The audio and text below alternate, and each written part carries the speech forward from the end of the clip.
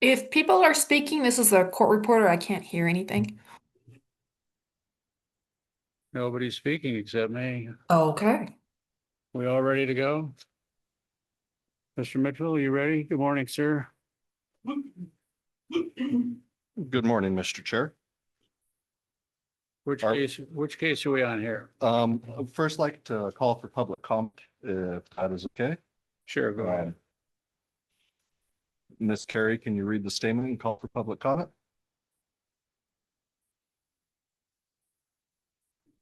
Persons wishing to provide public comment remotely may access the meeting by using the telephone numbers and meeting ID posted on the agenda. Public comment will be limited to 3 minutes per person, and comments based on viewpoint will not be restricted.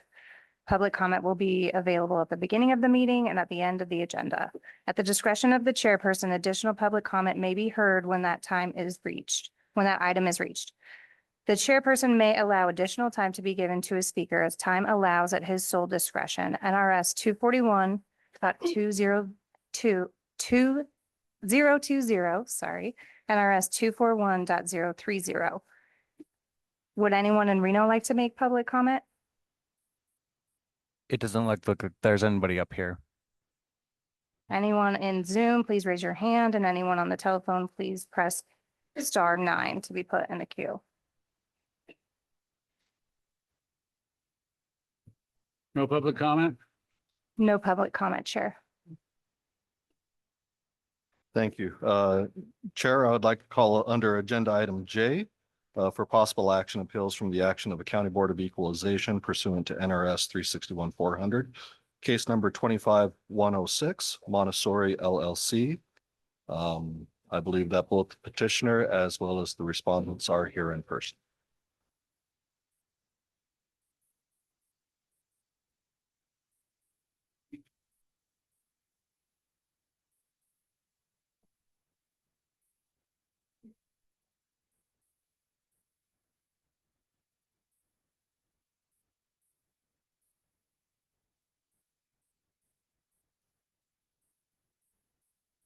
Everybody sworn in?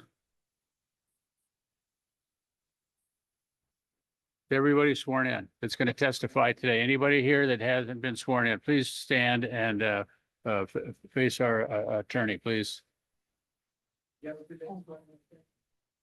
Let's do it again. You better do it again. We don't know about you. All right, for those of you who are going to testify, can you please raise your right hand? Do you hereby swear or affirm to tell the truth, the whole truth, and nothing but the truth? Thank you all.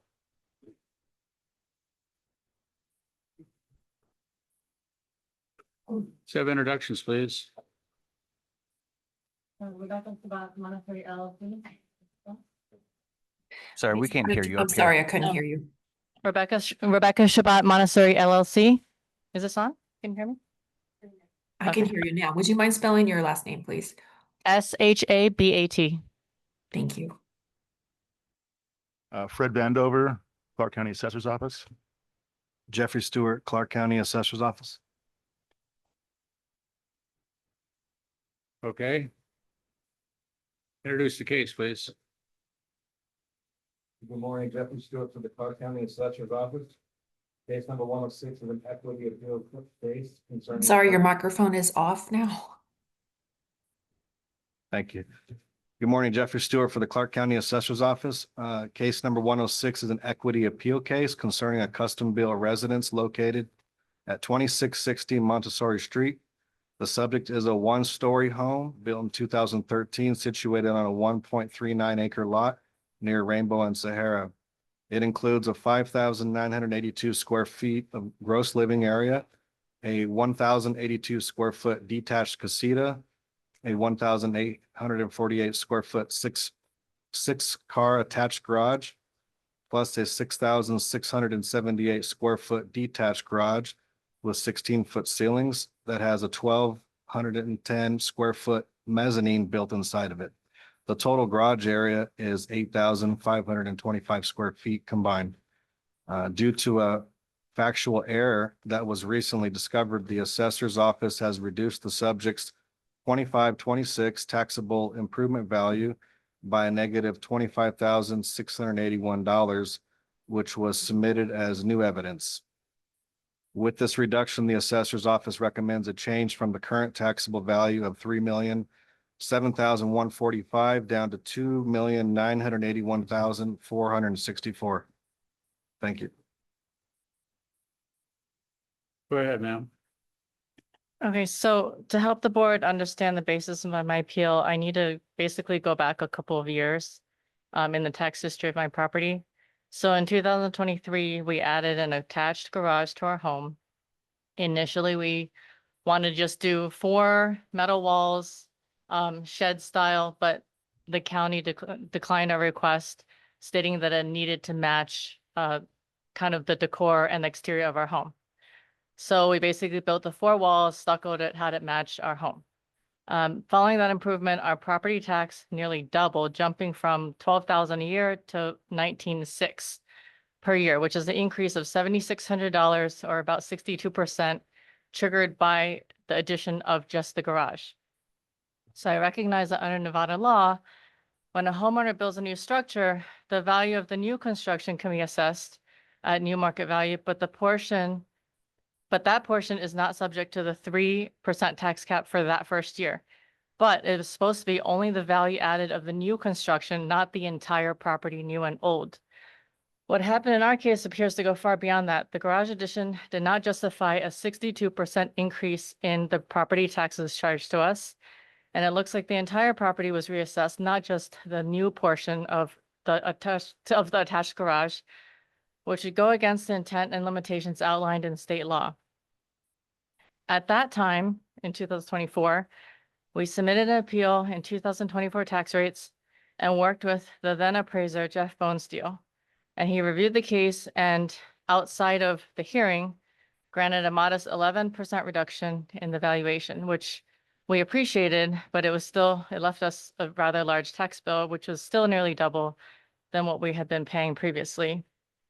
Now, in 2025, we see yet another increase in our taxable value, even though the broader market has shifted downward and many neighboring and comparable homes saw reductions.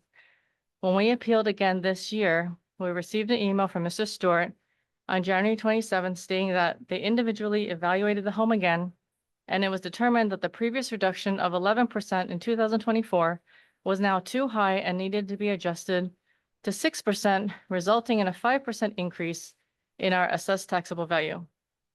So respectfully, I believe it's inappropriate and fundamentally unfair for the county to go back and dispute its own prior year determination.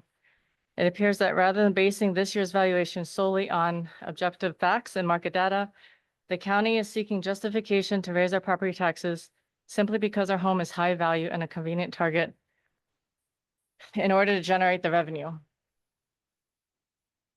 My comps show that I submitted, which is, I believe, is on SBE page 19, taxable value reductions of 1 to 5% this year, with assessed values per square foot that are between 4 and 46% lower than mine, with an average of 35% less value per square foot of living space. I know you could, I guess, not include this, but I recently found there was another home recently sold. As Jeff will say, you know, it's very difficult to find like comps of a home with such a garage space. I found another recent home also in the neighborhood with a 12-car garage, high-end build, very similar, 6,000 square feet, 4 bedrooms, 6 bath, gated, vaulted ceilings. Looks actually, I think, nicer than my home. And there was a 4% decrease in taxes for this year and total taxable value of only 1.6 million, which is 37% less per square foot than my house. I don't claim to fully understand the nuances between the assessed value, taxable value, replacement costs, all those factors when you go in deciding the property tax, but I do know that a standard home improvement, such as an attached garage, should not lead to the $7,500 62% tax bill increase, and then continued increases in subsequent years, such as the 2025 year that we're here now, when other homeowners are seeing decreases. I'm just asking for a fair and objective reassessment today, and not an increase driven by a subjective disagreement with last year's valuation, which appears to be the only justification, in my opinion, that the county has in raising the tax. Anything further this time? Mm, We'll have 15 minutes from the assessor to put on. We'll have 15 minutes from the assessor to put on their case, and then you'll have a rebuttal, then we'll go into questions by the members of the board. Okay, I don't know if you were here yesterday. So- I was on Zoom yesterday, Uh-oh, okay, but I was here. you were here. Good. Mr. Stewart, Ready? are Thank you you. related to Richard Stewart? Probably distantly. Thank I'm you. not sure. Hey. Go ahead, Mr. Stewart. Jeffrey Stewart for the Assessor's Office. Before I get started, I'd like to refer you to the case summary that you should have received. I also have paper copies if you'd like it, but it should be in your folder. What page, sir? It's actually not in the big case file. It was a separate one there. One was called new evidence, one was called case summary. Page document. Correct. Entitled new evidence. No, the other one there, that's titled, should be case summary. Okay, I only had two files. It's, county summary. yeah, that's the county summary. It's this, yeah, the chart, correct. 106 county summary. Found it? Yes. Okay, thank you. This summary helps illustrate all the petitioner's comparables that were submitted in comparison to subject property and all the different adjustments that has received over the last 3 years. Excuse me. Yes. Was this part of the county case at the county? Yeah, board? so the petitioner actually submitted a second handful of comps the day of that we didn't have a chance to analyze or review. And we've compiled all the comps from both that were submitted in the county case already. And we put it on this spreadsheet. So you could easily see it. So yes, all these comps were submitted in the county case. Thank you. Go ahead, sir. Here you can see all across the top, all the different the subject has received over the last 3 years. Excuse me, let me just catch my where I was. Across the top, the summary sheet, you will notice that the subject property has 3 consecutive years of valuation adjustments, which were implemented to ensure compliance with NRS 361227, which prohibits taxable value from exceeding full cash value.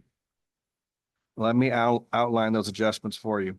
First, for the 23-24 tax year, the petitioner made an addition to their property and built a very large 6,600 square foot garage, detached garage with a mezzanine, which added $626,178 of new construction, which caused the home to exceed full cash value.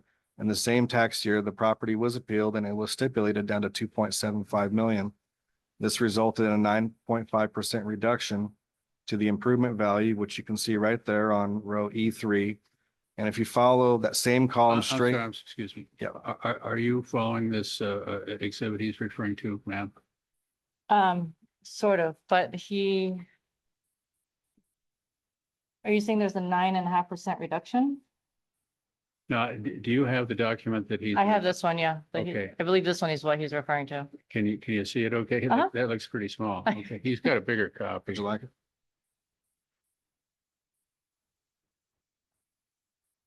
Anybody else need a bigger copy? Thanks. That is actually the document on page 2 of 25106 county summary. So that is part of the record. I just want to make sure you can see it okay and you're following along. Yep. Yep. So the 9.5% in E3, and if you follow your finger straight down, you'll see that none of the other comps have any type of adjustments. Second, for the 24-25 tax year, the subject property was reviewed individually, and to ensure that the assessor's office did not exceed full cash value, we manually applied a negative 11% adjustment. And what you can see that on row H3. And if you follow that column straight down, you'll see that none of the other comps had any other adjustments as well. Oh, so sorry, that's a negative number that their percentage. Could you put it's a positive number on your spreadsheet? I just want to make sure. Yeah, It should, yeah, it actually reduction, so that would be. Speak into the microphone, please. Oh, we're just sitting there now. no, it's just on your I know, but- spreadsheet, it's a positive number. That's why I just want to clarify. Yeah, those are reductions. Those would be reductions. Okay, and then for the Excuse me, wait. 25-26 tax year, Excuse me. Did you find what you were looking for, ma'am? Yeah, Okay, I'm sorry. Go ahead, Mr. Stewart. for the 25-26 tax year, the adjustment was reduced to a negative 5%, reflecting improved market conditions. This change resulted in a 6% increase to the taxable value, but only because the prior 11% discount was being reduced to a 5% discount, which you can see on row J3. And if you follow that straight down, you'll see that none of the other comps had any type of adjustments. Now, these are the comps that that the petitioner submitted. That is correct. Twice, once with the initial appeal and once on the day of the board hearing. And they're combined here. At the end there, the last two columns, you'll see the percentage changes from taxable values overall from 23 to 25. That's in row K3. You'll see that there's a 0.23% overall over the 3 years increase, 0.23%. That's on K3. And then on row L3, the 24 to 25 and 25 to 1 year, 25, 26, there's overall 5.8% increase. And that just reflects the removal of the discount.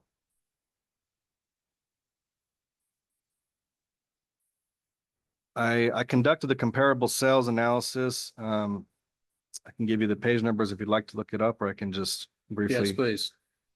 That's going to be on page 68 of the state on the other file. That's on your original file, the one that's 89 pages. Correct. And what page number are we going to? 68. Are you with us, Rebecca? I don't have it in front of me, but I think I know which file he's talking about. Referring to the comps. Do you have those printed out? No.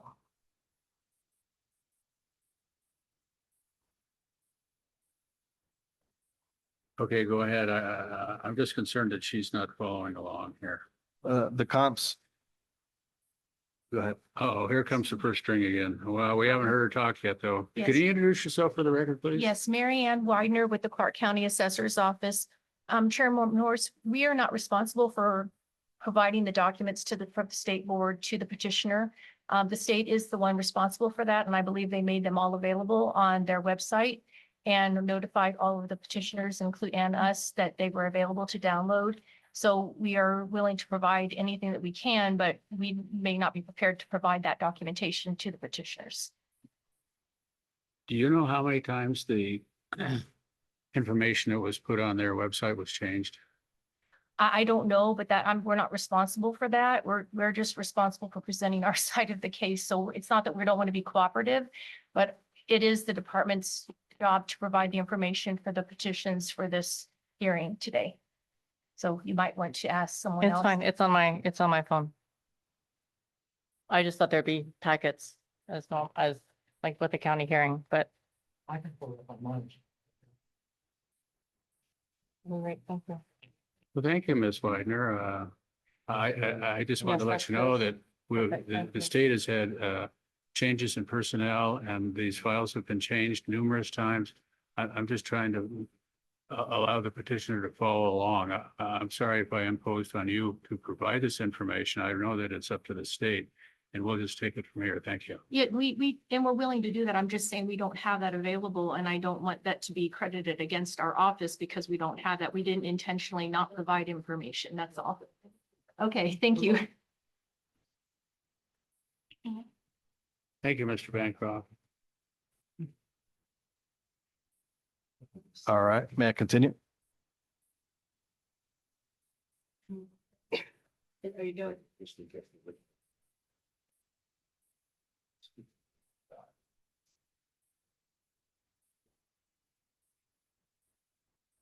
If someone's talking, we can't hear them. Nobody's talking.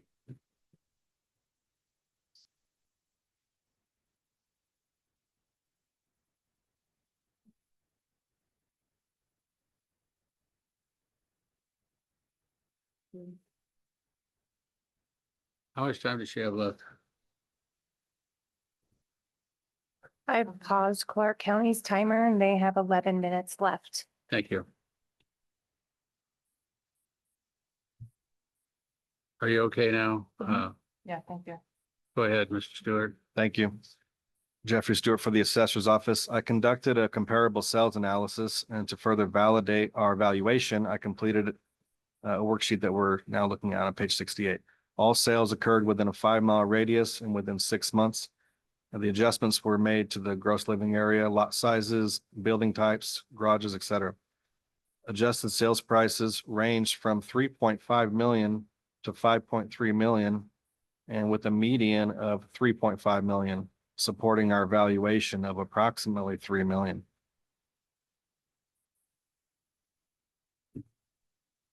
I also ran the equity grids.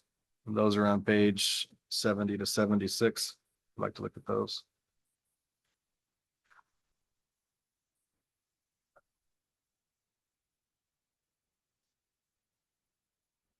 The first one on page 70 is outlined the initial comps that she had submitted. And the second one outlined the entire neighborhood. To ensure fair and equitable treatment, the grids show the differences in garage sizes, casita sizes, lot sizes, and square footage. These are custom homes and they're not tract builds, so variation is expected. No other property received any other board reductions or internal adjustments. The petitioner argues that her 24-25 taxable value increased while neighboring properties decreased. While this is factually accurate, it is not evidence of an inequity under NAC 361-128. And here's why. The petitioner's comps did not receive prior reductions. The subject property did receive multiple reductions, creating a temporary discount that was partially removed. Comparing properties with and without adjustments is not comparing apples to apples. In conclusion, the petitioner's comps were valued using standard cost methodology via Marshall and Swift. In contrast, the subject property has been reviewed manually every year, and each reduction was a temporary and only lasting for 1 year. The petitioner's increase in taxable value is not a result of an inequity. It just reflects the removal of a temporary discount. The subject property has been treated with care and reviewed annually and valued in accordance with NRS 361227, NAC 361-128. We request the state board to accept our adjusted taxable value of $2,981,464. Thank you. Anything further from the assessor's office? Fred Vandover, Clark County Assessor's Office. I just wanted to comment on that discount. When we review those every year and we reduced that by 6%, it wasn't outside the cap. So we're not going and intentionally increasing taxes by 6%.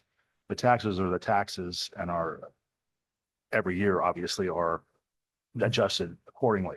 So we didn't go outside the cap. We made that reduction just to sit there and bring our assessed taxable value closer to the market value of the property itself. That's all.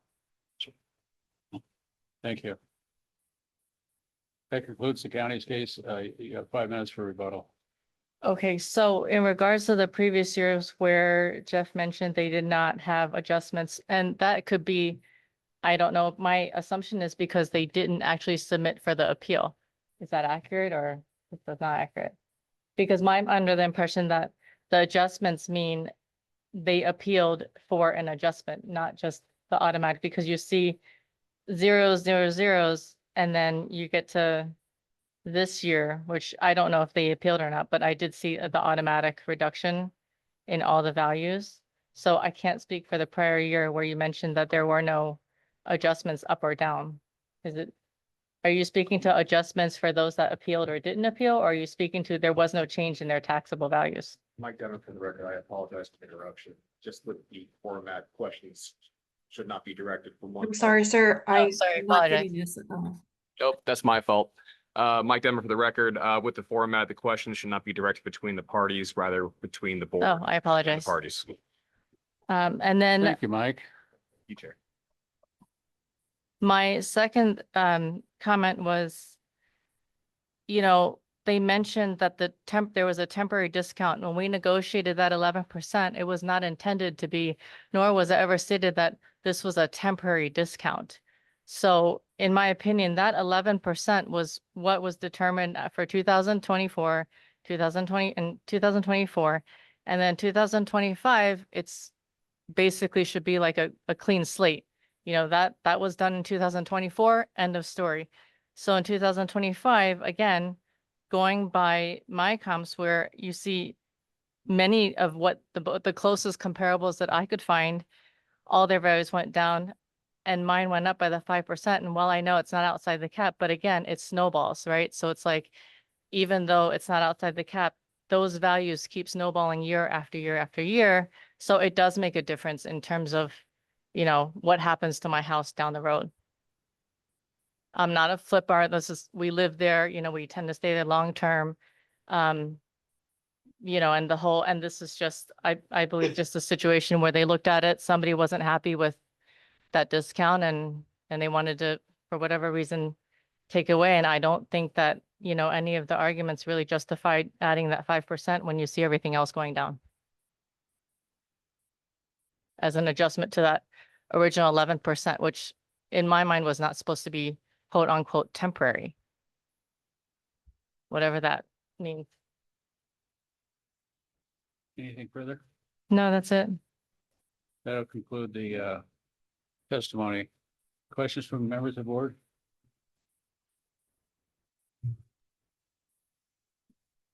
And I, Jump in here, come on, let's go.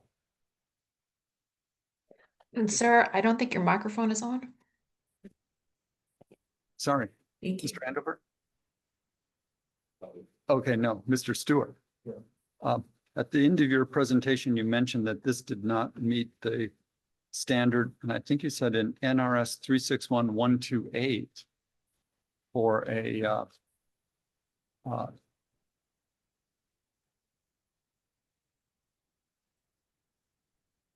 NAC NAC, 361128. NAC. What does that provide? I have it here noted. The cost of replacement of an improvement must be calculated without including any cost attributable to the land.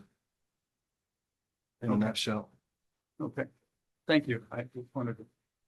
Sure. Context.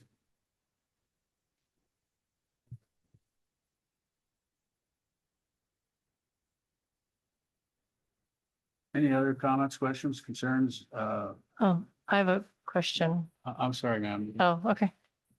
Oh. I allowed you Okay, no worries. 15 minutes to put on your case and you had a 5-minute rebuttal. You have a question for the board or a question for the assessor or? It was just regarding the replacement cost that he just mentioned. Any other comments or questions from the members of the board? I'll make some comments. Go, man. You know, I do think that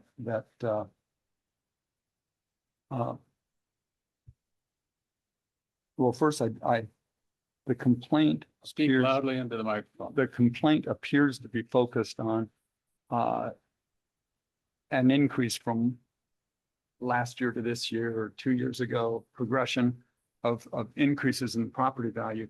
And that alone is not a basis for arguing for a reduction this year. You know, for whatever reason, values can be lower in a prior year and higher in this year. And that change can be to numerous factors. So I don't think that in itself gives you any basis for arguing that there's an inequity in this situation. But and I do appreciate the analysis the county has gone through to demonstrate that they followed normal procedures, valuing the land, the improvements, and that the value does not exceed full cash value. But I don't think the value is necessarily fair. I think, for example, if you look at the comparable properties, which the county has cited in their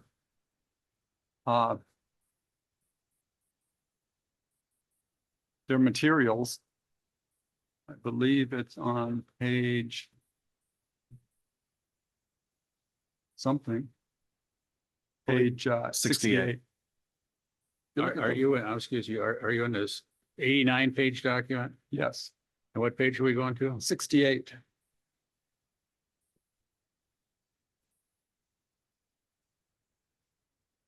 They identify 5 comparables, which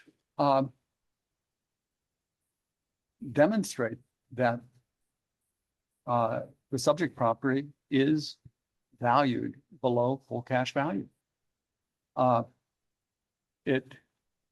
They've concluded that the full cash value of the property, of the subject property, is 3.5 million. And it's given an assessed value of, or a taxable value of 2,981,000.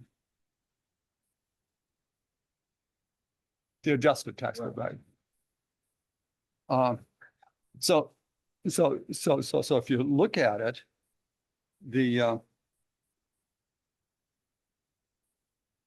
this property is being assessed at 2,981,464 divided by 3,547. At about 84% of its full cash value. Now you look at the comparables and you say, okay, they're supporting this full cash value, but how are they actually being taxed? Are they being taxed at that full cash value? And the answer is no. We all know that. They're not being taxed at the full cash value. If you look at their assessed values, they're significantly less than their sales prices. And the sales prices here are equivalent to full cash value.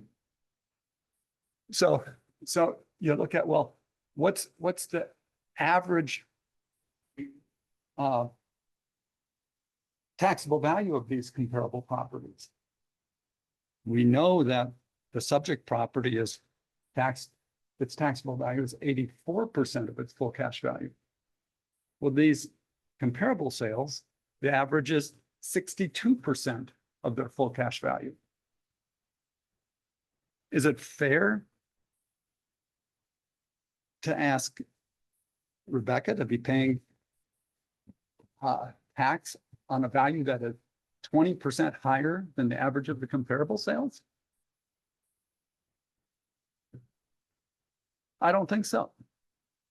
You want to ask the assessor's office to, or you have a question for the assessor's office in this regard to the information you provided? No. Or- No? No, I'm just kind of sharing my thoughts. Right. Okay, that's what we're doing. And I think there's an inequity here. If you look at the statute that Ms. Shabbat has appealed under, it's a complaint for that they're assessed at a higher value than other similar properties. The assessor's office has identified 5 other similar properties. They're assessed at 62% of their full cash value. She's at 84% of her full cash value. I think that demonstrates an inequity. Okay, I have thoughts on that.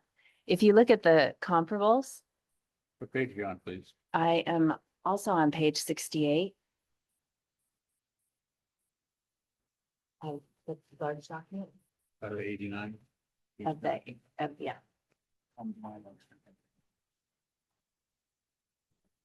No, No, that's the 89 page document. That's not asking. so I'm looking at page 68 We're looking at a 91 page document. of a 91 Oh, page thank you. document. That might be a couple pages down.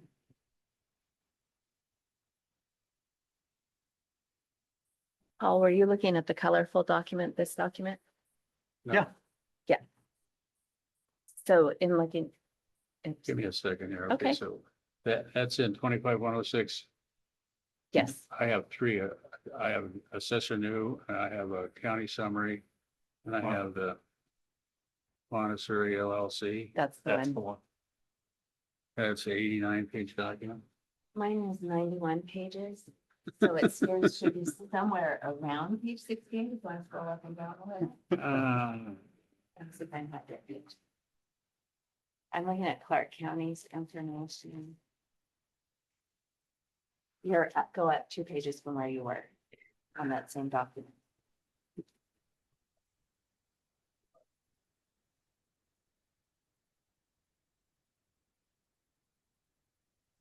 Oh, it's page 66.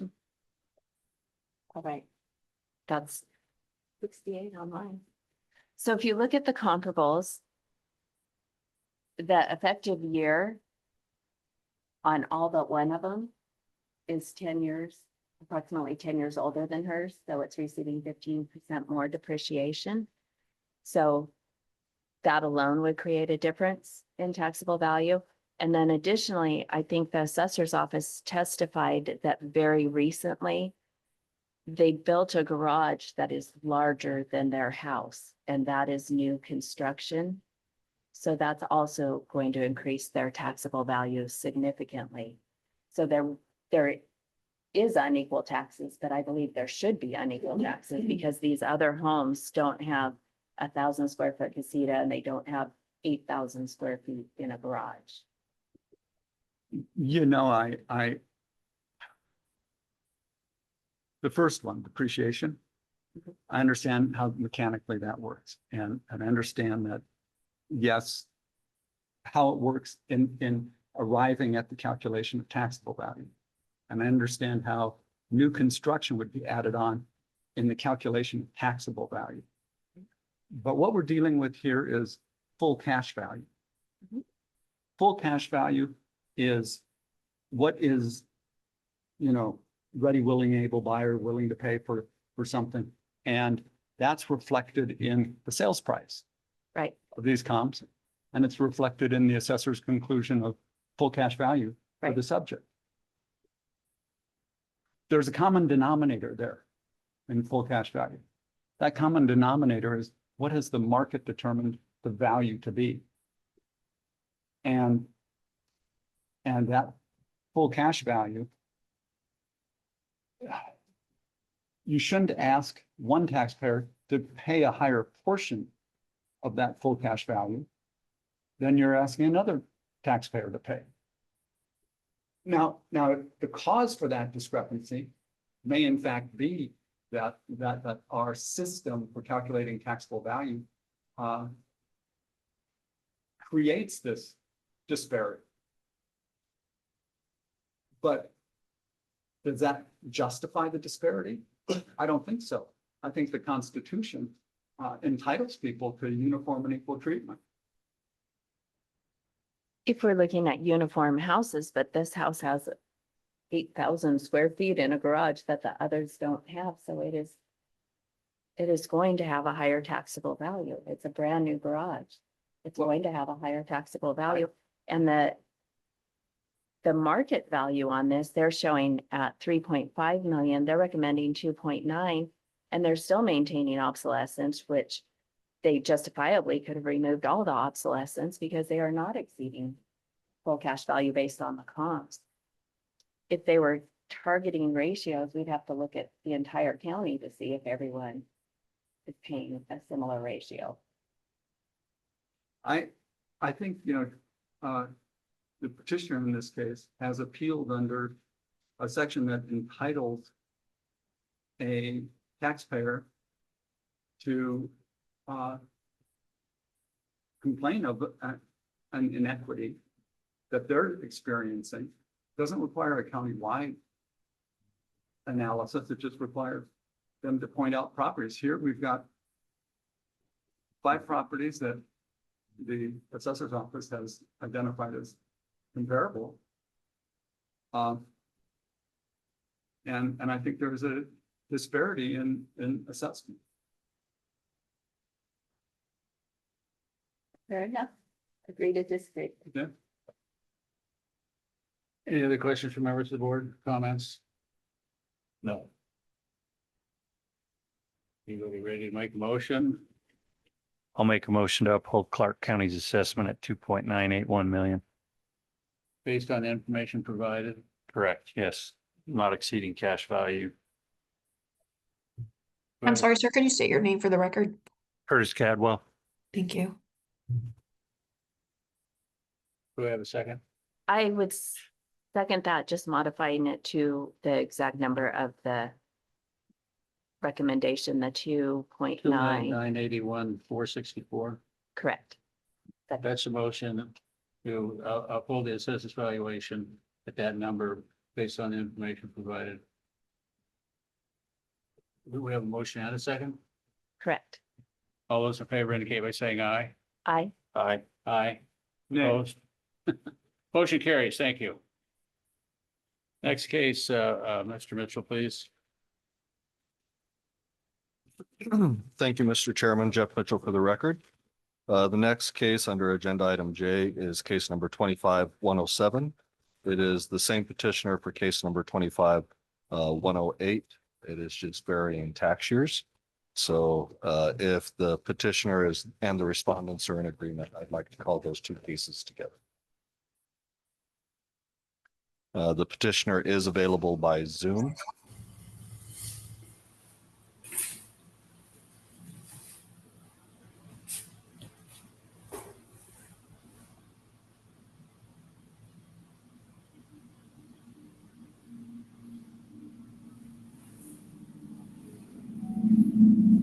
And Clark County is available to introduce the property at your convenience. Can we have introductions, please? Thank you, Mr. Chair, members of the board. Jamie Jacobs for Clark County Assessor's Office. Jamie, Jayme, Jacobs, Jacobs. Just to clarify, what case are we calling first, 107 or 108? Case number 25-107. Oh, thank you. All right. Excuse me, Jamie. I want an introduction from the petitioner, please. Sure. Where is Good morning. This is Yamini Korpal. I'm the owner and I'm disputing the assessed value. I just wanted to get your name and address for the record, please. Okay, Yamini Korpal, 1209 Amber Rim Drive, Henderson, Nevada, 89012. Do we need a spelling of that? Yes, please. Yamini. Last name is Korp as in Peter, AL. Thank you. Ms. Jacobs, would you tell us about the property, please? Identify the property. Sure. And, Thank put you, up- Mr. Chair. Again, Jamie Jacobs for the record. The subject property is a 3-story custom home built by West Point Development Group on a 0.30 acre and a 1,034 square foot garage, pool and spa, has a front facing strip views from the yard and an elevated 1,100 square foot balcony. The subject is located in the gated community of McDonald Highlands in Henderson, situated south of Horizon Ridge Parkway. The assessor recommends holding the taxable value at $4,723,038. Okay, go ahead with your case, please.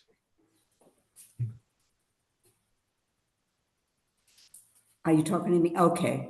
Well, we feel that, Sorry, it's still, the assessor's on. okay, I'm sorry. Case in with the 15 minutes, and we've already burned up half of that, so let's go. Sorry, Trey. Isn't she the petitioner? Oh, I'm sorry. Go ahead. Ma'am, I apologize. Okay. We just built the home a year ago, and based on the notice of value that was received by the Clark County, it states that the assessed value is based on the market value of the land and the replacement cost of the building, less depreciation. And we feel that, my husband and I feel that the part of the assessed value based on the replacement cost of the building, which should be what we actually paid to build this property, and that was 3,280,049.53 versus 3,942,068 that was assessed by the county based on Marshall and Law. I think it's Marshall and Swift, sorry. So that is the dispute of around 600,000 that we are appealing. Anything further? Well, we also have insurance that they claim the replacement cost to be much lower than that.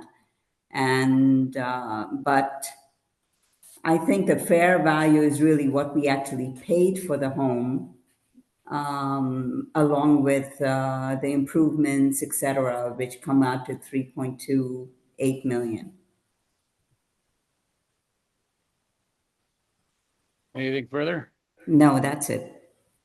Thank you. Go ahead. Thank you, Mr. Chair. Again, Jamie Jacobs for the record. This case was previously heard at the Clark County Board of Equalization, where the board unanimously upheld the assessor's recommendation of no change to the taxable value of $4,723,038. Starting on page 3 in the PDF, the petitioner did submit evidence of actual building costs to construct the home. They also provided replacement cost coverage from their insurance provider. They believe the actual cost should be considered in the valuation. However, our position is that we must follow statute and the direction of the Nevada Tax Commission to assess fairly and equitably. Builders' invoice costs are not mentioned as an approved method of valuation. For this property, we followed NRS 361.227, section 1A and B to determine taxable value, which is full cash value of the vacant land as is being put, cost of the replacement minus 1.5% depreciation per year up to 50 years.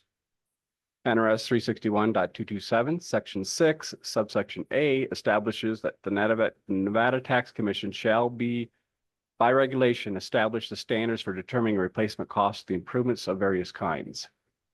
NAC 361.128, section 1 states that Marshall and Swift to be used for the cost of replacement. And it states, quote, the cost of replacement of an improvement must be calculated, and in section B, paragraph 1, the standards and modifiers of local costs published in the version of the Residential Cost Handbook, from Marshall Evaluation Services, and there are other publications by Marshall and Swift. And it's also been established by the court case Imperial Palace versus State Department of Taxation in 1992. Actual construction costs are not determinative of replacement costs for ad valorem tax purposes. The Nevada Supreme Court upheld the use of Marshall Swift as a standardization, equitable, and professional accepted method for estimating replacement costs, new less depreciation. Unless the appellant can demonstrate that the Marshall Swift produces a material and inaccurate result in a specific case, the department's methodology. On page 45 of the case of the PDF. Which page, sorry? 45, Which file, sir? same file. There's only one file, I think, on this case. It's got 48 pages. Yes. So page So- 45, On page 45, we're in the the transcripts of the county board. Yep, Okay, exactly. thank you. On page 45, in the County Board of Equalization hearing minutes, Timothy Albert repeats the motion that established that in the supplemental case, he said, same motion, I'm going to repeat the assessor's valuation is at market value, if not below, and that the costs are utilized in accordance with the rest of the homes in the neighborhood. In the supplemental case, we're going to hear, I'd say that I make a motion that the assessed value of roughly 4.7 million is adequate and at market, and that the petitioner's cost argument doesn't hold because it's not using the Marshall and Swift data that everyone else has to adhere to. And quote, everybody's held to the same standards throughout the valley. So to move to use something else, because I mean, your argument is the cost and we can touch the stuff that we have. Plus we have to consider appreciation and what would it cost today to build it, not what it cost you to do 2 years ago when you started.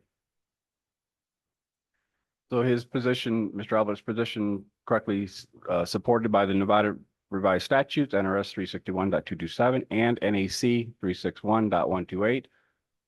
In considering if we exceeded full cash value, NRS 361.227 subsection 5 requires that the computer taxable value must not exceed the property's full cash value. If it does, the assessor is obligated to reduce the value accordingly. And you can find our comparable sales worksheet on page 33.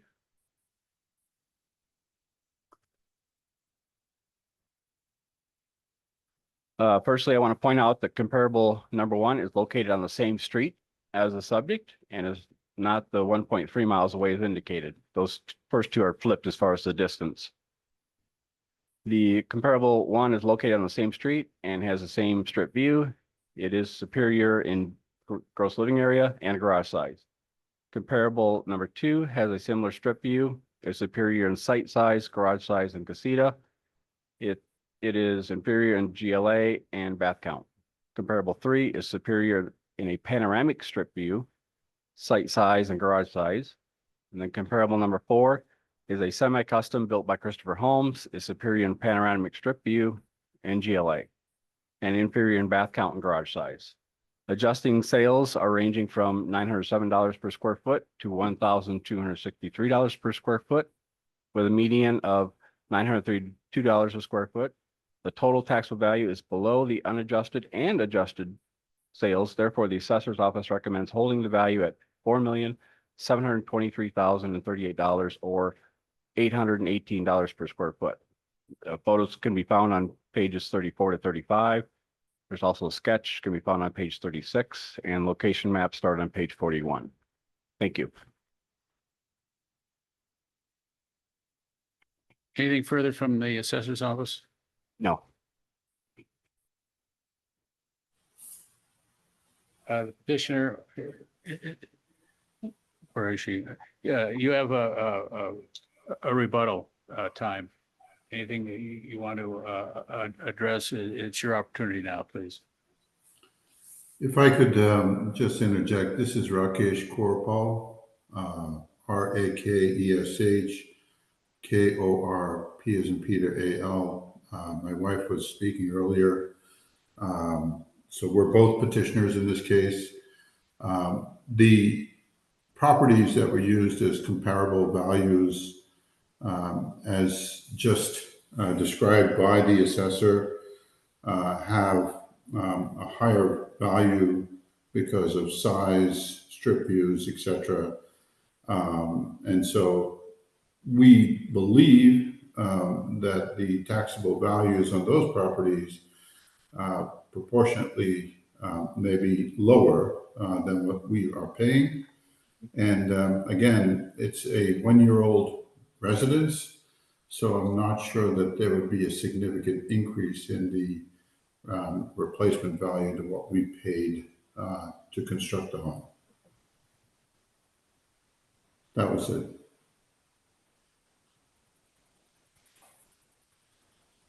That's all, a rebuttal? Yes. Questions from members of the board? This is Curtis Cadwell to the county on, you said 932 is the median on the comparables, but in your file, I see 1,086. Do I have the wrong file? What do you have for it?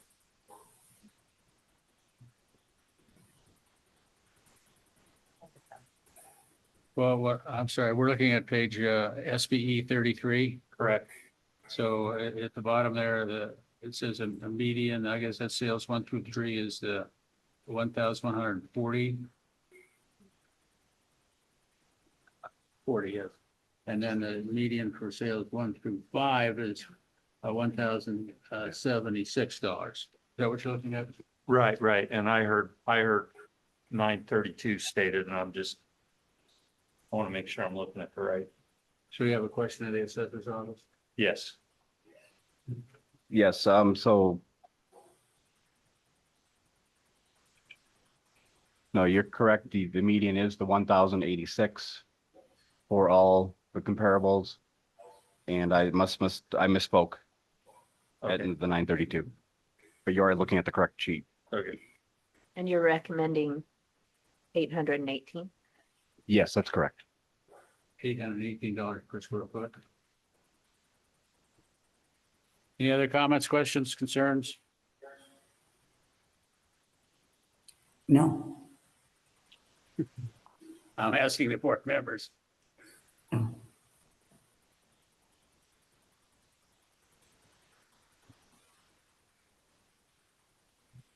Okay.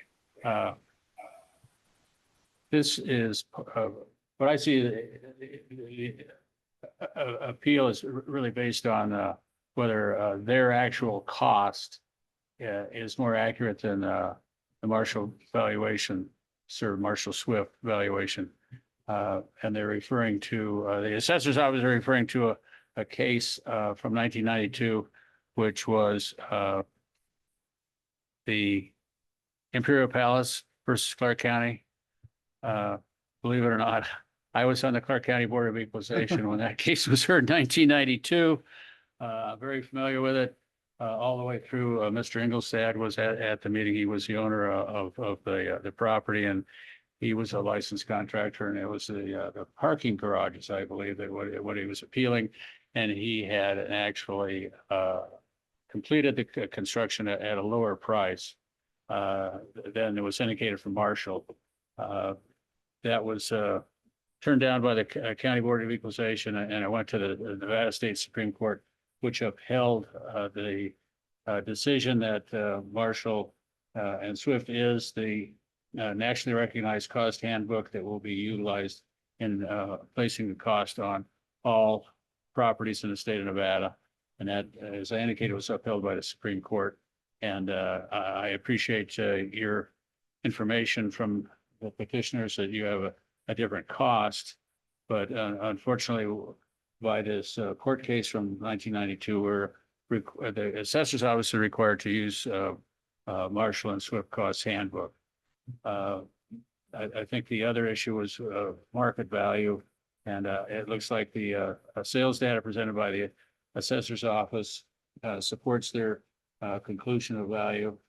So if there's not any other questions from members of the board, I'd like to make a motion or hear a motion, please.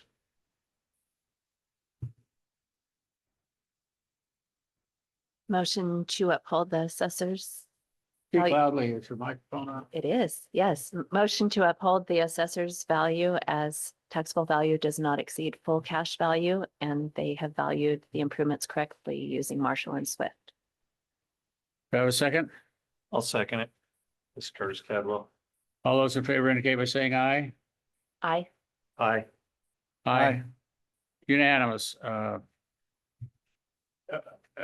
Upheld. The assessor's office has presented a valid case, and it's been supported by the data, and it's been approved and voted on by the State Board of Equalization.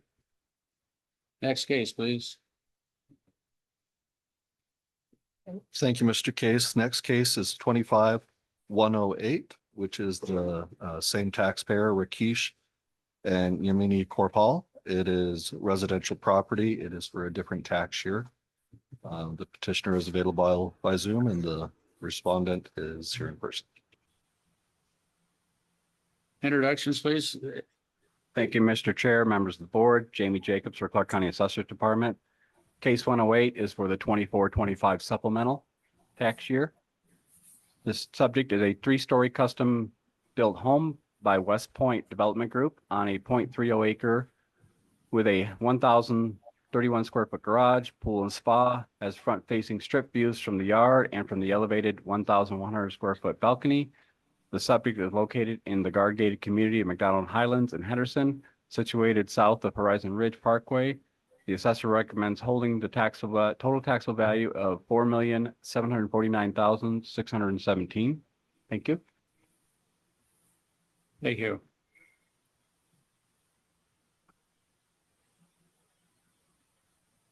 Anything else from the assessor's office on your case? Oh, I'm sorry, we're moving to the petitioner. Are they still here? Yeah, Yeah, we hear. from the Okay. petition, yeah, from our perspective, it's, you know, the same, position, which is that, the replacement cost value, would be less than the Marshall and Swift methodology to calculate, the assessed value. Anything further on your case, please? No. Thank you, Mr. Okay. Chair. If there's no, if it's the same issue. Yep. Do we need to go through the whole presentation? I'd just like to incorporate my testimony from case 107 to this case. There is a different comparables because we're dealing with a different tax year, but it still supports our taxable value. Good. Questions from members of the board? Comments, concerns, motions? I'll make a motion to uphold the assessor's value as stated. Does not exceed cash value based on Marshall and Swift. Second. We have a motion and a second to uphold the assessor's value. All those in favor indicate by saying aye. Aye. Aye. Aye. Motion carries unanimously. Thank you. Next case, please. Thank you, Mr. Chair. Under agenda item J, we have case number 25-114, 2709 Pinto Lane Trust et al. Petitioner is Mr. Mark Wilson, and the respondent is the Clark County Assessor's Office. With case number 24-114, jurisdiction was denied at the County Board of Equalization, and this is to review whether or not to accept jurisdiction. We have introductions, please. Mary Ann Widener with the Clark County Assessor's Office.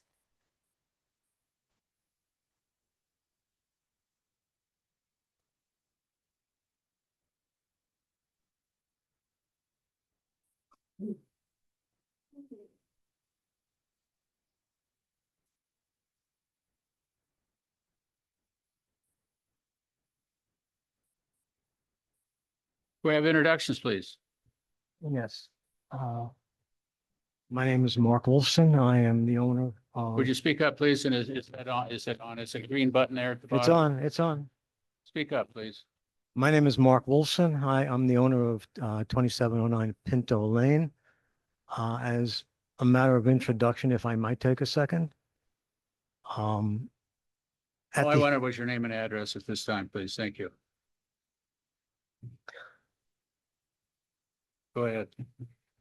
Just to introduce the case, this is a notice of appearance where the jurisdiction was denied by the county board. I do want to make a note of the record because I did state 23-24, 24-25, which is in the transcript, but it's actually the 22-23 fiscal year.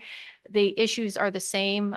This is where the gentleman is trying to appeal a back year for his home located at 2709 Pinto Lane. It is a single family residence and it is a jurisdictional issue of whether or not you want to take jurisdiction and hear the case. And so I will present the case after the gentleman puts down his information. I will state that there is lots of information in this case that is irrelevant to a jurisdictional issue that would only be relevant if you decided to actually hear the case and talk about the valuation of it. Thank you. Mr. Mixler, can you help us out here? Where are we? Yes, so for case number 25-114, the decision was made at the County Board of Equalization not to accept jurisdiction on this case because it was untimely filed for previous years. And so the decision before you today is whether or not the county board was correct in their decision not to accept jurisdiction, or if they were incorrect in their decision and should have accepted jurisdiction on the previous years. And then case number 25-116, which is the next case, is the current year. And we can discuss that when we get to that point. I think that normally a tax year like that, 22, 23 would be barred. You know, you file for current years. The kind of twist in this case was the fact that the county processed a correction to the tax roll. If my understanding is correct, processed a correction to the tax roll for tax year 22, 23. And sent that to the Board of County Commissioners. Mr. Bancroft, through Mr. Morris, that is part of my presentation, so I don't know if you want to let them present their case, and I'd be happy to answer the question. I'm just trying to expedite. But yes, there were some corrections, and that's part of the case materials that I put forward. NRS, I'll state want me to go ahead and state that. No, I know which one it is. And you know, it allows you to Yeah, make, the two different statutes that permit us to actually go back, current plus 3 years. It is not a situation where it opens it up for appeal. It is only a situation that if we find that there's an error in the record, either a factual or clerical error, that we can go back and correct the record, but that does not open it up for appeal.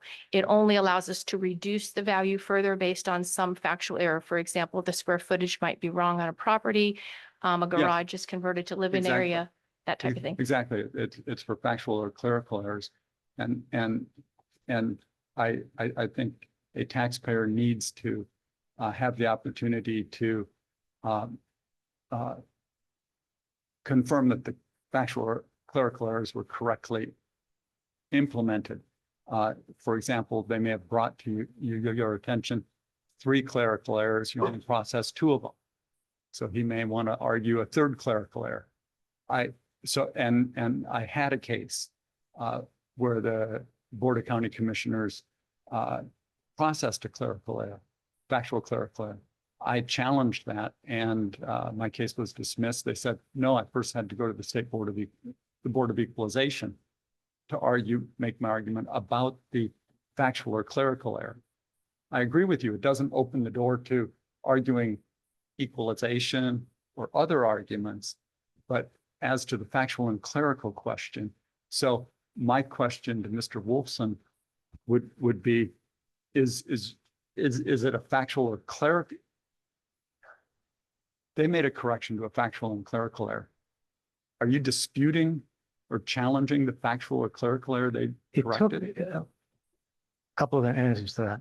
It took until January of this year, and the final numbers have still not been processed based on an email I received from Ms. Jacobs a few days ago. The total dollar value has not been adjudicated, has not been completed yet. The total amount, just to give you the scope of the size of the errors that they've acknowledged, there are more, but you give up after a certain period of time. Excuse me. They reduced my assessed value by $213,000 out of a total amount that started at 878. Notwithstanding that fact alone, I believe by the law, I am entitled to go back, and I have prepared my presentation, which is a few pages, and I will state my case, and you folks are here to tell me whether I'm right or I am wrong. Ms. Widener did, at this hearing, I was not able to attend. It was my 50th wedding anniversary, and we went to Japan. I wasn't here. She presented the case to the county board. And of course, when you're in the ring with only one person, there's no winning for the other person. So maybe we wouldn't have been here if I had been there, but I couldn't be there. So. Wait a minute, I just wanted to answer his question and not present your case at this time, right? You had a question for Mr. Wilson, Mr. Bancroft? If I may, Member Bancroft, Chair, it sounds like the parties are essentially arguing their cases. Yeah. It might be cleaner for purposes of the record. Sir, I can't hear you. Thank you. It sounds like at this point, the parties are just making their argument on they're making their presentations on their cases. It may be cleaner for purposes of a record just to allow them to present their cases as we would normally follow, with the initial question being the jurisdiction matter. Okay. That's the question we have to determine right now is whether we have jurisdiction to hear this case. That is my understanding, based on the summary provided by Mr. Mitchell. So I believe normal procedure would be to start with the petitioner to allow him to make his case, just following the same pattern that we've done in the prior cases. Just one, Jeff Mitchell for the record, just one point of clarification. The jurisdiction matter was already decided by the County Board of Equalization. The decision on this petition, based upon the different evidence given, is if the county board made the correct decision on that jurisdiction. That's up to us to determine right now is whether the county board was correct in accepting jurisdiction In denying and jurisdiction. denying jurisdiction. Okay, And so with that, I would follow Mr. Detmer's recommendation that we give each party 15 minutes and then a 5-minute rebuttal by the petitioner on why the county was wrong to deny jurisdiction. that's all we're talking about is jurisdictional. We're not talking about the value or the. Correct. Correct. We're just talking about Whether the county board was wrong or right in denying jurisdiction. okay. That would be correct, Jerry. We go to Mr. Wolfson to make his case in chief, then allowing the county to provide their response and then to allow him rebuttal. But again, on this issue of whether or not the County Board of Equalization was correct in determining it did not have jurisdiction. So if this board's review, if I understand this correctly, is whether or not the county was correct in saying it in denying jurisdiction. Because he wasn't there, is that the? Mary Ann, has the county, Board of County Commissioners approved this adjustment? In the back years, yes, it has approved the adjustment. Just regards to this, I mean, we've been trying to help this gentleman. We have spent endless hours, countless hours trying to get his record correct. We have yet to be able to go out and visit his property because he's denied access to the property. He's only told us what's wrong with the record. We want to get the record right. We're not trying to give him a hard time. If he should identify something, we're going to fix it. We do that every single time. I think this board knows that we're very cooperative in our office. This issue isn't about the correction. This issue is about he's filing a back year appeal that we believe is not valid, and the county believed it was not valid. Just like everybody else in the county cannot file a back year appeal on a back year value. He had the opportunity to do that at that time and he did not do so. So we would like to present our case for why we believe that and allow him to present his case for why he didn't file. That's really what we're here to hear. Excuse me. I agree that we should present our case, but she just had a nice little speech here, which is packed with a bunch of baloney. I have never told them, first of all, the Oh, wait a assess. minute, I'm not getting into that. Well, you No, let her wait a get minute, into it. It's your opportunity now. Thank you. To tell us Thank why you. we should go back. Okay. And hear that case. Go ahead. Fair enough. How long does he have to do this? I won't take 15 minutes. 15 minutes to tell us whether okay. Yes, Jerry, be treated with the same procedures as the prior matters. But we're not gonna deal with what the value is. Right. We're just trying to determine whether we should hear it. I agree with that. I'm up? Okay. On February 6th of this year, Ms. Widener argued to the Clark County Board of Equalization that my case should not be given jurisdiction because it was not filed in a timely manner. They concurred. I was unable to attend to defend my position. Ms. Widener specifically pointed to NRS 361.340, which in paragraph 11, the next to last paragraph of the statute states, every appeal to the County Board of Equalization must be filed not later than January 15th, referring to January 15th, 2023. This case is not an appeal of the absolute value of my property. It is about equitable treatment under the law. The fact is, I now agree with the assessed value of my property since the county has removed over $200,000 in errors that they made. This, however, did not get resolved until early 2025, and the final adjustment has still not been processed. As mentioned, this case is a matter of equity and how the valuation of the neighbors in my immediate vicinity. I'm sorry. You're going into the valuation part. No, I told you, sir, the part of what we're hearing is whether the county board made a. I'll decision skip that about- paragraph. Okay. I'm sorry, sir. Would you please follow what we're addressing so we can stay with the issues? I know you have a lot of things to say and you have a lot of material. But the first part of it is whether we have, the county was correct in denying the petition. Okay, can I, Why do you think that's wrong? I'm trying to do that, but I'll continue. I'll skip that. I don't I'll, want you to go through the value. We're not talking. I'm not going to talk about the We're talking value. about- I am not going to talk. Let me finish. Ms. Widener expects that I abide by 361.340 as she interprets it, yet allows the assessor to ignore statutes that require assessments for all improvements as required by NAC 361.61049 each year and to apply diligent inquiry as required by NRS 361.260 paragraph 1 and 8, amongst others, in order to effect those assessments.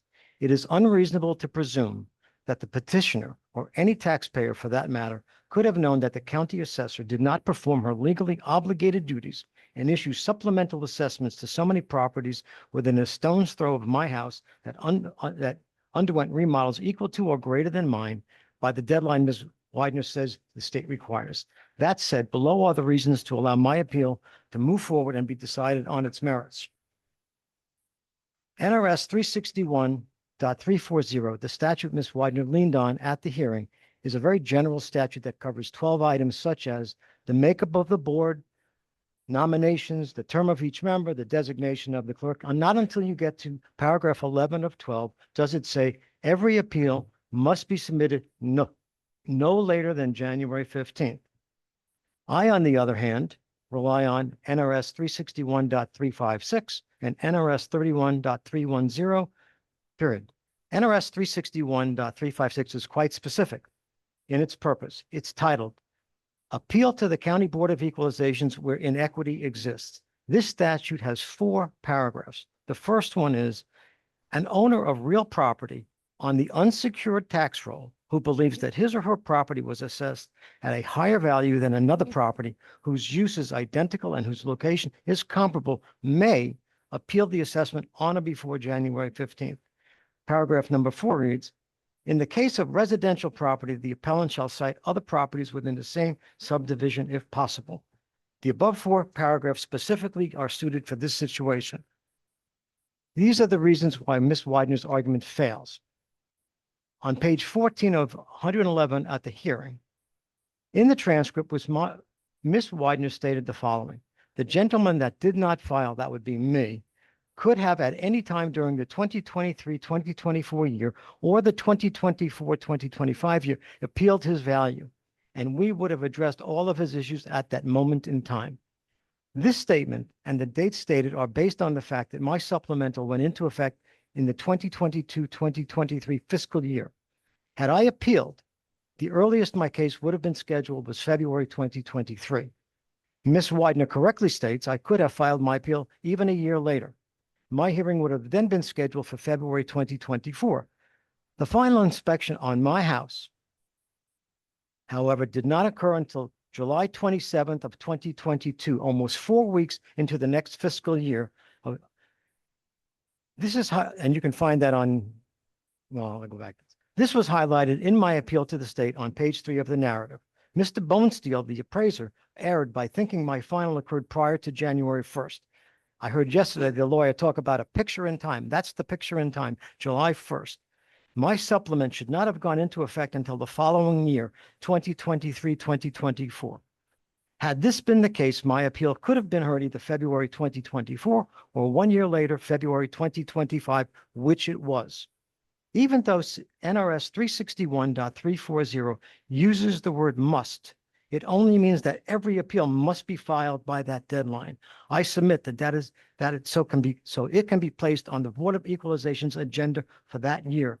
Nowhere does that statute preclude an appellant from filing in the future year. NRS 361.310 specifically allows for 2 years. Ms. Widener, again referencing NRS 361.340, submitted 2 more documents that were uploaded to the state under the SBE files 25-114 in support of her position. These 2 documents can be found on SBE page 264 and 266 at the bottom right corner. One of those documents is for the taxpayer. The other is for a representative for the taxpayer. In both instances, Ms. Widener highlighted in yellow a paragraph that includes the following language. All appeals must be filed on or before January 15th of the fiscal year in which the assessment is made to the County Board of Equalizations. The statute, however, does not say that. It does not include the term in the fiscal year in which the assessment is made. The Clark County Assessor does not possess the authority to create their own laws. NRS 361.340 is a statute of general purposes. NRS 361.356 is a statute of very specific purposes. In the state of Nevada, specific statutes trump general statutes. NRS 361.356 obviously was written after 361.340, therefore superseding any conflicts with 361.340. Later also trumps earlier in the state of Nevada. In the debate of may versus must, and whether one statute overrules another, paragraph 15 of the Taxpayers' Bill of Rights, published by the Nevada Department of Taxation, states, to have statutes imposing taxes and any regulations adopted pursuant thereto are to be construed in favor of the taxpayer if those statutes and regulations are of doubtful validity or effect. Basically, if there's ambiguity, the conflict, the taxpayer gets the benefit. I could find no specific statute of limitations for matters of this type, but the catch-all statute of NRS 11.220 establishes a 4-year period of which I am in compliance. Lastly, as I was reasonably unaware of the harm inflicted by the Clark County Assessor until late in 2024, the statute of limitations is told until I become aware. Nevada's discovery rule allows me an additional 4 years from the date of discovery to the appeal. The essence of my case can be summed up from 3 pages in my original appeal, pages 1, 19, and 21. These, however, are not evidence. These are additional 200 pages that include evidence and proof to support my request for relief, and I ask that the entire supplemental assessment be included in the cap until such time as the assessor equalizes me with all of my neighbors, similar to the order by the Supreme Court in 2008 in Barter and Bax. What they took from me, my time, you can never give back to me. Money is the only relief. That's my presentation. We'll hear from the assessor's office now, please. I believe there are 2 files. The second set of files, which is case 125, 114. I try to see what the full title is, but I think it says at the end, it says pages through 126 to the end. That's the file that I'm going to be in. How many pages do you The total number of pages is 154. Okay, that's 25-114 for 2709 Pinto Lane. Trust. Sir, I think your microphone is off. My attorney stole it. No. Okay, so is everybody, that's 154 pages? 154 pages, yes. At the end of the title says page 126-end. And we're on, like to go to page 255. I'm sorry. I'm on the wrong document, so Oh, it's actually not page 255, forgive me. That's the SBE page. Let me give you the actual PDF number. Get there for you. yeah, the PDF is just the 125 page document. Yes, forgive me. That's where we get a little No, we're not confused. forgiving you today. You hardly said anything yesterday, so you're getting even today. Okay, page 130. It's PDF 130. 130. I thought we were talking about a 125 page document. Now you're going to 130. It's a 154 page document. 154 page. The SBE number is SBE 255, but the actual PDF page is 130. I'm sorry, Alan. Are you in the second document? Yeah. Second document, it's just where the assessor's information is located. Let me make sure I'm in the second. Okay, let me make sure I'm in The it. one that says page 1 to 124 or 126 to the end. 126 to the end, yes. Okay, yeah. So go to the PDF, and you're going to go to the page 130. Okay, not the page number itself.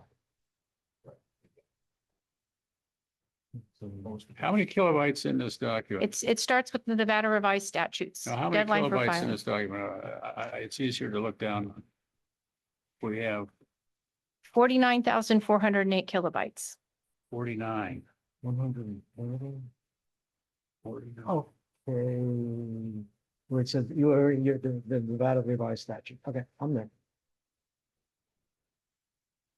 How many kilobytes is 49? I think if you open it up, I think you have to extend the name column to be able to see the end of the name of the document, maybe. That's 25-114-2709 Pinto Lane Trust. Go all the way to the very end of the 22 name of the document, and it says page 126 through end. It's right before the .pdf, And this is 154 pages. 154 pages.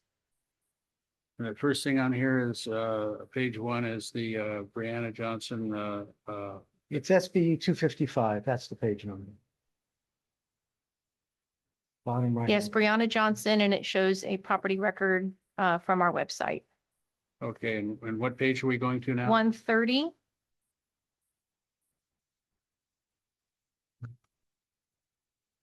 Page 130, and that's a Nevada revised statute. Correct. Okay. You're there, Mr. Wilson? Mhm. Members of the board, are you there?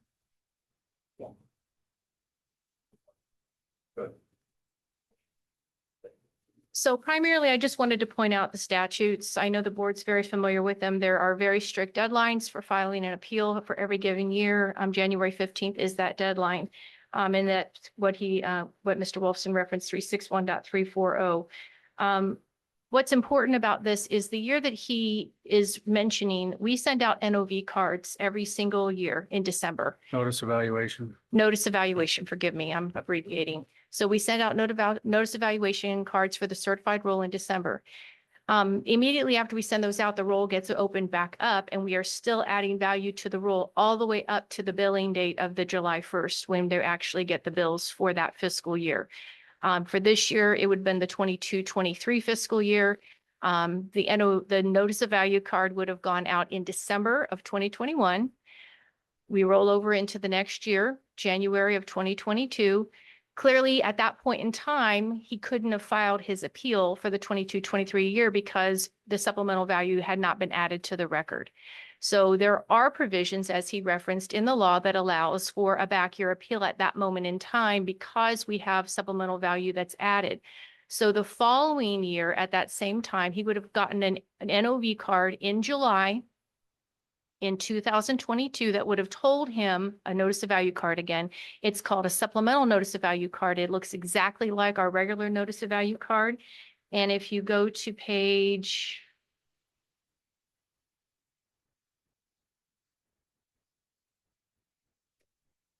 There it is. It's on page 130. Oop, the mouse is scrolling without me touching it. Hold on just a moment.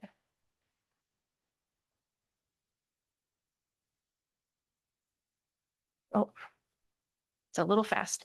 So on page 138 is an example of what the notice of value card looks like. This one is a blank notice of value card. So it's actually on 137 and 138. There's no values on it.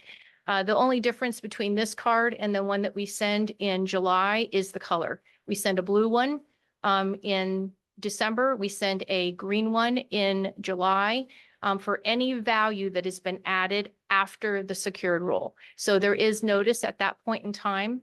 And on that card, if you go to page 138, it actually says, what right do I have to appeal? What right of appeal do I have? And it tells you the deadlines for filing the appeal. So it lets the petitioner, it lets the taxpayer know that they can't appeal that. And they could have called us immediately. We have that happen every year. They call us. We do let them know that we can't actually send them an appeal form till we get closer to December because our database isn't open at that time. But we do make a note of it and we send it to them.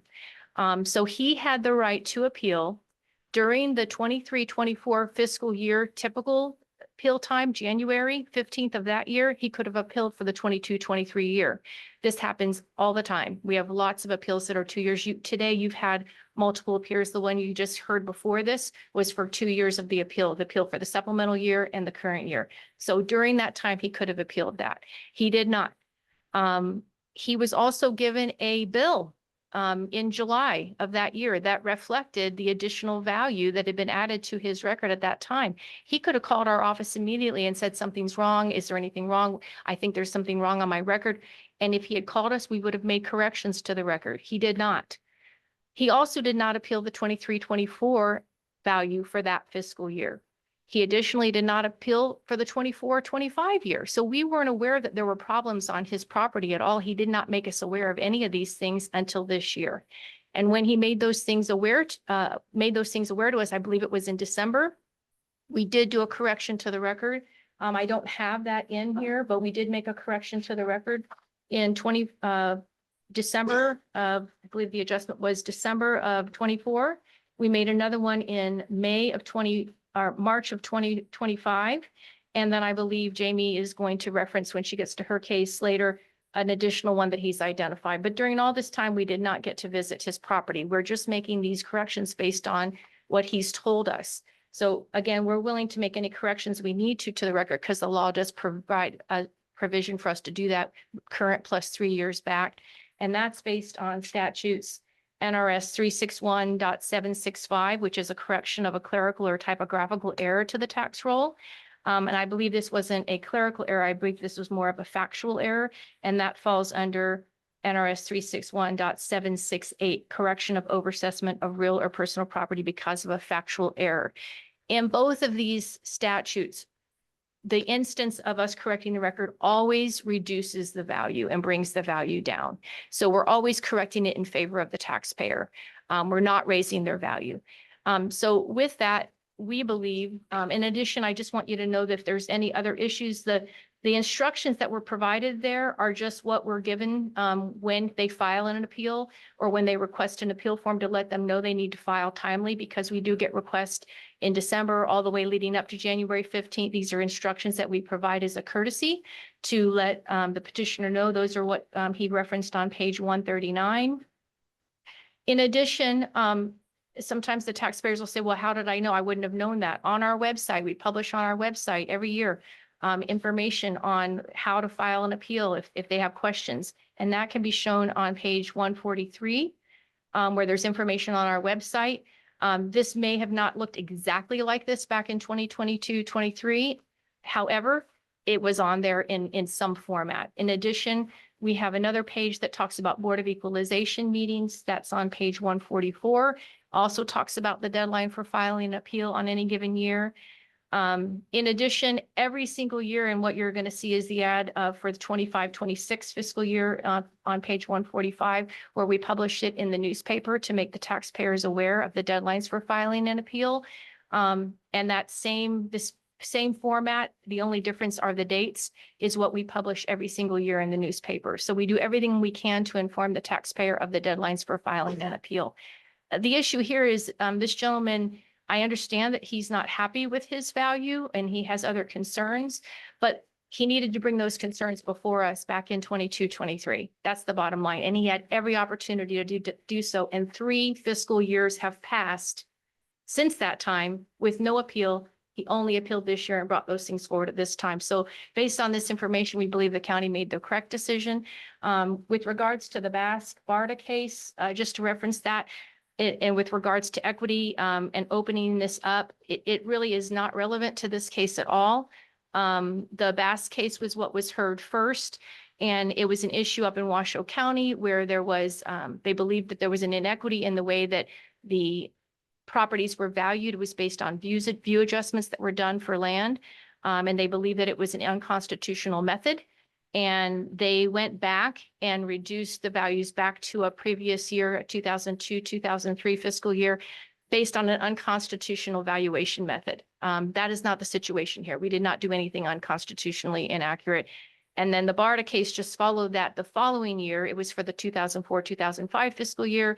They found the same conclusions were in play and they went back. But in both of these cases, the people that were involved in these cases all filed appeals in a timely manner during the timeframe that they should have done so. So again, not relevant to this or material to this particular case. So with that, we believe that the county was right in not taking jurisdiction, and we ask that you uphold that. You have a rebuttal, sir. I do. Ms. Widener seems to believe that the statutes that she just referenced are the only laws that apply to this case. First of all, I am not asking, I'm agreeing with the current assessed value of my property. I am not asking them to go back to 2022 to 2023 for that value. When we get to the next case, what I am asking on an equitable standpoint is saying, be that as it may, that's my value. I agree with it. I'm good with it. I'm not asking you to do anything to it. The case is all about what are my neighbors being assessed at. That's what I learned about in 2024. And I could not have known in the time frame that she mentions that they didn't assess any of my neighbors who had multi-million dollar, more than $1 million assessments. Once I learned that, I brought the case for equity, not absolute. I'm agreeing. They fixed most of the areas. I'm good with it. Leave it as it is. This has got nothing to do with that. I am not asking you to take the dollar values and the fixtures that she changes and do anything to them. My case is all about what are my neighbors paying versus what am I paying, and I could not have known that in the time frame that she's stating. Not to mention the other points that I made. Had my supplemental assessment been issued in the proper fiscal year, I would be, in her words, timely. The statute of limitations supports me. The tolling of the statute of limitations support me. And I do want to address the issue about this NOV. And I'm going to tell you why I didn't get it and why I paid my taxes. I never got that NOV. Now they say they mailed it. Okay, they mailed it. I didn't get it. They use U.S. servers to send out a notice that they just tripled my taxes. You would think for an additional $10,000 a year in taxes, maybe they could send something that requires a return receipt that they know that I got it. I know they send it to everybody, but everybody's taxes don't get tripled overnight. Second of all, why did I pay my taxes? Unfortunately, in that period of time, my sister, who lives in New York, became ill. I had to go to New York for months to find a memory care facility to place her in. So yeah, when my wife called me and said, we got a tax bill, I said, pay it. Notwithstanding all that stuff, the law is on my side. She states her law, but that's not the only law that applies to this. And had they put my assessment in the proper fiscal year using her statutes, I'm in compliance and timely. They're the ones who accelerate, and I will show you to the next case. They accelerated my supplemental when they delay everybody else's, if they even do them. So the point is, they accelerated my thing, putting me out of the window, according to her interpretation. But there are other laws that supersede that and overrule that. And I mentioned the ones that do. It's the NRS 11220, and it's the discovery rule, and it's the fact that they were applied my supplemental early. So under all of these things, and again, it's got nothing to do with the dollar value. That leave it as it is. I'm good with it. I agree with it now that they fixed over 200. Well, actually, for the 25-26 year, it's grown to almost $300,000 in corrections. So I'm good with that number. The only thing I'm not good with is I'm paying the bill and my neighbors are not. And that's why I filed You have 1 minute this. left. I'm done. Okay. Good. Questions from members of the board? I don't have a question, but I, Comments? yes. Motions? Tax year 2022-23 was reopened to correct factual and clerical errors. The board has jurisdiction to hear challenges based on factual and clerical errors, but not challenges which go beyond factual or clerical errors. Mr. Wolfson's claims are not addressing factual or clerical errors made in the valuation of his parcel. Instead, they go to equity, the valuation of his parcel and other parcels. Therefore, I don't believe the board has jurisdiction to entertain those arguments for the 2022-23 tax year and would make a motion to deny jurisdiction. And just for clarification of the record, it's my understanding this was brought to this board, sorry. Sure, yeah, Ah. talk to yourself, thank you. My understanding, the issue presented to this board was whether or not the county board was correct in denying jurisdiction. So if I'm correct, then this board's determination would be that the county was or was not correct in saying there is no jurisdiction. May I ask a question, please? Sir, I believe I'm asking if I can ask I a believe there's question. a motion pending for that member Bancroft is trying to make. Can you clarify your motion then, I guess? So based on that preamble, the motion is to, although the rationale may be different, the motion is to affirm the decision of the county board to deny jurisdiction. We have a motion on the I'll floor. second that motion. We have a motion and a second. All those in favor indicate by saying aye. I, Aye. Aye. Aye, motion carries. Next item, please. Thank you, Mr. Chair. Under agenda item J, we would call case number 25-116, which is 2709 Pinto Lane Trust et al. With this case, we do have new evidence that has been submitted. And so the first matter of business would be to whether or not to consider that new evidence as part of the record. And so the standard with that is whether or not the new evidence could have been reasonably brought forward to the County Board of Equalization. I'm sorry, we're on 25-116 25-116. now. And with this, the first matter that we need to consider is that there was new evidence that was submitted. And so the board needs to make a motion and a decision on whether or not to accept that new evidence. We have introductions, please. Jamie Jacobs, Clark County Assessor's Office. Dallas Tripp, Clark County Assessor's Office. Go ahead, sir, for your introduction. Please name and address for the record. Mark Wolfson, owner of 2709 Pinto Lane.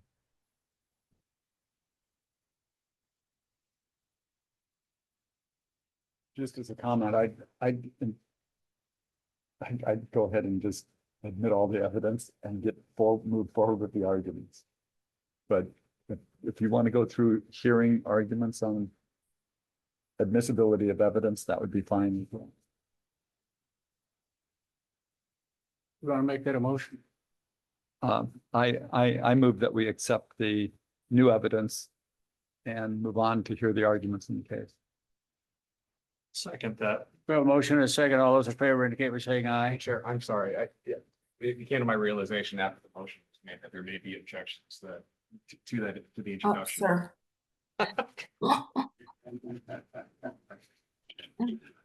Unfortunately, we have to share. No, it's my fault, Chair. I've been told time and again. This is Mike Detmer for the record. I'm the one that can't operate a microphone.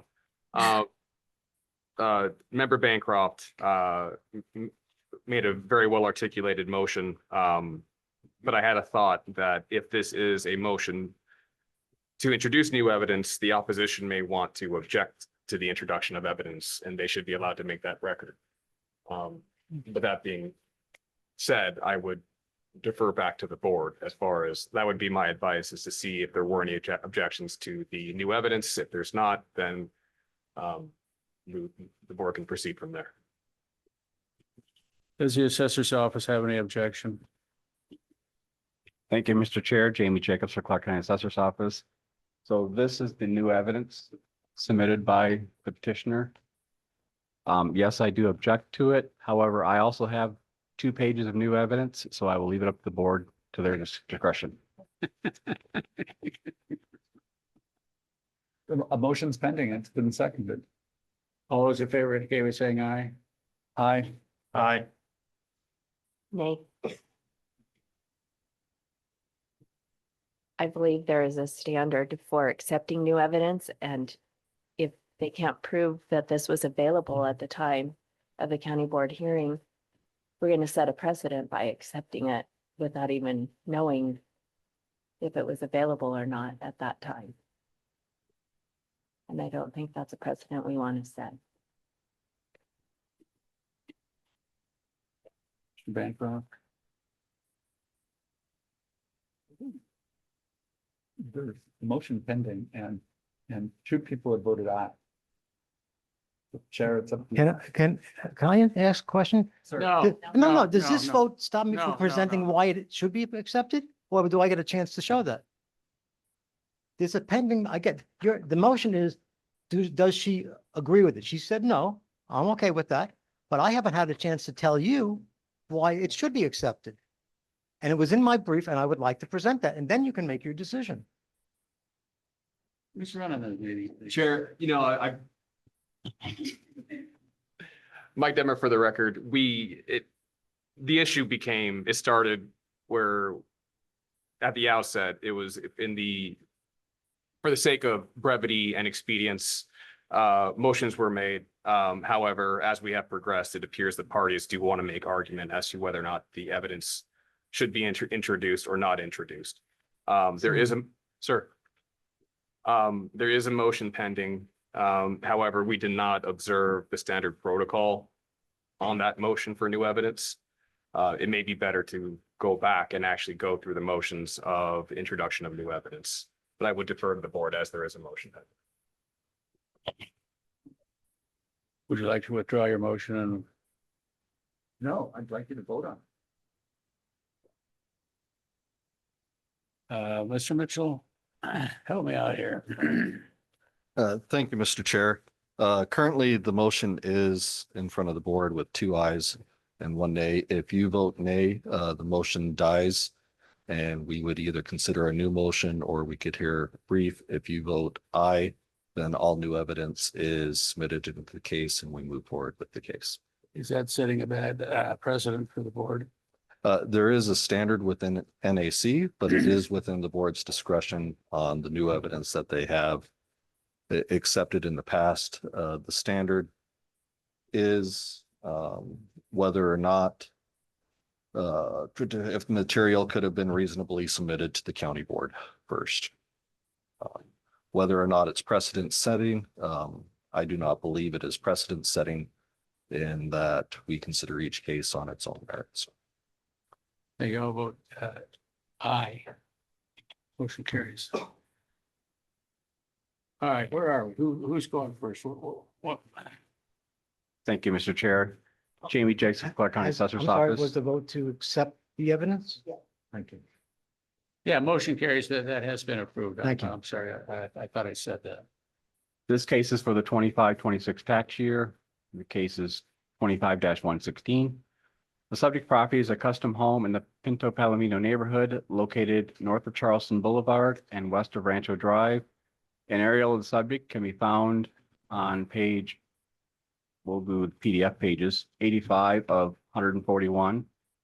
The title of the PDF is the parcel number, Pinto Lane, case number, address, and that's et al. -25-26 CL 3251-end. So it's What's the size of that document? Might be easier. so that is the 50,911 kilobytes. And what page are you at? I'm at page 85. 85 The of the PDF. the 141. Yep, of the 141.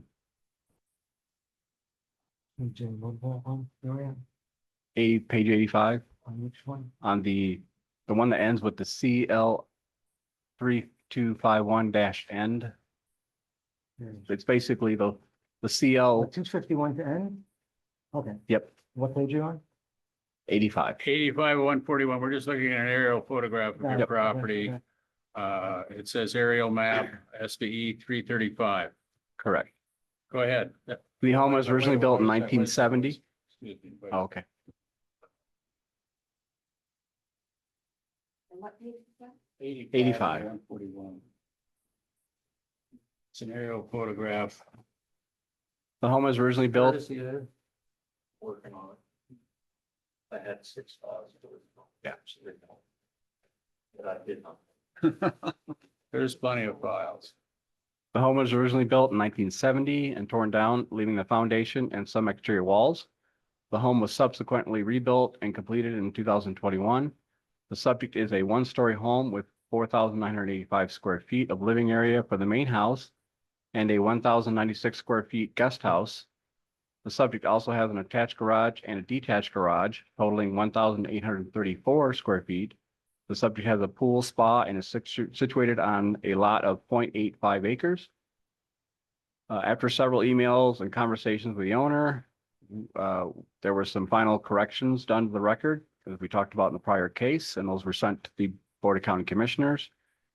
The current 25-26 correction was delayed because there was a BOE decision to uphold our value with those corrections, so it kind of took a different path.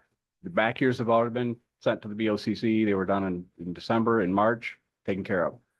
The current final revisions were delayed.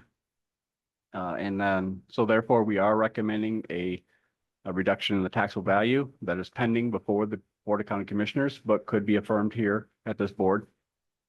So the original amount was 1,000. This is the corrected one that went before the board. 1,672,790. That, I'm sorry, did I say 1,000? 1,600,000. Sorry, read that again. 1,672,790. That's the value that was upheld by the County Board of Equalization. 162. 1,672. 1,672. 790. 790. And we're reducing that because of a clerical error, or excuse me, factual error, to 1,633,304. So 1,633,304. And that's the value that's pending before the Board of County Commissioners for the 25-26 year. But again, this board could rule on that in either board. It just has to be in front of a board. And that's my introduction. Go ahead with your case. Oh, I'm sorry, go ahead. 15 minutes, sir. Okay, well. The Nevada Supreme Court in 2008 ruled that when one of two nearly identical properties pay more taxes than their neighbor because non-uniform methods were used, the owner with the greater tax burden has suffered an injury, regardless of whether the property's taxable value exceeded its full cash value. The court added, Nevada's Constitution guarantees a uniform and equal rate of assessment and taxation. That guarantee of equality should be the Board of Equalization's predominant concern, and that the concern is not satisfied by merely ensuring that the property's value does not exceed its full cash value. I just want to say that before I go on to my numbers, so everybody introduce themselves, and I'll take a few seconds. I have a Bachelor of Science in Business. I have an MBA. I have a Master's of Science in Accounting. I am a CPA. I rose to the level of Senior Vice President of a major corporation listed on the New York Stock Exchange at the highest valuations. I've been in charge of mergers and acquisitions and forensic accounting. So when I put numbers together, I check them and I make sure they're right. You will find through my presentation, that's not exactly the case with these people. Okay.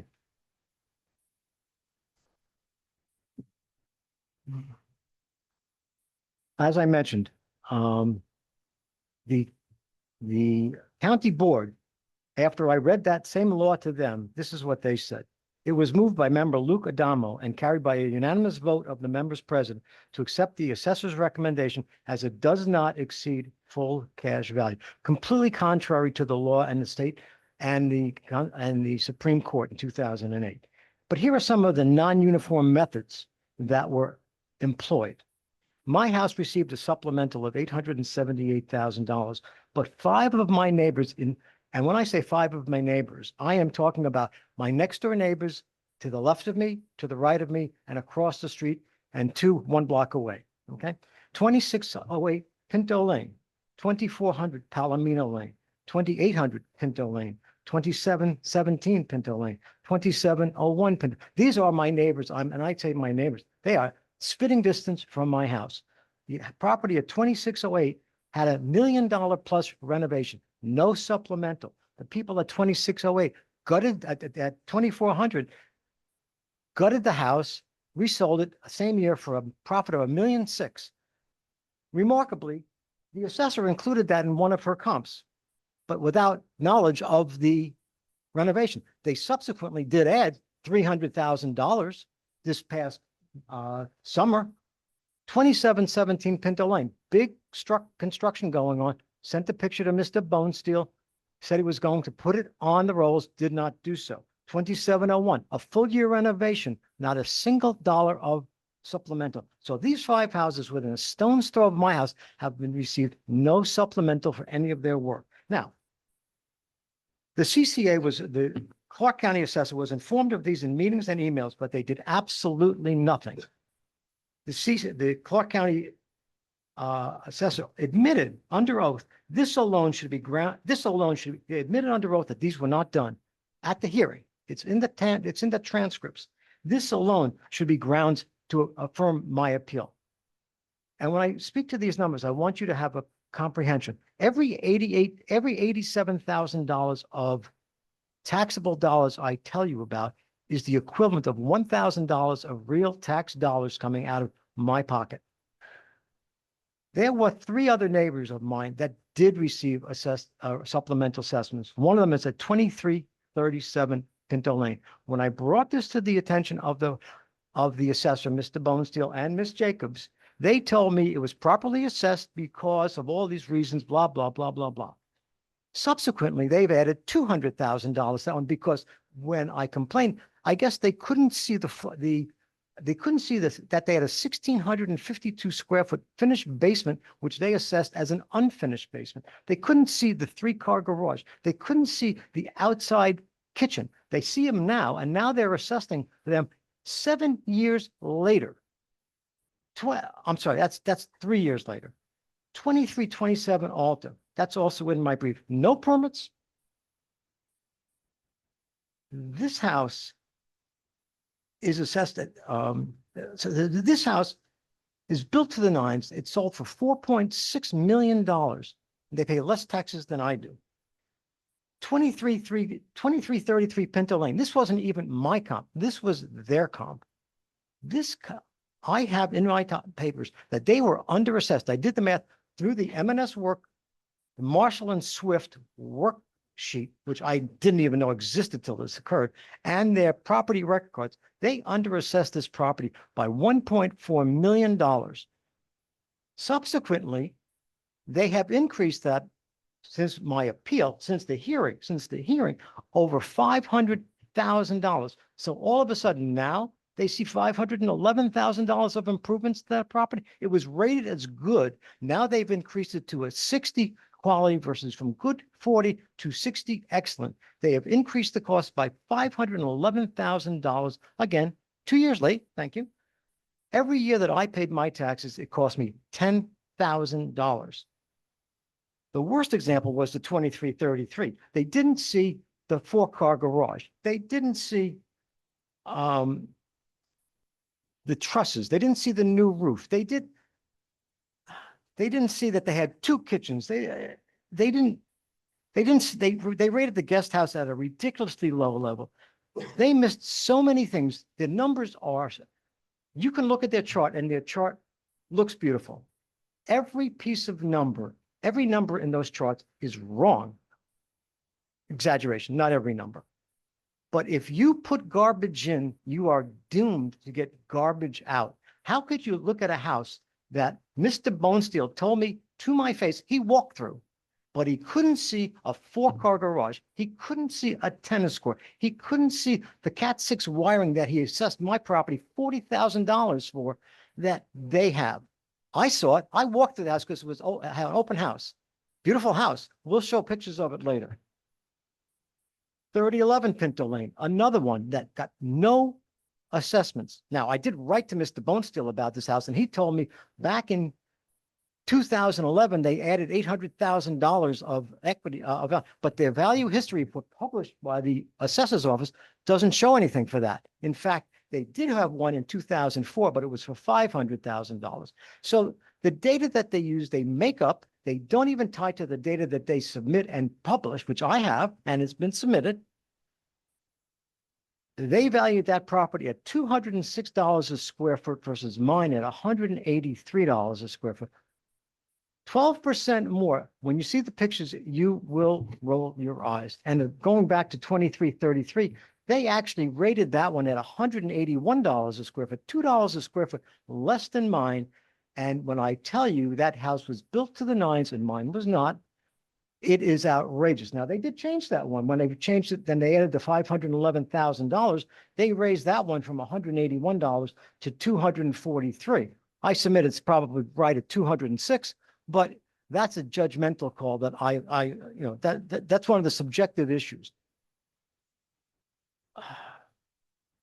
Those 5 properties that I told you that got no supplemental, their taxes went up to 3% cap.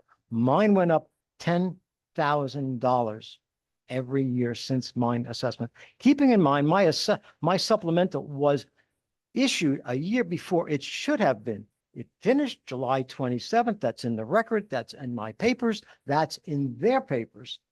That's in the Las Vegas Current. It was my final inspection was July 27th, 2022. Why is my supplemental in that same year? It should have been the following year. It was all the errors. If you go through the M&S work papers, which I can go through given the time, you will see they make egregious errors. They give percentages for things that people do not have any right to have, such as for bill. I'm going to run out of time, 15 minutes, because it took hundreds of hours to prepare this. The errors on my M&S worksheet, which we discussed, all fell in their favor. All of the errors on the comps fall in the owner's favors. My supplement, okay, I'll pass that. I was harmed also because the assessor trespassed onto my property uninvited, unescorted. And when I found him in there, I asked him, first of all, I asked who he was. And he said he was the assessor. I said, what are you doing here? I'm assessing home. Do you always walk into people's houses uninvited? He says, I have the legal right to do that. I said, the police don't have the legal right to do that. They need a warrant. 5 minutes left. I can't finish this in 5 minutes, and I asked for some additional time. I mean, Let's get to the point, sir. the point is that these are some of the errors. These are some. Excuse me. I would appreciate it if you would just deal with the issues. I don't want to get into he said, she said, or he is there or whatever. Is that factual to the value of the property, sir? It is, because he got to see things in my property that he did not get to see in others. Will you let him on your property? He was on my property. I didn't let him. Will you let the assessor's office on your property? I have. Yes or no, sir? The answer is yes with a caveat. Thank I you. have asked them. They asked me to That's come. all I asked for. Well, no, that's not. No, that's all I asked for. The answer is yes. Thank you. Would you people please make arrangements with him? Excuse me. I want to caveat. No, I want to I'm going to take that. If they do everybody else's house, I will let them do mine. They have no right to be unequal. Let them do theirs. They can do mine. They've been in my house already. I have pictures of it. I have the pictures of all the other people because it's in the internet. It's public. I am a very private person. For him to invade my space is outrageous. If he would have come I to. understand your point's made. Thank you. And you, now you're telling me you're going to allow them into your property? Once they go to the others. No. No, it's the word is equal. Equal treatment under the law. Equal. Go to them, go to me. You're welcome to come back once you do that.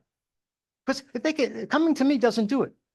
Coming to Okay. me doesn't do it. This is a matter of You guys equity. appraise the property the way that you always do, and if he doesn't let you on the property, then that's his problem, and you proceed with your valuation. Let's go. You have how many more minutes to present his case?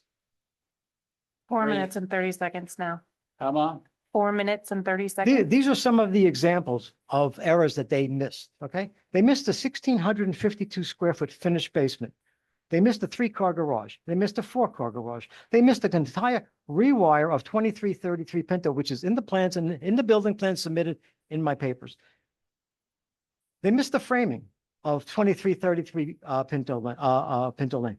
They missed the 1 year renovation at 2701 Pinto Lane. They missed the room addition of 2701 Pinto Lane, right in the front of the house that I told the assessors about. They missed the 3,500 square foot of pavers that went across the street that I am charged $90,000 a year for my pavers. They missed a complete renovation of a gut job at 2800 Pinto Lane. They missed the tennis court at 2333 Pinto Lane. They missed the swimming pool at 2400 Palomino, even though it was permitted. They missed the renovation at 2400 Palomino. They missed they missed the outdoor kitchen at 2337 Pinto Lane.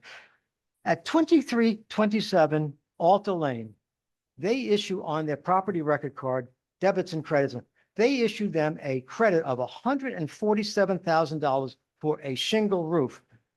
It was explained to me that the baseline is a wood shingle roof, and anything less, you get a credit. They got $147,000 credit for that roof. I got a $14,000 credit, 1/10. Their house is 12% bigger than mine. $147,000. That's $1,500 a year in taxes. Missed it. It's in their documents. Plumbing fixtures at the same house. They granted them, even though they say they have 27 fixtures, mine is $41,000 in taxable value. Their 27 are zero. I have the document. It's in my brief. 27 plumbing fixtures at zero value taxable. Mine is $41,000. Carport. They assessed my carport at 60 some odd $1,000, where the carports at the other ones are like, I mean, you're giving me 4 minutes. Thank you very much. I can't show you the pictures right now.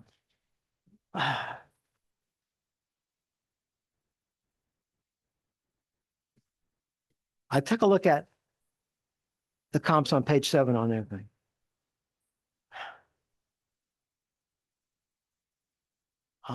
If you're going to keep it 15 minutes, this is really pathetic.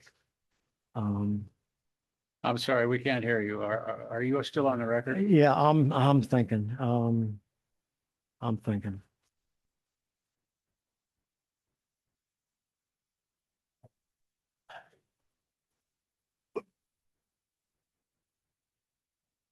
I can point to numerous substantial errors in their Marshall and Swift calculations on other properties, even ones they've just retroactively gone back and made.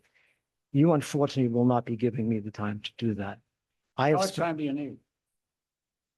I would need a half an hour. I sat here yesterday for 2.5 hours to listen to other cases that I grant you are much bigger in dollar value than mine, but this is no less important to me than those were to them. They came here with lawyers. I do not, because let me tell you, to bring a lawyer to do this, if you granted me everything I have, I would be getting $3,000 a year. There is no economic value to hiring a lawyer to do this. It is only because, one, I am retired. I don't have a job. I happen to be wealthy. I don't deny that. I am not here to plead poverty. I am here to plead equity. This is wrong. And if you won't allow me to show it to you, I guess I will lose. And I prepared all this stuff in the event that I did lose. I will go down to district court and file my complaint. And I will play lawyer like I am trying to do today, obviously poorly. But I know this. I am right. And if you are not willing to give me the time to prove it, that's your right also, I guess. You are the chair. This is the board. I have spent, you can see, hundreds of hours. The response that Ms. Jacobs gave me, she did send me a 2-page response. It took me one day to respond to that because of the 11 egregious responses that she made to that. And I will go back to the question that we did at least grant me the right to have my evidence included, which Ms. Jacobs objected to. I wrote to Ms. Jacobs when I was in Japan. I want to go through this because you have a right to hear it. It's been 15 You minutes. can, that's okay. I'll use this time up to make my point. I submitted my complaint, my appeal on January 9th of this year. They had 37 days to have my appeal. On February 15th, 11 days before the hearing, I wrote to Ms. Jacobs. A couple of minutes here. Okay. Let's just get to the value, okay? I know you might have numerous examples. Yeah. And I don't think we need to go through all Okay. of them. They're on the record. Okay. So you have some equity issues. What do you think your house, your property's worth? That's, again, I got into trouble at the. What's the dollar number? It doesn't of your matter property? what my house is worth. It's what everybody else's is being assessed. This is the whole point. Would you answer my question, please? Yes, sir. What is your opinion of the market value or the taxable value of your home? What's it worth? What would you? Somewhere between 2.5 and 2.9 million. Where are you? She's at 1.6 million. Excuse me. Okay, doesn't I matter. am. I'd really appreciate if you just cooperate here. Thank you. You're at 2.5 to what? 2.5 to 2.9. But I'm not a, No, be quiet. Excuse me, where's the assessor? So what's your recommendation? oh, jeez. 1,633,304. It is. 1,000,006 and he thinks it's worth 2.5 million. Right, but Mr. Chair, the appeal in this case is not that taxable value exceeds full cash value. The appeal in this case is under, he cited two statutes. One is 361.355.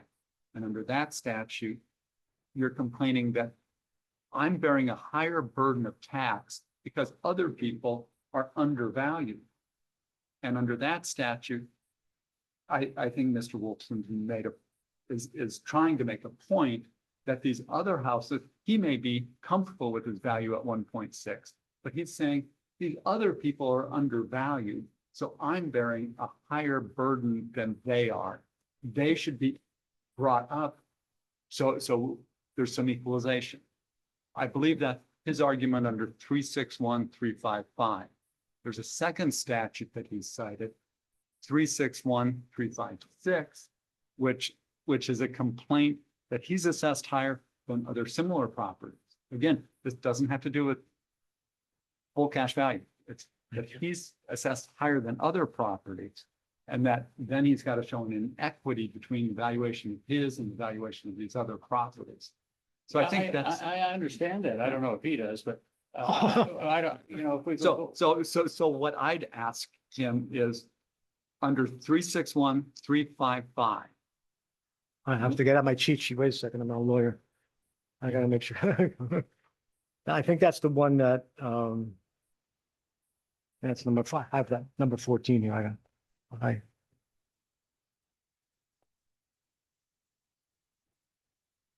Okay, Under 361.355, what is the remedy you're seeking? I'm seeking equalization. I started my presentation with 5 houses that are literally in spitting, you can see them from my house, that received no supplemental assessment, none. And they each had massive improvements, one of which 2608. Okay, come on. Yeah, and you don't have to repeat it, but so what you're seeking under 361.355 is for the assessor's office to back out and correct, in your opinion, correct the valuation of these other properties. They can do that under 355 or under 356. They can reduce mine to be equal to them. And this is what I said to the assessor when I met with them. Fix them, I'm good. Remove my supplemental assessment until you fix my neighbors, and then you can jack me up to where they are, where I am now. I'm good with that. I believe in fairness and equity. Fix them, I'm good. But you don't fix them, fix me Okay, all right, first. Thank you. Let's go. Assessor's office. Thank you, Mr. Chair. Jamie Thank you Jacobs. for, excuse me, Mr. I appreciate you narrowing the issue here. But the county still has an opportunity to put on their case. Thank you, Mr. Chair. Jamie Jacobs, Clark County Assessor's Office. So let me just start by talking briefly about the Marshall and Swift costs and how things can vary. The base plumbing fixtures that are in the manual are based on the quality class of the home. So if the 6.0, an excellent quality, could have a higher base fixtures, that's why you wouldn't necessarily see a cost difference on their property record cards. Story height makes a difference. So there's a lot of different factors that go into what makes up that price per square foot. And that's why I don't feel it's a reliable unit of comparison for non-homogeneous neighborhoods. Many of the homes in the subject neighborhood have casitas, guest houses, extra features like pools, detached garages, tennis courts, etc., which can skew the price per square foot considerably. The second point I want to make is that although we use the cost approach to establish the taxable value, the depreciation does not reflect market depreciation, since it's a straight line, 1.5% per year. And then also I want to point out that when we say effective age, we are not referring to we are actually referring to an adjusted actual age and not what a fee appraiser would consider effective age. The adjusted actual age is found in NRS 361.229. And then another thing, because we are using this slightly modified cost approach, when you try to tie it back to market value, especially on older homes, you're just not going to find that where, replacement cost new from the Marshall and Swift manual, less that straight line depreciation, which is not a market depreciation. So therefore, you're not going to get to a market value. Please refer to page 82 of 141 for my comparable worksheet. And I know this is. Mr. Wilson, are I'm there. you able to find that page? I'm there. You're there? I'm there. Thank you. This is my comparable worksheet. This again, just to test market, are we exceeding market value? All comparable sales are in the same subdivision as the subject. Adjustments were made for differences. Additional adjustments were made to sales 1 through 5 for superior yard amenities. Sales 6 and 7 are dated in the interior and adjustments were made. Now the crux of the matter.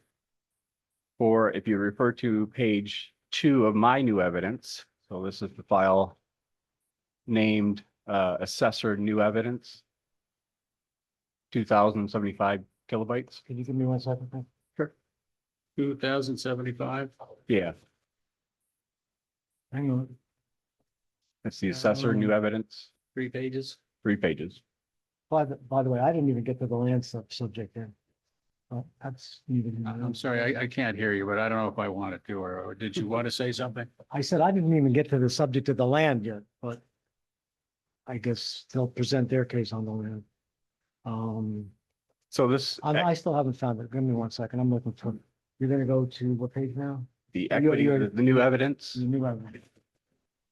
I got a folder here for that somewhere. You have a printout of that? You can. That's all right. What page you on there, Jamie, on the sheet?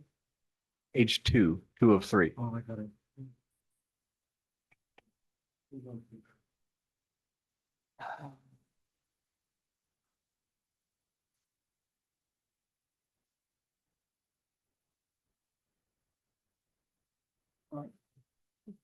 Does the color coding mean anything?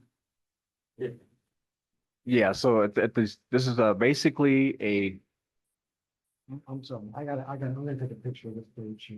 a duplicate of what was presented at the county board. I'm not page. Where are you now? Page 2 of 3 in my new evidence. The assessor new evidence. Yeah. Okay. So the green are the sales that were used in the comparable sales worksheet. The yellow are what the petitioner has mentioned in his original case. And then the blue, the first blue on line 15 is the subject property. And then the second blue on number 29 is a very similar situation where the house was torn down basically to the foundation, leaving some walls and rebuilding. So it was kind of like the most similar to the subject in terms of what it has transpired. There's a supplemental value on that one. Yes. And that's what I'm going to go over as well. Does that answer the question? Okay.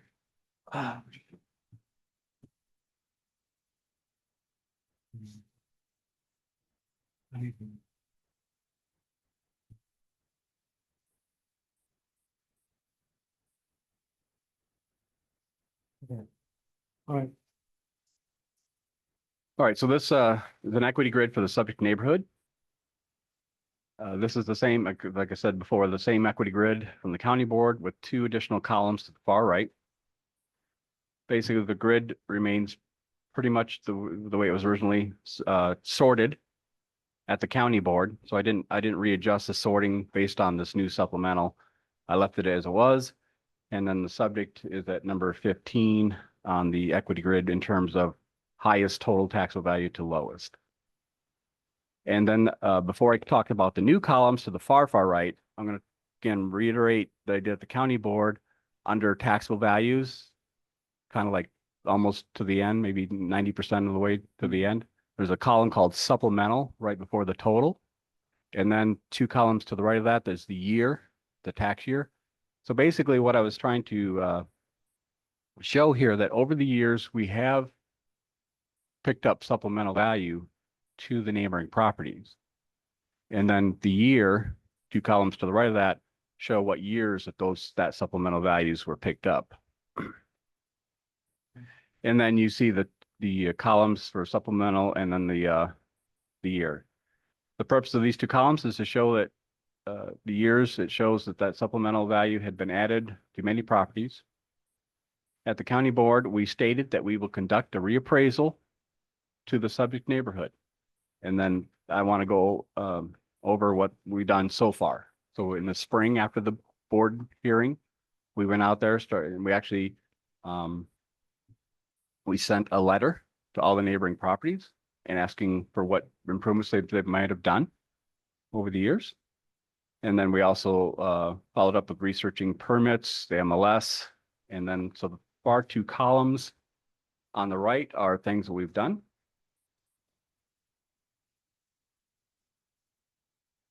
So at we'll start back at the top of that spreadsheet. So the very first line, so number 1, not highlighted. So in the current reval cycle, after reviewing MLS photos, we changed it from masonry to frame construction. We saw in the MLS photos that it's actually frame construction with some brick veneer. Number 3 on the grid, there's a 25-26 supplemental that we picked up in the spring of 62,000 roughly. It was basically an addition that they added.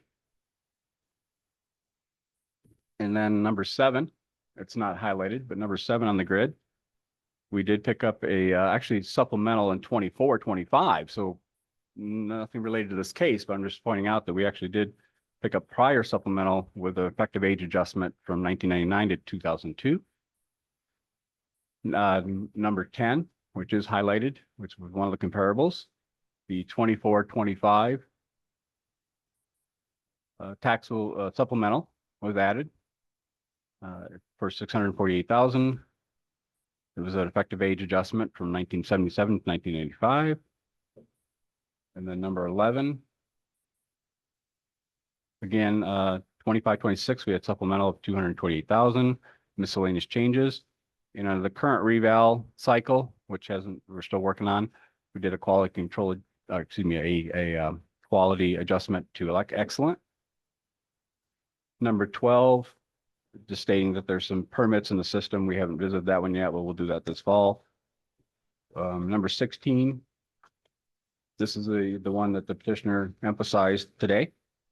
In 24-25, we had a supplemental of 819,000. Again, an effective age adjustment of 1966 to 2002.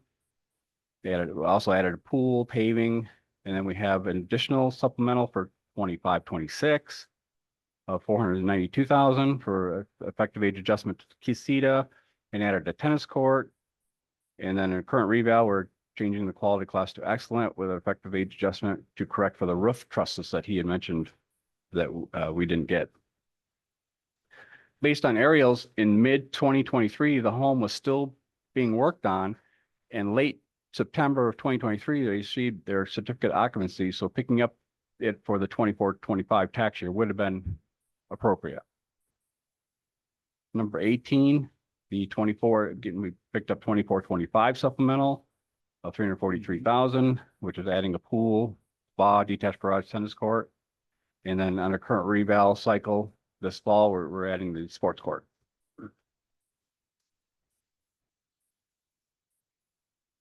And number 20, there was actually supplemental in 2017, 2018 of 306,000, which was for an effective age from 1965 to 1996. And then in 25-26, we added additional supplemental for some garage or a garage. And then this is the one that's highlighted in blue, number 29. This is similar to the subject in that the property was rebuilt from the slab based on aerials from May of 2023. Some walls did still remain. The effective age was changed from 1971 to 2014 based on aerials completed after July 1st of 2024. So the 25-26 was the appropriate year to add it. And again, just a reminder, the subject went from 1970 to 2011, where here, this, again, similar situation, it was torn down, was 1971 to 2014. And then final two on number 44, the 25-26 supplemental was 391,000. Effective age adjustments from 1969 to 1993 for a guest house went from 1992 to 2000. And then the last one, number 49, the supplement 25-26 supplemental was 164 and change. Effective age was from 1952 to 1985 for the guest house was 1952 to 1988. So you can see over the years, we've been picking up supplemental. We're currently revaluing in case we've missed something that the petitioners pointed out a few things. So we're making sure we get everything on there. And I will now have Mr. Tripp go over the land. Thank you, You have Jamie. 5 minutes left. Dallas Tripp with the Clark County Assessor's Office. The land market analysis begins on page 352. Let's get to the right document first here. This is going to be the original SBE case 352. Is that how big is it? Is it 40,560 or is it 49,408? Yeah. The size of the file. Could you give me a second, please, to find this? So I believe it's the file that's the ends of the CL 3251 to end. The 50,911 KB. 50911. Yeah. I'm sorry, where were you?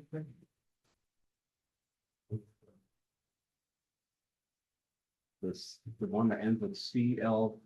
Yeah, 3251. I have to make. Page 352. I'm sorry, what page? This would be on page 352. SBE 352. What of the 141 pages, what page is that on the 102 PDF?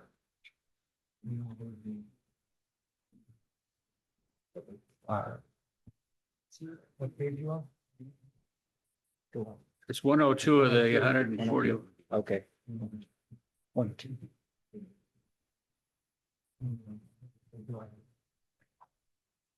It's page 1. Page. It's page 102 of 141. And that is the sales chart. Yes. You with us, Mr. Wilson? The subject is an improved 0.85 acre residential lot in the Pinto Palomino Estates neighborhood, generally located in the central Las Vegas Valley, adjacent to the Las Vegas Medical District. The subject was purchased in March of 2018 for $965,000 prior to the demo. The comps are similar in zoning and probable use and were selected as evidence of market value and analyzed on a per lot basis. The comps range from 0.4 acres to 1.46 acres and indicate a range in value which supports the assessor's recommendation. Comps 6 through 8 are in the subject neighborhood, but are dated and when adjusted for market conditions and indicate size is factored conservatively as an adjustment. Comps 1 and 4 were purchased as teardowns. The market adjustment based in part on resale of comp 2, which sold for $579,000 in October of 2018. And then in $950,000 in August 2023, which equates to a 65% increase over that period of time, or 1.12% per month. And comp 8 sold for $300,000 in September 2017 to 400,000 in April 2019, or a 30% increase over that period of time, or 1.58% per month. And these numbers are also supported from the Case-Shiller Las Vegas Home Price Index and raw data sales within the Central West submarket. There were no current vacant lot land sales in the subject neighborhood. Therefore, the assessor applied a no change from the taxable value from the year prior. There is a vicinity map on page, it's going to be SBE page 353. And comparable map and comparable maps on the following pages. Scrolling down. Comparable data sheets on SBE 355 to 362 with detailed information of the sales. Regarding the equity portion, an equity analysis begins on page 363 and 364. The subject property is highlighted in yellow. His property is 0.85 acres. The median size in his neighborhood, in this neighborhood, is generally 0.91 acres. The equity analysis parcels are arrayed from smallest to largest with size adjustments indicated on a percentage basis. And a paired sales analysis of neighborhood size adjustments begins on page begins on page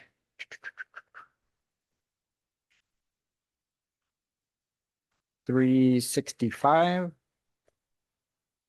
PDF 115. Rules finding.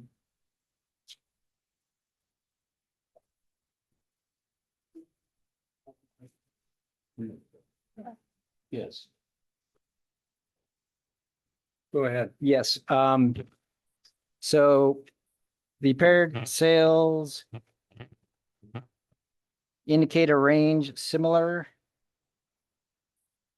to the subject neighbor, the paired sales indicate size adjustment range similar to the subject neighborhood. The assessor adjustments are typically conservative and generally carry over from year to year when established. Land value and size adjustments made per NAC 361.11795 and NAC 361.1188. The neighborhood land value breakdown on the land equity grid follows similar methodology for the purposes of the size adjustment. The market adjustments are based in part on the sales and resales, again, as stated earlier. Parcel 139-32-601-009, which sold for $579,000 in October 2018 to $950,000 in August of 2023. And have comp 1 7, minute left. thank you. And on comp 7 on this grid, which sold for $300,000 in September 17th, $400,000 in April of 2019.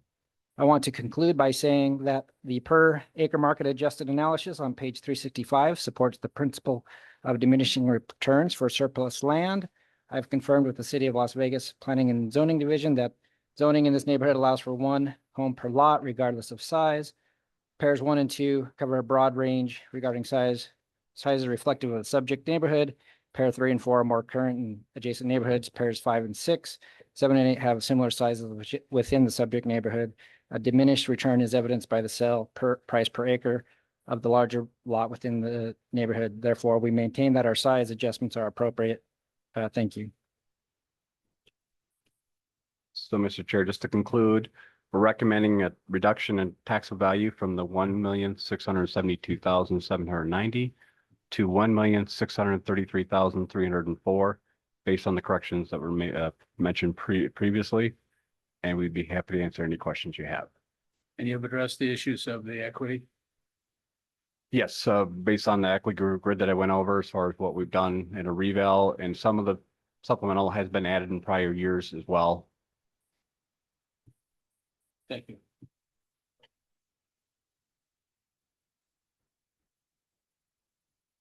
May I ask for 5 minutes to get organized to respond to that? All right, let's take a break for 5 minutes. Thank you. Wow.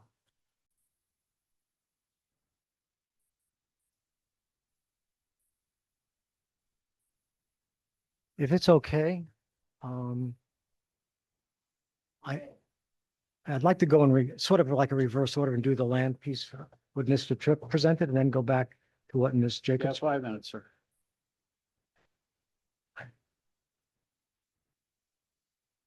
I can't do this in 5 minutes. I need 15 minutes. Can you not grant me that? I have spent. We've already been here an hour and a half, sir. I understand that. And I appreciate that. And I understand all this stuff. But if you would allow me, I mean, I sent this out in a brief. I sent this out in a petition, in my thing. I don't know whether everybody got a chance to read these voluminous documents. I obviously don't have enough time to present in 15 minutes, in 5 minutes, I might add.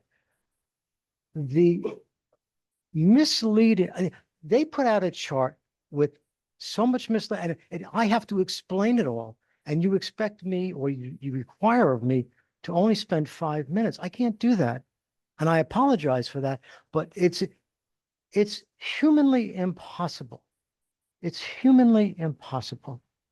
So the basic question is, are you willing to at least listen to some of the information that I have that will put question marks in your head, maybe, about what they have presented or not? Because if that's the case, I don't need 5 minutes because I can't make my point in 5 minutes. If you don't have, you granted the people yesterday, I sat for the whole day, I listened. There were cases that took 2.5 hours.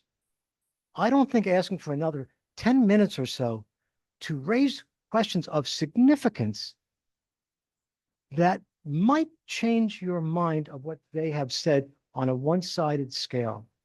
This is, I hate to digress, but the system has put the thumb on the scale against the petitioner and the petitioners.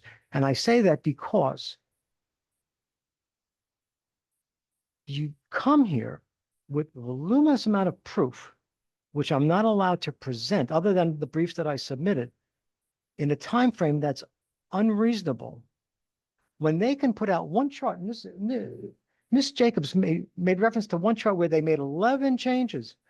I've refuted those and submitted that. I don't know whether you've read it, but I can refute or I can describe every change she made, and they were all generated by my original appeal. They take claims that they've adjusted these things. This didn't happen on their own. The changes to my property did not happen on its own. It happened because I raised the issue. And now I am being boxed into a corner and said, this is like when I used to work in a corporation. They give me, at the end of the day, they said, give me your best 3 charts. I can't do this with my best 3 charts. I can't do it. And if I'm not allowed to do it, I guess you just may as well rule against me.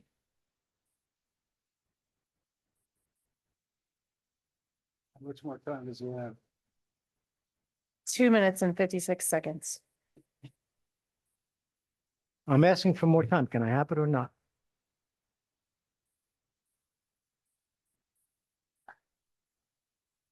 What's the pleasure of the board? I think that in terms of what?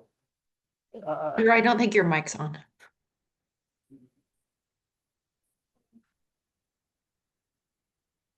He's asked for another 10 minutes. I like 15 minutes to try to show you. Okay, that's all I want to know. Okay. How long? 15 minutes. Personally, I think Mr. Wolfson's made a valid argument that other parcels in this neighborhood have not been assessed in a uniform and comparable manner to the assessment of his property. I think under NRS 361-355, if there's cause, the board can take action. I think that the assessor's office has realized that Mr. Wolfson has raised some valid points and that they're in the process of reappraising the subject neighborhood. So I think that is a work in progress that Mr. Wolfson's initiated. And I think this board should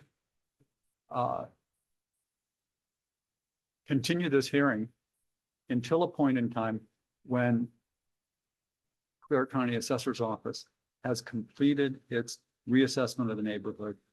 And we have time to go over that, the reassessment, and hear Mr. Wolfson's arguments regarding his, if there are any continuing concerns about the adjustments that have been made in the neighborhood. I think under 361-355, that's the remedy. Or at least a remedy we could take. And what is it? What was it? Well, can continue this hearing so we can supervise the changes that are being made to the valuations in the neighborhood. I presume that all of the parcels that Mr. Wolfson identified are in fact parcels on the list that Clark County's prepared, showing here's the valuations, here's the, our reval in this area. That's your suggestion to continue the case, Yes. table it and continue it until. Do you have any other comments from board members? I guess my question would be, when would you continue it to? Because we have to conclude our business by November 1st. For this year, don't we? Jeff? Can I ask? Mr. Mitchell? Yes, that is correct, that the state board concludes its business by November 1st. That November deadline, 1st? that deadline is a directory, not mandatory. If you go over it, there's no penalty. So,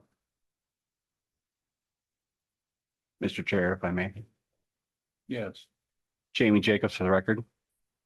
So as I stated earlier, we have been picking up supplemental even prior to this case. The changes that we've made since the case in the spring and now continuing in the fall is still not to Mr. Wilson's satisfaction. I submitted this new evidence spreadsheet to him on the Thursday before the new evidence deadline. And he immediately jumped on it because he requested the property record cards and Marshall and Swift effective age adjustments. So I sent all that to him so he'd have time to look at that. He's already fallen, not satisfied at all with that. He's already marked them all up and said we're doing things wrong. So no matter what we do in the continue with the reappraisal, which we got them, a large majority of the homes picked up the way they should be. It's not going to satisfy him based on his response. I mean, he since the new evidence. Can I please respond to this? This is the new evidence. Just since last Thursday. That's right. I just don't see how continuing this is going to satisfy Mr. Wilson. I don't think the point or our goal is to satisfy Mr. Wilson. I think our goal is to get the valuations in this neighborhood correct and as opposed to satisfying Mr. Wilson. It's to get them correct. He may not agree with them. You may make adjustments and we may say, you did a good job. So. And we've already on the spreadsheet reflects what we've done. The only thing left might be if there's certain any outstanding permits, like the property next door to him that's still under construction, and we'll be picking that up. And there's another one that just got pulled permits in May. So we're pretty much done here. Okay, can I respond to that? Mike Demmer for the record. And forgive my lack of sufficient familiarity with the chapters. It's the permissible actions on this board that I need to confirm as to, because this sounds like a form of remand, if I have that correct. So I'm not, no. No, it's what we had talked about was a continuance. I will review the statutes. As a matter of, Mr. Mitchell. why is she Please help me allowed out to here. talk and I am not allowed to?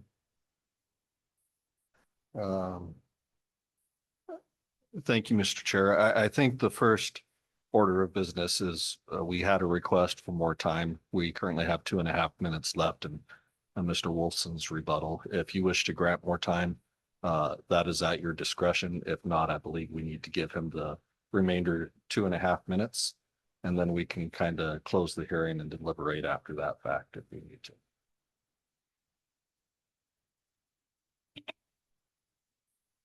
You have 5 more minutes. 5 minutes. I asked for 15. You guys Wrap it just up. debate, you guys just debated 5 minutes on whether we're gonna give me 5 minutes. I don't understand this. She's allowed to speak extemporaneously and you shut me down. She just made a comment about the additional 11. She sends one page with 11 updates on it. I have responses to every, and then she accuses me of dumping data on her. These are facts. That's a baloney. Of those, I could go through those 11 points I made them. I submitted them. I don't understand this. Mr. Wilson, your 5 minutes have started, Well, according to the chair. We haven't debated whether or not I get more. I said 5 minutes, sir. Fine. Let's turn to page 193 in my, my brief. Okay? I don't know what page that is on your document. Does that include, does the 5 minutes include the time looking this up? Okay, well, I'll give you the brief part of it. This is his page 40 in their CCA, in the Clark County addendum. It looks like this with my notes on it. You can look it up if you want. It was submitted a while ago. Not a single property on this. What page are we on? Oh, are you stopping the clock while they talk?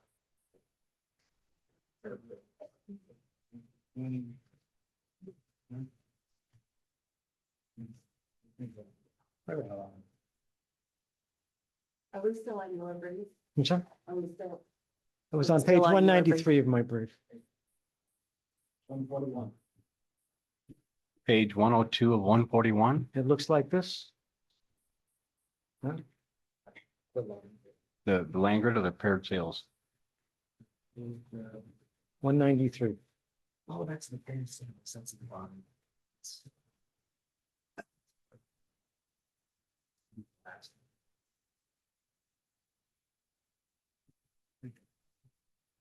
Page 115 of 141, Is everybody looking at this chart? paired sales analysis for the land.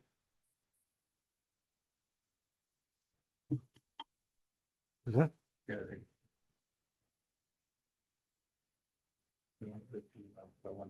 Is this the chart you're looking at? Yes, sir. Okay. First question is, I brought on the bottom. Not a single one of his comps is taxed or assessed at 35% of the absolute sale value of in the year following. That's the law. You sell it for X, your assessed value is 35% of X, you pay tax on that. Not a single one on page 40 is that way. Not a single one on page 27 is that way. Every single one of them is less, much less, sometimes as low as 16%. So why are they why are they using documents that don't even show that they are assessing the properties at the fair market value that they present to you? Now, let's go through these things. Comp number 1, yes, that house is on my neighborhood. That house is 3/4 of an acre. I'm going to go by off my head and not a bad comp, not far from me. It's on the market today for $10 million. The property next to it, 805, that is 2.49 acres. That is a 4 property lot bought by Blue Heron Homes, subdivided into 4 lots. He chose to use a sale in 2014 to generate a price that he used on, I think, on page 27. And yet there was a sale 2 years later at a higher price. So he intentionally used a sale that was 2 years stale versus one that was 2 years earlier to make his point. To get to that $315,000, he took a sale from 2014 and ignored one in 2016 that would pop that up to like $500,000. Let's go to the next one, 630. That house is 1.2 miles from my house. It had a 2,600 square foot house on this. Do you believe the lunacy of this? He took a $630,000 property that sold with a house on it. He said it was a tear down. They didn't sell it as a tear down. And he divided $630,000 by 0.4 to come up with $1.575 million as a value per acre. There is not a house, a piece of land anywhere near me. The most expensive property that's sold was at 500 Shelton for $500,000. This is 3 times that value. The next one, Banny, that's 1.7 miles from my house. That's not 1.46 acres. Those are 2 lots combined of approximately 0.73 acres apiece to come up with this fictitious number. The next one, Michael Pontoni. He's not far from me. It's not a bad one. He paid $444,000. Going back to his diminishing returns, that he didn't choose that property. That property sold also 2 years earlier or 3 years earlier for $413,000, which changes the dynamics of his diminishing returns substantially. The next one, this is a joke. You have 1 minute left. I thought I'm not at my 5 minutes already. In 55 seconds. Well, I guess you that will only leave. proves that I can't do this in 5 minutes. Because every one of his entries is a bunch of garbage, and you won't hear it because you won't give me the time. You can Just say rule. all of them are garbage. That's all you had to say. I mean, you don't want to. Well, I thought that maybe you would like to know the facts because I don't say what she said, oh, I did 11 things we're doing. All those things were done after my appeal. That doesn't count. That doesn't change the years in advance Look, prior to that I paid all these taxes. Look, I don't want to argue with this. Okay, well, I really I can't don't. present it. Let me just show Okay, you. what do you Here- have? What, Here's a map. Here's a map of the neighborhood. He puts a map that makes look, everybody's on top Are of you each gonna let other. me talk? I I'm thought I running had the damn floor. meeting, sir. I thought I had the floor. I have 1 more minute. This is the court reporter. Please speak one at a time. Do I not have the floor? Your time's up. Okay. Let's go. Any questions from members of the board?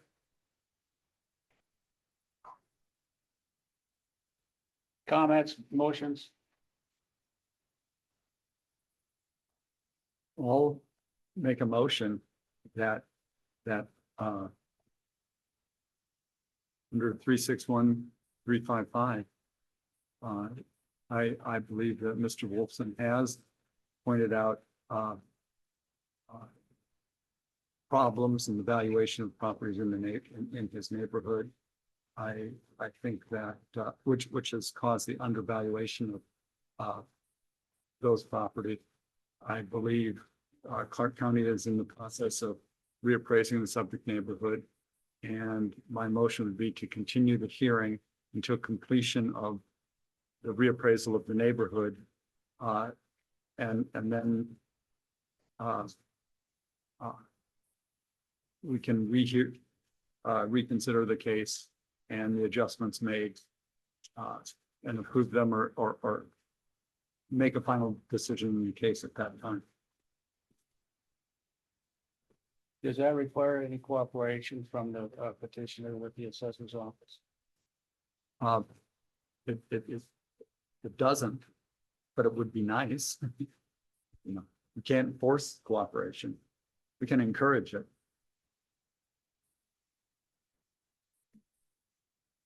Well, I guess we have a motion then to continue the hearing. Do I hear a second? Motion dies for lack of second.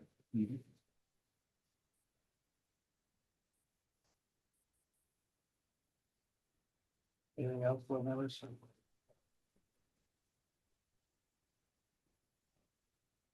I move to uphold the assessor's valuation and find that they have been in the process of addressing the equalization issues, and that full taxable value does not exceed full cash value.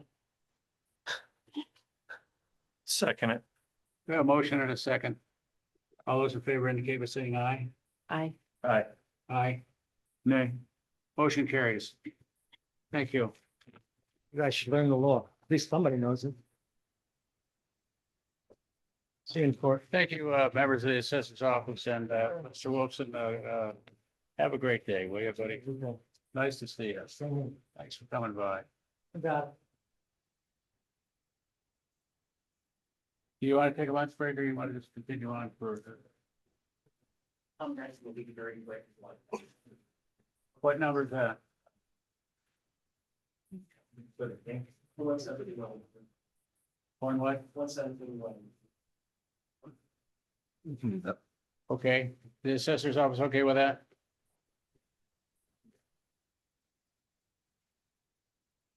Thanks. Thank you, Mr. Chair. I would like to call under agenda item J, cases number 25-117, which is property on the unsecured roll. Would the petitioner and the respondent like these cases called together or heard separately? I am fine if they're called together. I would just ask that we might have a little more than 15 minutes to present the case because we have some different numbers that need to be presented.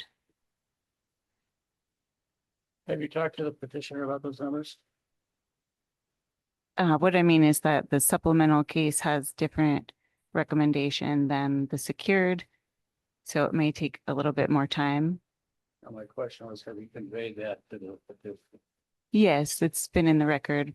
I also do have a handout as we've made a further reduction recommendation today that I would like to make you aware of, but he is also aware of that.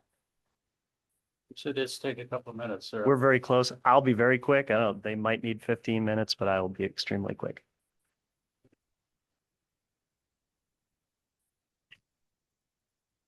Let's go. Who's up? Introductions, name and address for the record, please. Paul Bykowski, 552 South Stephanie Street, Henderson, 89012. BYKOW representing the petitioner. Karen Slaughter for the Clark County Assessor. The subject of this appeal is 172 condo platted parcels located in McDonald Highlands. The project site is approximately 12.93 acres with development in progress. The project is actively marketed as Four Seasons residences with unit prices ranging between 3.5 million and 31.55 million. The site is being developed with two towers, a north and south tower, approximately 22 stories. There will be 171 residential units with sizes between 2,200 square feet and 8,400 square feet. And there's one commercial unit with approximately 6,700 square feet. This appeal, we're looking at the 25-26 secured roll and also the 24-25 supplemental roll. The total value for all appealed parcels for the 25-26 year was $337,995,394, with individual parcels valued between $122,000 and $7.2 million. After analyzing the property for a subdivision discount, we recommended at the County Board of Equalization a 92% subdivision discount for the 25-26 year and a 93% subdivision discount for the 24-25 year. This results in a final value of 23 million. Oh, sorry, that resulted in a value of 27,192,808 for 25-26.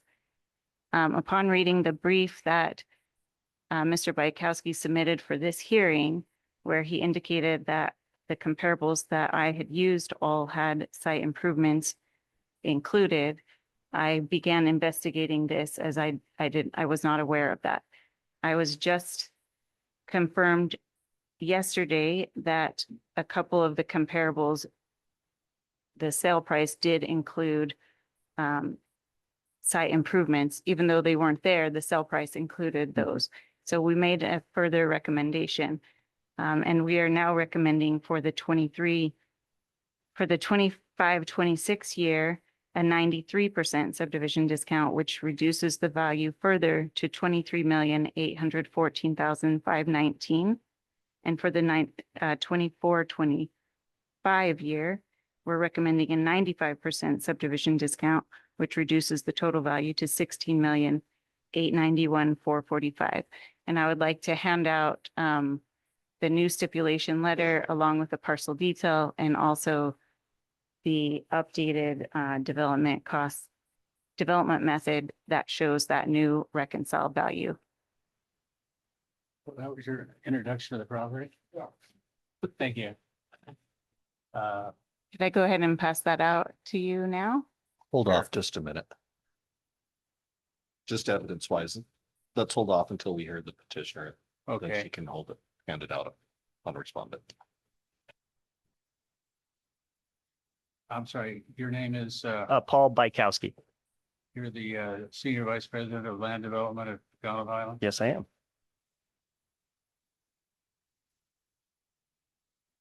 Go ahead. Okay, so we went back and forth quite a bit. I think we are pretty close right now because the project does not exist. It is a graded pad. So I'm sorry, it's what? it's a graded pad. So it's just dirt that's graded. There's no building. They went in when we recorded our map, they like went and assessed the air and then did a huge discount. Here,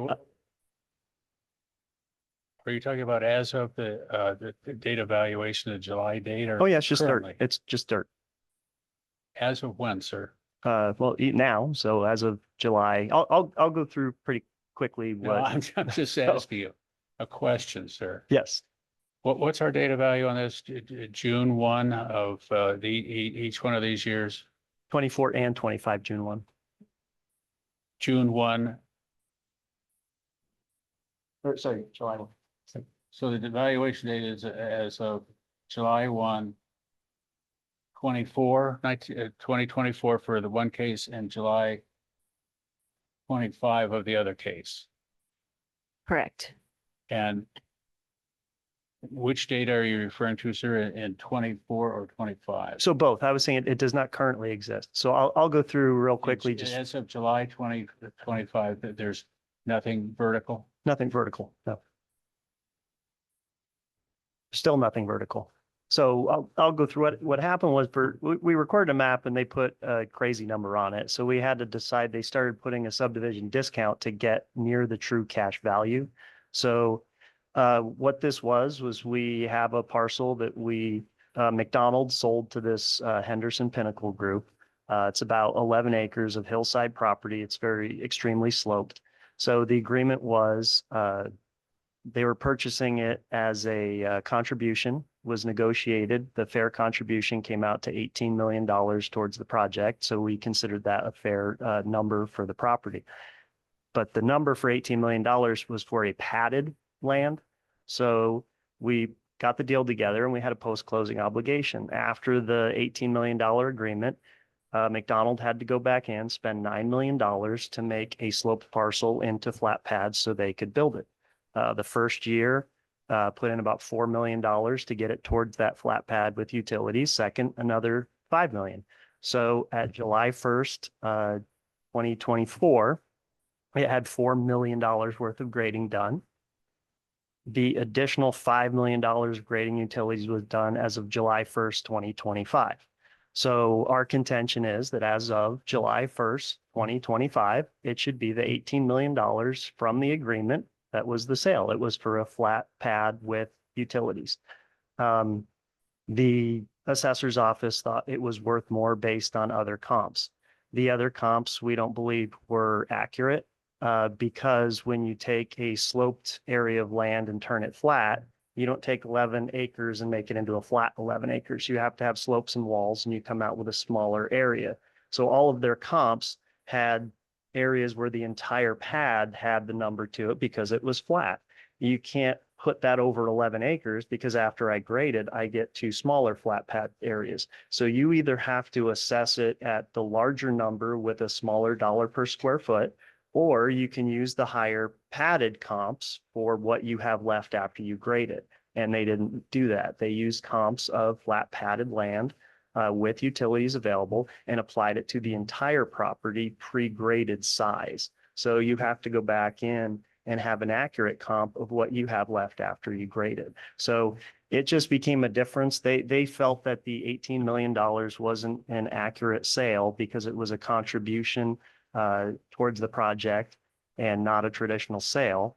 Our argument was that it absolutely counts. McDonald wanted more than 18 million. The other people wanted less than 18 million, and that was what was agreed to by the two parties on an open market as a fair value.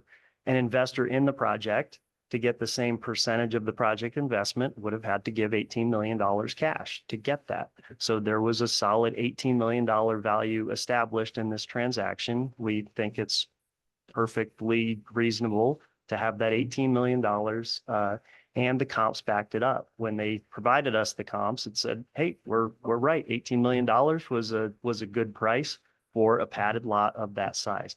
I think they just in the comps, used larger areas of land that were 100% flat when our ones we padded was smaller. So the numbers, we've gone back and forth and got it to within, I think, 3 or 4 million on it. But I think they'll still think they are just exceeding the true cash value because their comps aren't direct comps to the graded property versus the flat property. And that's all I have. Thank you. Ms. Lauer? Okay, Ms. Jacobs is going to be handing out these, our new recommendation. We set land values for subdivision lots based on allocation, looking at sales prices within subdivisions and applying an allocation percentage to those sales.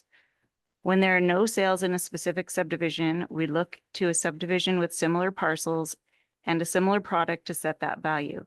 This is always the case when a new subdivision is cut because the parcels are not ready to be sold. In these situations, we look to the physical attributes of the lots. What are the size? What's the location, etc. And whenever possible, we look for marketing information on the subdivision so we can find a similar subdivision to base the land value on. Retail lot value for these individual parcels were valued in this manner. We looked at the physical attributes. These will be 22-story high-rise condo platted parcels.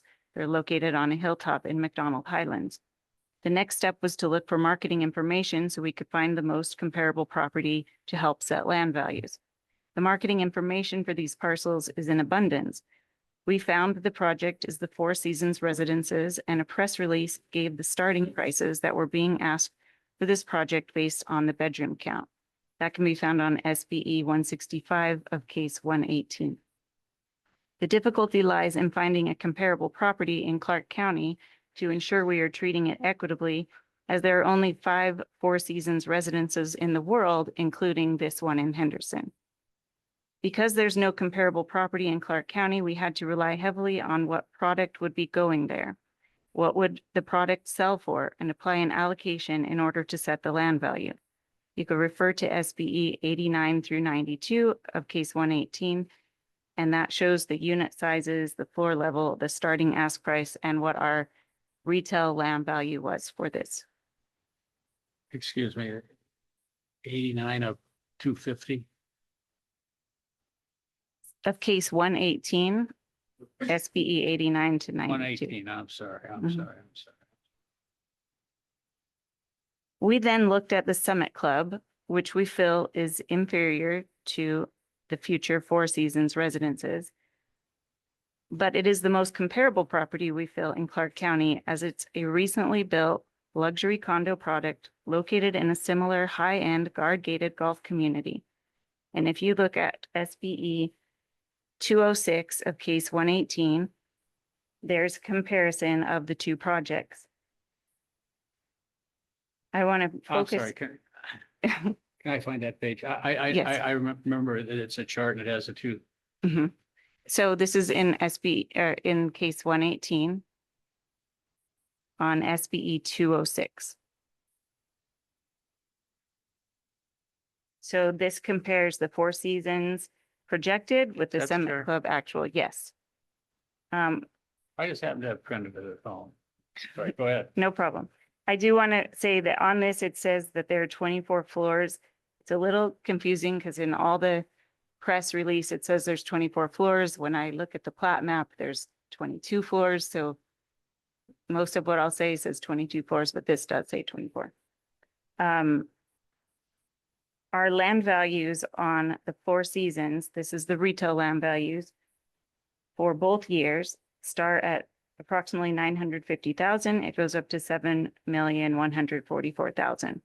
The Summit Club actual land values are at 1.6 million up to 4.6 million. We do have larger units projected in the Four Seasons than we have actual in Summit Club. So we feel that looking at the two projects side by side to see if we have treated this property equitably with another similar project, we feel that our retail land values are conservative. We understand that the units do not exist right now, that they are platted, and that this is what is and what is platted is what is going to be when it is completely developed. But the first step is to set the retail land value to be equitable with the way that we set values for other high-rise condominium parcel land, which is looking at what would these units sell for and applying an allocation. The next step is to look to see if this will qualify for a developer discount. And when we look at NAC to determine if this would qualify, NAC gives us 4 criteria that the property must meet in order for it to be considered a qualified subdivision. And it meets all of them. It's got 10 or more contiguous parcels. A final map has been recorded. The owner has provided us with the information we need to look at it. And the absorption is going to be more than 1 year. So it is a qualified subdivision. And the next step is now to look at all the methods allowable to determine what that discount would be. We sent a letter to the owner, which included the NAC that talked about developer discounts and an application. And that was returned, and that is in the case material. When we reviewed this property, we looked at all 3 methods, and those are all in the case material. The least relevant method was B, which we refer to as the bulk lot method because there are no bulk lot sales comparable to use. Method C, which is the absorption method, we looked at, and this is on page SBE 78. Based on the information provided by the owner, this project is expected to be completely sold out by January of 2029, which is approximately 4 years, and indicates a 30% developer discount would be warranted. We don't think this is the most applicable or the most appropriate method to use. We feel that the development method is the most appropriate given the current stage of development. The development method says the full cash value of the subdivision as vacant land plus all actual costs of site preparation, including on-site enhancements and off-site enhancements. So if you look at either SBE 76, which is our development cost method, or the handout I just gave you, the comparables are all the same. This is for the 25-26. The only difference in what was just handed out and what is in the case material is our reconciled value per acre. So due to lack of time, I'm not going to go over all of the comparables, but I will touch on them. And I would like also to refer you to the new evidence packet that shows the current state of the property. And just so you can see what the area looks like, this aerial was done. I'm sorry, where are we? This is the new evidence packet for 118. And if we go to page 2, this is an aerial from July of 2025 showing. I'm sorry. 25-118 or 25-117, where do we? 25-118, the new evidence packet. Okay, is that the 33,928 bytes, or is that the 12,360? It's a 3530 kilobyte. 3530, okay. New evidence. Oh, these are just the maps and some. Yeah, pictures. it's Okay. really just showing what the development looks like as of July.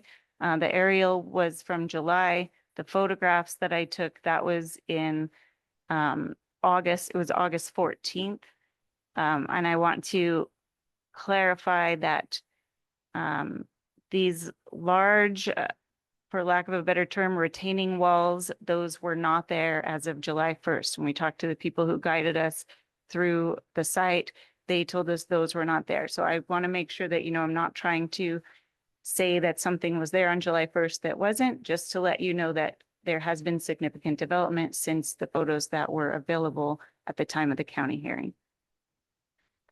Okay, so I'm sorry to interrupt you. The photographs, like on page 7 of 10, it does show some steel work for, looks like a foundation. of the building. These photographs were taken in August. Yes, and I don't believe that those improvements, the steel work was there on July 1st. But that's when I was able to get out to the site. So I just wanted to show that I wanted to show what the site looked like, but maybe ignore those steel parts on it. Okay, but all right, go ahead. I'm sorry. Chair, okay. I'm so sorry to interrupt. You have to leave. You have to leave now. Well, first, the microphone. Sorry. Am I correct in my understanding that this is new evidence that was not previously provided at the county level? Correct. Is it my understanding that you're making an argument that this was not reasonably available by due diligence to be provided at the county level? Correct. We're looking at a lien date of July 1st. At the county hearing, there was a lot of testimony of if this happens, if this happens. And the aerials that we had at the time were from late fall of 2024. So now we're here and we're looking at a date of July 1st is what our lien date is. And we couldn't provide what the property was going to look like on July 1st in February. So I'm trying to show the development is continuing. It's not an if project. Chair, if I may ask one more question. Sure. Mike Detmer, for the record, not necessarily my case. Does the petitioner have any objection to this new evidence? No. With the chair's approval, it seems the party are stipulating to this be entered into evidence. Yes. Sorry for the interruption. That was Mike Detmer for the record with the microphone. You're correct. That was the thing to do. I appreciate that. So it's been agreed to allow the new evidence. Okay. So looking at the development cost method for the sorry, I need to get the right one here. For the 25-26 year, we have 8 comparable sales. I'm sorry, we're 118 or 117? 118. So this would be on SBE 76, or what I just handed out to you showing case 523. It's the same comparables. No changes were made to comparables. The only change that I made in what I handed out to you was our reconciled value per acre, which ultimately changed the final recommendation. So we have 8 sales in the valley. Comparable is questionable. Again, this is a difficult project. I don't have hillside land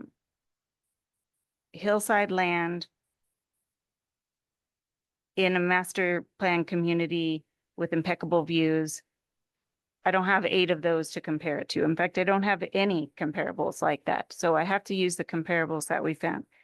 And the most relevant we felt were those in the most similar areas, which are comps 1, 5, and 6, being similarly valued areas, a comparable location. We had reconciled at the County Board of Equalization to a per acre value of $1,350,000. Again, after receiving the brief, I looked into whether these properties in the Summerlin West location sold with a sale price that included offsites, because I was not aware of that at the time, and was just confirmed yesterday that yes, that sale price does include some site work, even though it's not done at the time that they buy it, that price does include it. Yeah, those are super pads in Summerlin. So I went back, I looked at it again and made a different recommendation. So instead of 1.35 million per acre, we're recommending 1 million per acre for this area. According to the NAC, the way to look at this value is to take the full cash value of the subdivision as vacant land plus all actual costs of site preparation. We included the site preparation costs that were given to us on the subdivision discount application. That was 9.1 million for the 25-26 year. And for the 24-25 year, it was 5,005,372. For both years, we've reconciled to the same price per acre on the land, and then we've added the site preparation costs as we are dictated to by the NAC and come up with a subject value to the developer. So for the 25-26 year, the subject value to the developer was 22,030,000. We would then look at what discount will we need to apply to the retail lot values that are there in order to discount the land down to that value. And we come up to a value of 93%. For the 24-25 year, because we have a lower development costs, the subject value to the developer is at 17,935,372 in order to get from our retail lot values down to that value, we need to discount it by 95%. We had recommended a reduction to the county board based We have on 5 minutes left. based on a discount of 92%, and they accepted our recommendation. We are now asking that you now increase that subdivision discount to 93% for the 25-26 and 95% for the 24-25.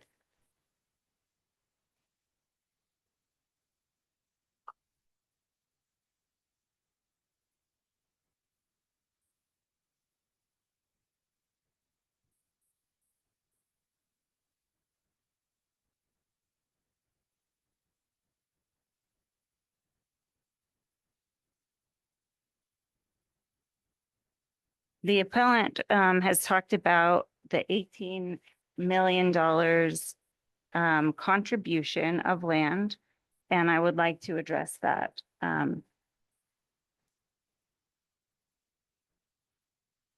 Again, in case 118, so on page SBE 25, this contract shows that the, on SBE 18, so the contract, this is the contract that he provided to us.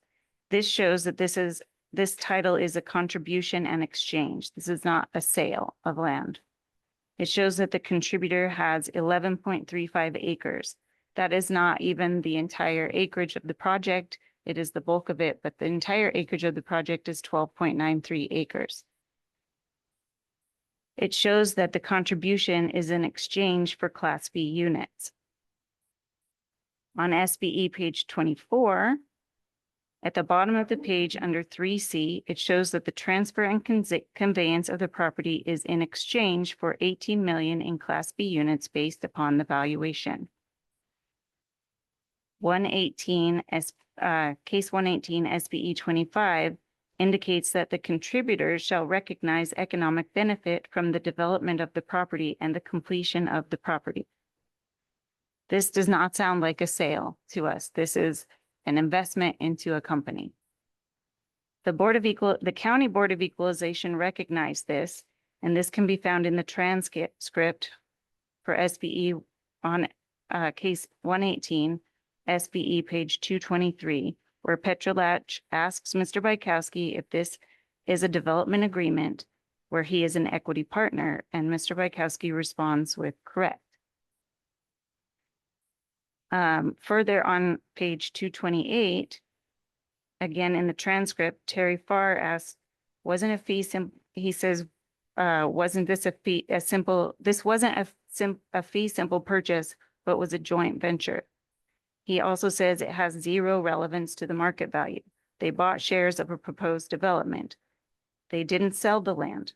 This has no correlation whatsoever to market value. It is a share of a joint venture, not a market value. And Mr. Bykowski responds, correct, of the value of the share of the joint venture. Had Mr. Bykowski truly sold the land, he would not be here arguing the value of it. He is still has an investment in this land and in this whole project. It was a contribution. We do not consider this to be the value of the land. This is completely irrelevant to this case. What we need to look at is what is the value of the land as it is, and then add the development costs.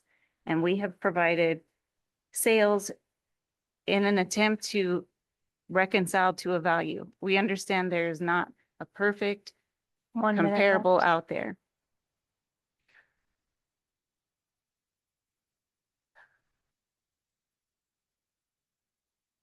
In conclusion, the assessor is charged with valuing the property as it exists as of the lien date, which is July 1st. And what exists is the 172 unit mapped high-rise project that is being developed full steam ahead with site improvements near completion. We have valued the individual mapped units consistently in an equitable manner as all other high-rise condos in Clark County, including other unbuilt mapped-only condo projects. We have reviewed the project according to NAC 361.1295 to determine if a development discount is warranted and have concluded that the development cost method is the most appropriate method to apply in this case. It indicates a 93% developer discount for the 25-26 year for a total value of the property of $23,814,519. And for the 24-25 year, the final value or the developer discount is 16,891,000. Sorry, the developer discount is 95% for a total value of 16,891,445. We are recommending that you further reduce the properties than what the County Board of Equalization had accepted. They accepted our recommendation on both cases, which was for a 92% discount and a 93% discount. And we're recommending a further reduction for a 93% discount for the 25-26 year and a 95% discount for the 24-25 year. So what are those numbers? The final value Yes. for case 118 is 23,814,519. For case 117 is 16,891,445. Does that conclude your testimony? Yes. Yes, sir. Rebuttal time. Okay. I think it's kind of irrelevant what's mapped or planned, how nice a Four Seasons will be when it's finished. It just comes down to cash value of the property. And I think it's real hard for us to accept that you give us comps from 500,000 to 1.5 million an acre and then say you're worth 1.8 million. Like, if we were in the comps that they gave us, we wouldn't be here. So the issue was that they gave us comps, as you had said, super pad. The super pad isn't natural. You got to do some grading work. So they compared us to properties that had grading work done and then added our grading work onto our value. You can't do that. If you're going to comp me with a graded parcel, you can't add my grading work on top of the comp. You have to do straight comp. So being a hillside property that had to have grading work to make it into a super pad, then go my finished super pad price to their finished super pad price. Don't take their finished super pad price and then tack the money I spent on top of it on top of your comp. So they said that the contribution agreement is irrelevant. I don't think it's irrelevant, but it's a data point.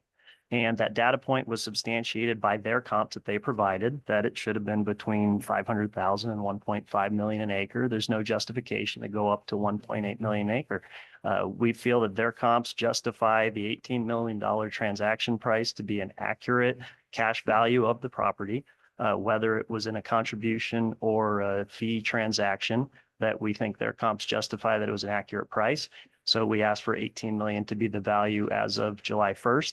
And for the 2024, we had $5 million of grading left to get it to the super pad level to make it comparable to the comps they provided. So we asked that that 5 million be taken off the value for the 2024. So that's how we came up with our numbers for 13 million for 2024, 18 million for 2025. And we feel that their comps justify those numbers and that anything above those is exceeding the cash value of the property at both of those dates. Thank you. Questions from members of the board? Could you explain the difference between the 11 acres and the 12.9? Yes, it was, so there's overgrade. We're adjacent to the city of Henderson property. They didn't want any of their property disturbed and the property, construction was coming right up to the edge. So the city sold an additional, 50 feet or so for grading for about $100,000. I think it was between 70 and $100,000. So that puts a very low land value on that transaction as well. So that's why it grew from 11. It was basically for an overgrade, so that we didn't disturb into city property.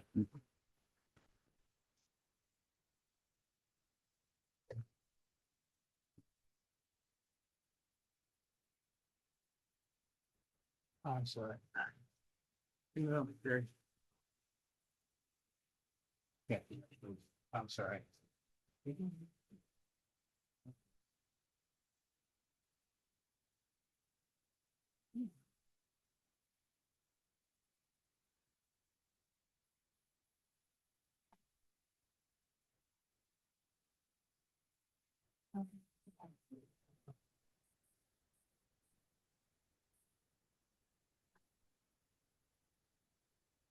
May I add something? We've given you a lot of leeway, you know. I don't So think go I even ahead. got anything more than my 15 minutes, which was partially taken by some clarification about new evidence. We gave you all the time in the world yesterday that you asked for and you got. So I wanted to stick with the right protocol here for it. Your, just a question now. Your land development cost method, I'm looking at it. Listen, you're calculating the value of subject value as undeveloped. Correct. Based on 12.93 acres. Correct. Does it make sense to include that extra? Should it be the 11 acres that they're actually building on? Or, you know, or maybe Paul, you're the one to answer this. You know, So- is that extra land that you got from Henderson really part of? It is part of the parcel now. So the parcel did grow and we're fine with the 12. We don't think it changes the value. So Really. the pad that you recorded the map on is not 11 acres. So the pad's not even close to, because I had said previously in my testimony, when you have a sloped property, you just have certain size pads within it. You've got a hill like this. If you flatten pads, you've got a lot of cuts and hills to make flat areas within the 12 acres. So the pads that the buildings were going on didn't change, whether it's 11 and a half or 12 acres, the pads didn't change. It was just the exterior where kind of the grading went after those pads were created. So I know the map is in. If I look at that, is it going to say it's a site of 12 acres? yes, the overall map will be a site of 12 acres and the map will show the building footprint, and the building footprint are the flat areas within those 12 acres. Okay. Where's the site plan? Would have been in the documents. I guess in the backup. The plans are in the backup documents. Yeah, I got a whole bunch of plans here. I just Yeah. thought you tell me where the site plan is. I didn't provide those. It was the county that did that provided the map in there. So I'm not sure which page it's on. I'm not sure exactly which you're asking for. So I have the new I'm looking for evidence, a which site shows the plan. area. Site plan that shows where these buildings would be and Oh, where the this, pads would be and. okay, the plat map is, the plat map starts on page 89.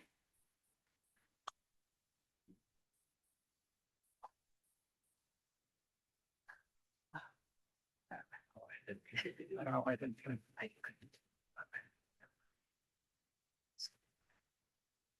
No. Oh, sorry, I'm referring you to the wrong page. So on SBE 118, the plat map starts on page 93. I'm sorry, I was dealing with something else here.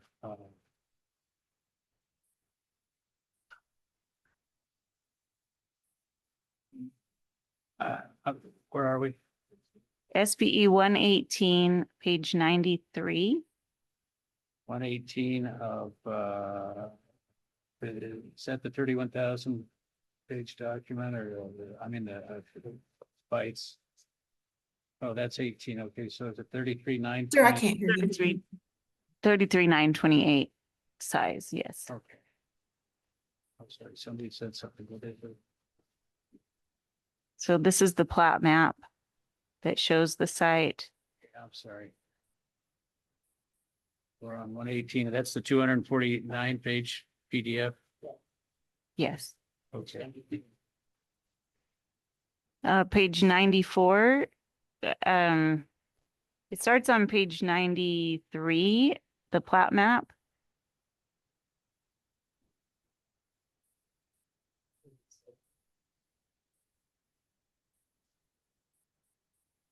Yeah, I'm looking for a site plan. So if you look on page 95, that shows the north half of the site where the tower is going to be.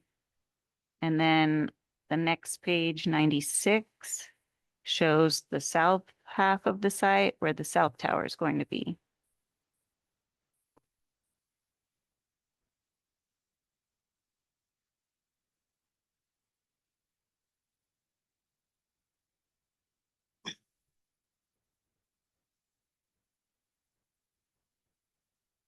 Okay, so on page 95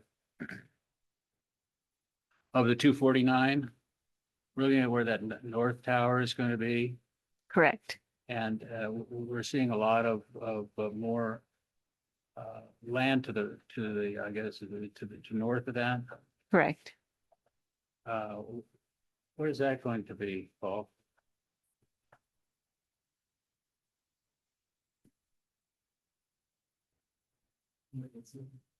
What is this going to be? So that upper flat area, it's zoned for like separate condo ground units and for, I think there's a pickleball court over there and for some roadways. So it's future units. So is that where the $14 million lots are going to go, the 14 mansion size lots?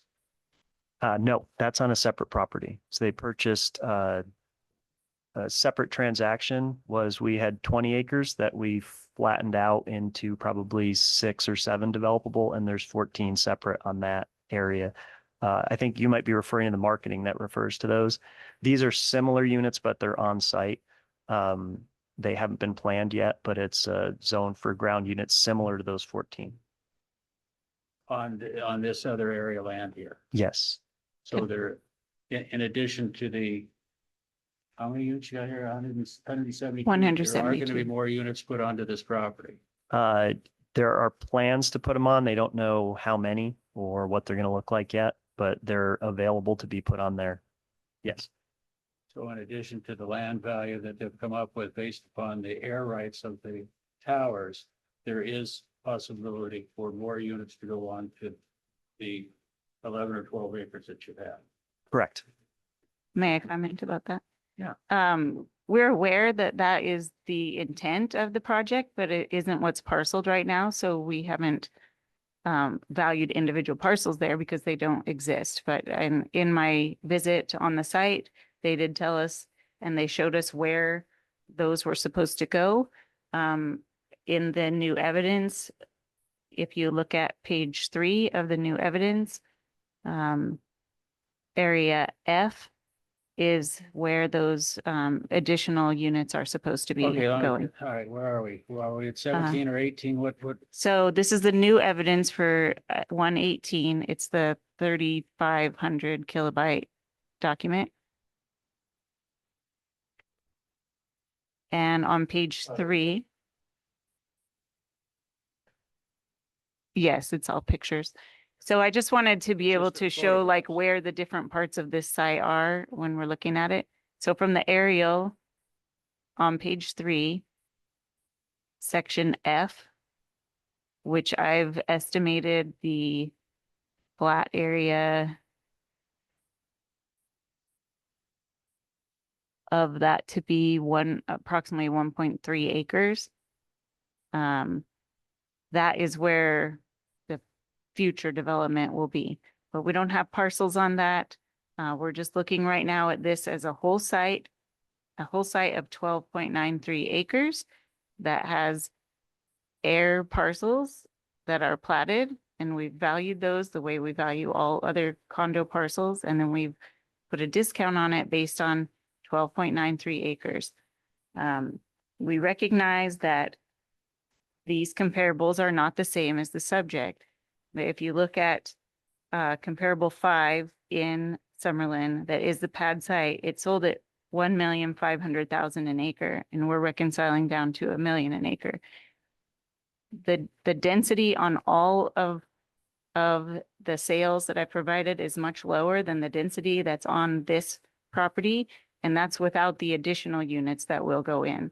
So the density on the subject property is 13 dwelling units per acre, considering the whole 12 acres. If we were to take it down to just the pad, it would be much, much higher.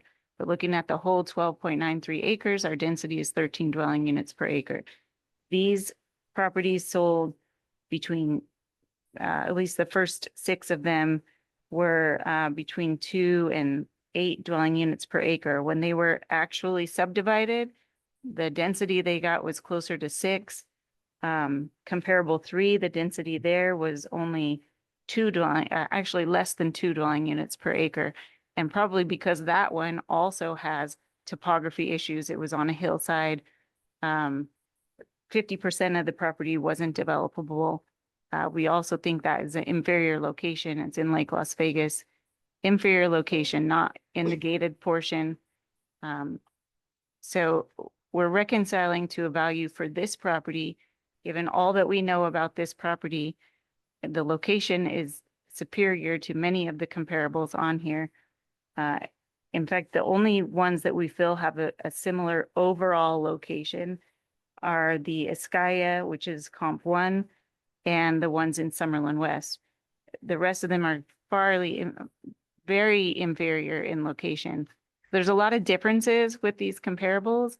And we feel that we've recognized that in reconciling to a value of 1 million per acre. There's 1 million per acre all day long in the Southwest, which is far inferior, but they are super pads. They don't have offsites. We're looking at something with a higher density, an amazing product that's going on there. And we're saying that this value is 1 million per acre. If we're going to even consider their contribution of land at 18 million, that would be the starting point of the value of it, because they didn't just get 18 million, they got an interest in a development that they're going to receive economic benefit from. If they just sold this land, they would be done with their 18 million and moving on, and wouldn't be sitting here arguing this case. You're talking about the golf course memberships and everything else that's included in that transaction, the $18 million deal. All the other parts, the only other parts of the $18 million things that I read were golf memberships and use of the golf course while they're having their salespeople show prospective buyers around, and those are the factors you're talking about. And They have an interest in this development now. As this development progresses, they share in that interest. It's like buying shares in a company. But it could also be viewed as, we sold it for 18 million and we took that $18 million and invested it in this limited partnership. My question is, you're proposing for tax year 2024-25, a value of 16,891,445. But when I look at the development cost method, the subject value to developer is 17,935,000. So there's, what's the difference? The difference is that we reconcile to a percentage on the discount. And that's based on looking at what the total subject land value is compared to what the subject value to the developer is. And then we reconcile, we round that to a whole number of 93%. Okay. We apply that to Okay. those. Okay, so you did a some of the retail and then applied a subdivision discount to it. Correct. And where do you get the 93% from? If you look on the development cost method page, tell me what year you want to look at and I'll direct you to the page for it. All right, well, tell me where I'm going first. Okay, you can look at the handout I gave you, might be easiest. We can look at 24, 25 or 25, 26. Just let me know which one. Well, I'm looking at 24, 25. Okay, so 24, 25, if you look on the left-hand side, towards the bottom, there's a yellow box that says a conclusion of 1 million per acre. That then is, Am I looking at this? page? yes, yes, that page. So towards the bottom, there's a small yellow box that says 1 million. That is our reconciliation, 1 million per acre. That per acre value is applied to the 12.93 acres. So over on the right-hand side toward the bottom, just under where it says total acreage, the subject value as undeveloped for the total acreage is 12,930,000. That equates to 75,174 per lot. We then add the actual development costs that were given to us, and that is taken from their application of 5,005,372. We add those because that is how we're directed to from the Nevada Administrative Code. That equates to a subject value to the developer of 17,935,372. What we had from the retail lot values was 337,828,898. So we look at what discount needs to be applied to that value, to the 337 million, to result in the subject value to the developer of 17,935,000. And that calculation is indicated at the bottom. It's a 95% discount. Now, previously, when this was appealed, we had already applied a 93% discount. So that 93% is not showing in the retail lot value. That's just what we already had on there. So the indicated subdivision discount based on our the subject value to the developer is 95%. We then went back and applied that 95% to each individual lot value, which is on the parcel detail that was handed out. So you can see each value, what our lot value was, what our subdivision discount was, what our subdivision count is now, and what the final value is. Because of rounding, because this wasn't exactly 93%, it just shows up as 93% here. We are rounding to a whole number in applying a subdivision discount that actually discounted it lower than what the value to the developer was on this particular case. Okay, so the 93% came from getting from some of the retail down to the value that you had to the developer, right? Correct. So the some of the retail, the 337, was only what will be developed on those 2 pads.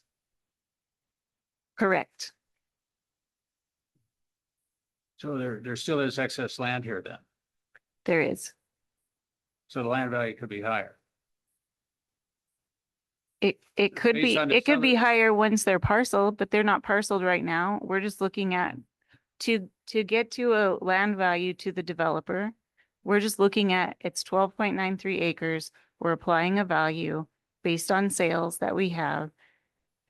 And then we're gonna add their development costs. Okay, she comped the comps include the additional acreage.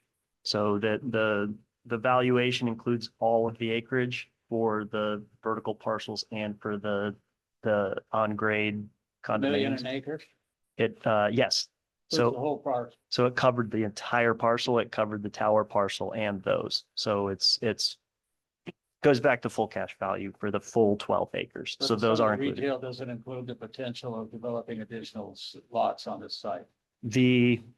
And I would go back to when we had the argument in front of the assessors board. They threw out all of the discounts and condos and floor units and just took it down to a base level of comp for acreage because they said it was impossible to reconcile these units that hadn't been built. So the entire conversation just boiled down to how many acres do you have? What can you sell them for as a cash value? And then using the comps throughout the valley of what was sold to come at that. And that acreage includes all of the units. So it was, they started with a dual argument with what could be built and what the values were. At the end of the day, I couldn't even argue that because it's all theoretical and the percentage discount is so great. It really comes down to the cash value of this property, what we can sell 12.93 acres for on the open market. And does this exceed that? And yes, it does. We've never sold it for this much. They have no comps to show it for that much. So it's just a full-on cash value argument that on the open market, we're not getting that much. They can tell us that we can sell it for more. We'd love to. We've tried. We've never gotten that much money. So they can throw comps out and mess with the numbers, but they're exceeding full cash value of what we can get on the open market. And that's why I keep coming back to that argument. We just can't sell it for that much. Love to get more for our land. Never have. So I don't think we should be taxed on more than we can or ever have sold before. You have those sales? We did. They had all those sales numbers and they comped our lots as well as the Ascaya lots in getting these. No, So in your case, did you present any sales data? Sir, can you get closer to the mic, Chair, please, for me? Thank you. I'm sorry. Did you provide, do you have any comparable sales? You're criticizing their sales data, but do you have any sales that that you think are comparable to this property? they were under this. These are the sales they provided to justify their No, higher I'm asking costs. you, do you have any sales data? Are you presenting any sales data of your own? I'm not presenting anything today. In the original arguments, all of the sales for the community were available and were put into their reports. So that they were available and they were part of the record for the previous calculations. What I'm saying is that the sales that were presented aren't on their cost method sheets because they didn't use them. May I comment? Where are these sales he's talking about? The only sales in the case are the comparable sales that the assessor has provided. The appellant provided a sales contract, which was his contribution of land in which $18 million. He gave you Correct. that document. Yeah, but There, I they did asked not, him if he had any other sales and he said he did.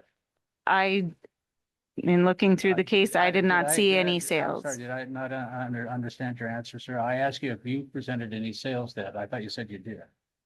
It was included in the packet. I thought, was that your answer? The sales data, I guess I don't know how to answer that. The sales data was available to the assessors to compile what they presented to us to argue against. So, No, it's not. Is it part of your case? so my case, no, because I agreed with the sales data they presented. So I didn't have a problem with their comps. I agreed with them. Their comps backed up my argument. So I didn't present anything to go contrary to that. I agreed with their comps. My whole thing was that their comps, the improvement costs are included in their comps, and then they tacked it onto my price. So I wasn't arguing with them. I like these comps. I thought they were accurate and I thought they justified my argument. So I didn't present any, I'm saying that we haven't sold it for more. Their response to us was basically that you should have sold this property more, that it was worth more, that you could have gotten more than $18 million for it. And I'm saying we tried, haven't. any sales that we've done, we've never achieved that level. Well, that's what I'm asking. Where are the sales? Where's the sales? Where's the data? Well,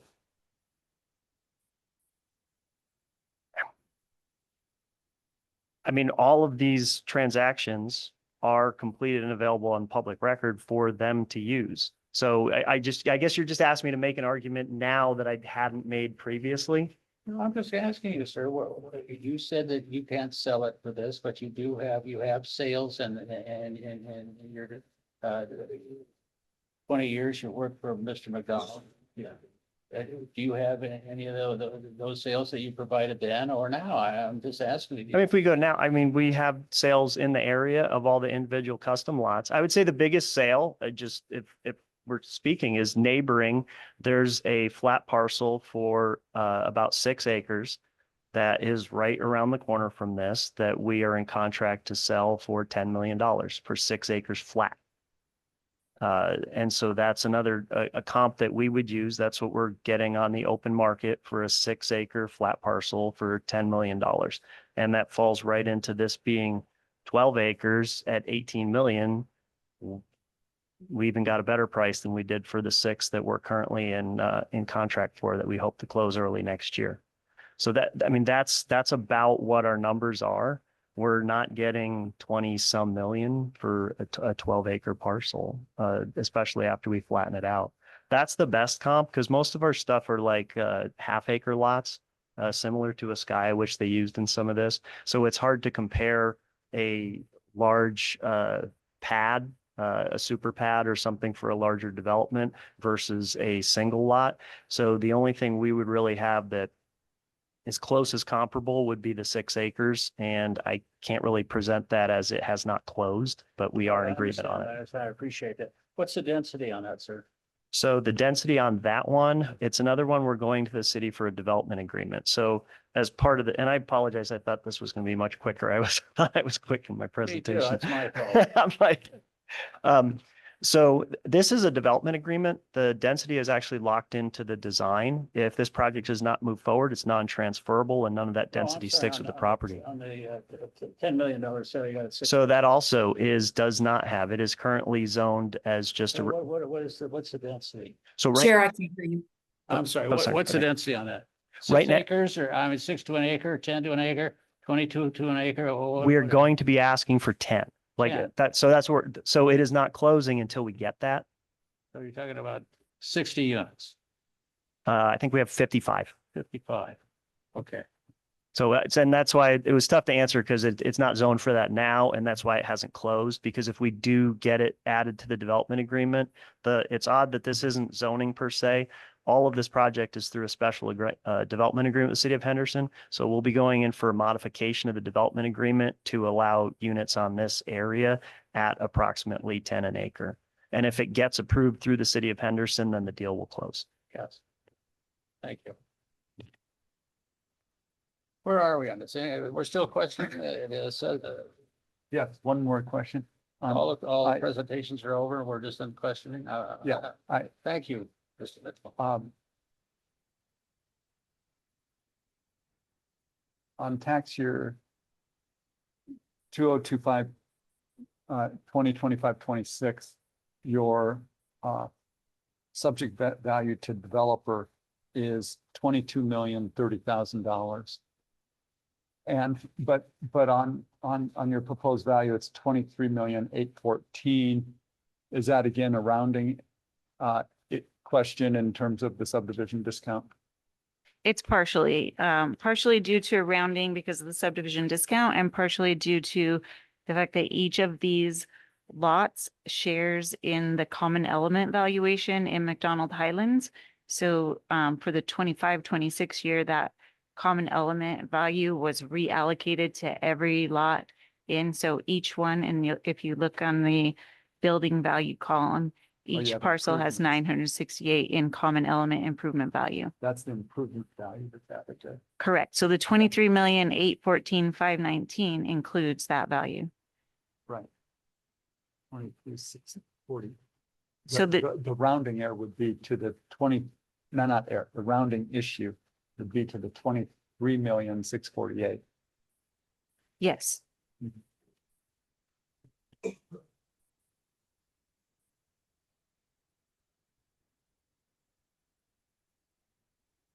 We have never Comments, put a, Motions, I'm sorry, excuse me. Ms. Slaughter, I apologize to interrupt. Go ahead. oh, it's good. I was just gonna say, we have never put a 0.5% on a subdivision discount before. We just round to a whole percentage number.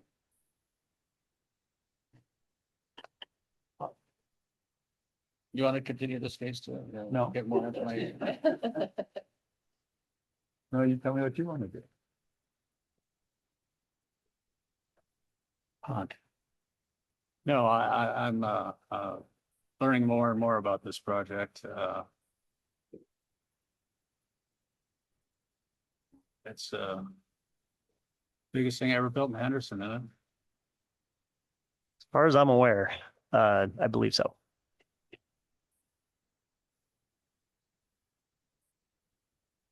And I understand you're 75% pre-sold.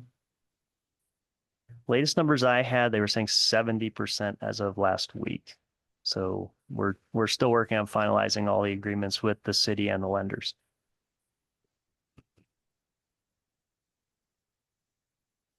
So are these, everybody says the best thing about this, one of the best things about it is going to be the views. So I'm looking at these buildings and are all of there's 4 sides to these buildings, right? So are all of the views of the strip or are some of the views looking back up at the side of the mountain? So the way the building is, the units are designed, well, there's 4 sides to the building. The units go front to back. So your unit would have, on one side of your unit, you would have mountain views to the rear, and then they're putting the great rooms and probably master bedrooms towards the strip side of the building. So you would do there's a floor where you have 5 units on it, and they each go so that they would all face the strip on the front, and then they would all have the back. And I think a number of them have windows to the back, so I think they do have mountain views through the other side, but the majority of it is facing the strip with a balcony, some outdoor living that would have the strip view as well. So are the only ones that are getting the garages, are those the penthouse units? No, so all the units get garages. I think they all get private garages as well. And then there's elevator shafts that go up to each unit that's split. I believe there's 2 elevator shafts on each floor, and then you can go into each unit from there. But everybody would get their own parking spaces, and I think there's garage units in there. So they have quite a bit of parking. The first number of levels is a very large parking garage. And then we've actually put units on the edge of the parking garage on the lower units because they do have some views on some of those areas as you get off the ground. So the views on the ground garage level as you first come out of the ground, you can see the strip or some good views from most of those. But then as you get up in the air and you see over towards the strip, then the units have the unobstructed views as they get in the air. But they would each have garage units. And I think one, I believe one enclosed garage unit at least per unit, but I'm not positive on that. How many of the penthouse units do you have under contract? You have the $20 million one, 30 million, what's the number on the highest one? The highest is 31.55 million. Got people standing in line, you got reservations on that one? The penthouses, no. No? No. So there is a little iffy there on the high end of the penthouse, the high end of the penthouses. Yes. But there's only 4. Yeah. I think from what I recall, I think they're 25% sold. Pre-sold. Pre-sold. I know that was my intention Under before, reservation. is they're all reserved. We have had no sales. We have I believe 70% reservations, and there's certain units that are 100% gone. So like you said, you have the penthouse, the junior penthouse, which are at different levels, and there are certain units that were popular that are out, but there's still inventory available. Any other comments, questions, motions?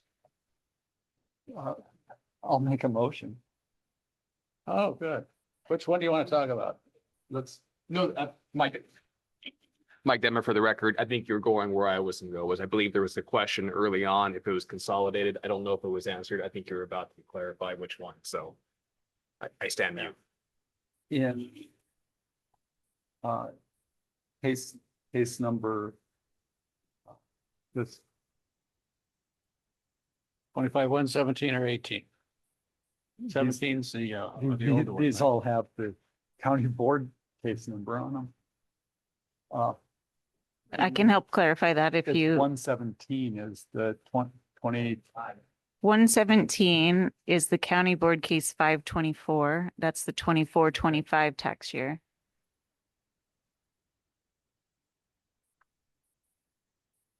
In case number 25-117, I make a motion that we reduce the value of the subject property from 23,648,23 to 16,891,445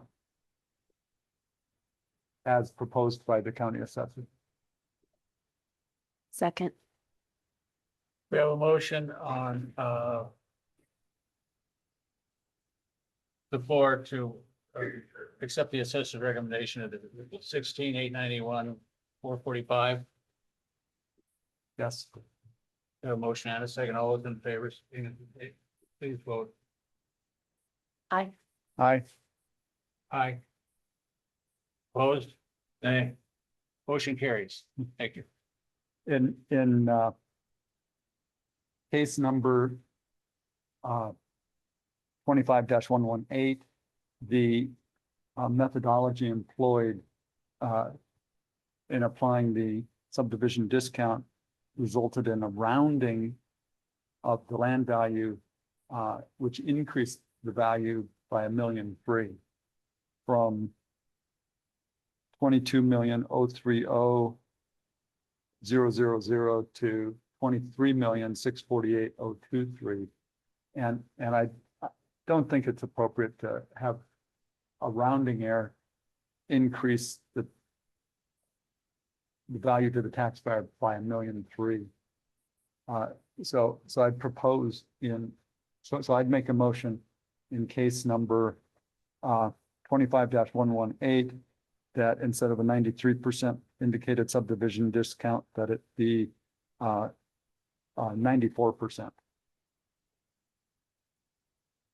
No. Yeah, what's the resulting number?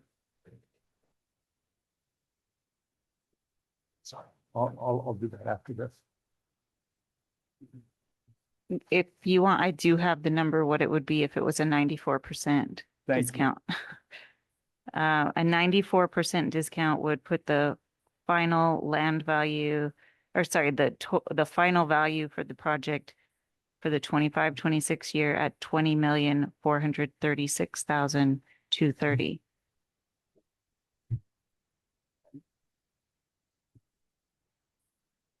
Can you read that number one more time? 20,436,230.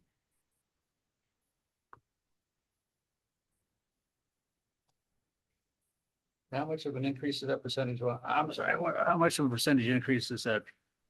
Well, it's just not, it's because more work has been done, is what the value is going up for, right? It's because the development costs that they provided are higher than they were the prior year.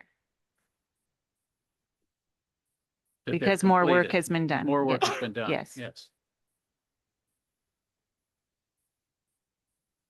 We have a motion on the floor. I'll second it. Wait a minute. Mr. Bancroft, your motion is the 20,436,230. If I can offer just a friendly addition to that motion, if we can incorporate the record from 117 into 118 with that motion. Yes. Yes. Is the number correct that I just read? Yes, 20,436,230. And we're incorporating all of the discussion we've had here today in cases 25-117 and 25-118. We good, Mr. Mitchell? We have a motion and a. Do you have No. a second? No, I'll second. No No, you will, or no? Now I will second. Thank you. We have a motion and a second. All those in favor indicate by saying aye. Aye. Aye. Aye. Opposed? Aye. Unanimous. Thank you. That one carries. Good gosh, Paul, you really threw me a wrench here. Good God. I was 5 minutes. She was. I wasn't aware that that was the property that you were representing. I would have never gone with it. I knew this was going to turn into a hairball. Thank you very much. I really appreciate your presentation today and How much time you put into this? thank you. What's the pleasure of the board? My recommendation would to be break for lunch until 2 p.m. If the board's acceptable to that. Yes, I am. Everybody else. 2 o'clock. Thank you. With that, we will be locking the doors here in Las Vegas. So if you have personal belongings, please take them with you.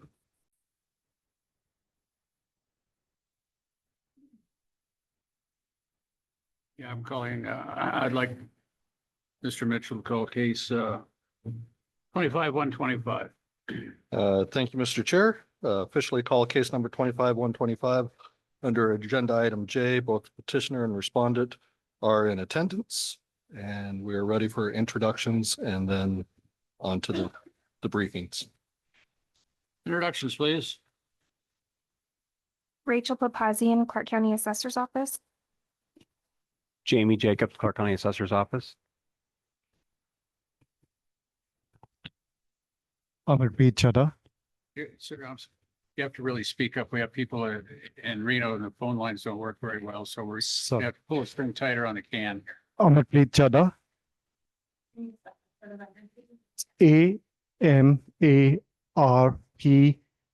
Amarpreet. Last name Chabha.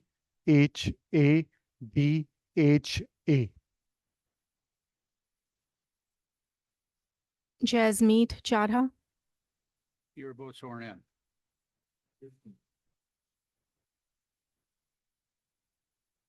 Assessor's Office, would you point us with property, please? Okay. The subject property was built in 2021 and is a 7,383 square foot, 2-story custom home in the luxury community, The Estates at Lone Mountain. It is 6 bedrooms, 6.5 bathrooms, home with a 6-car garage and a 1,543 square foot guest house on a 0.97 acre lot. Home features include home automation, security cameras, a large custom pool and spa with built-in barbecue and its own private gate for security.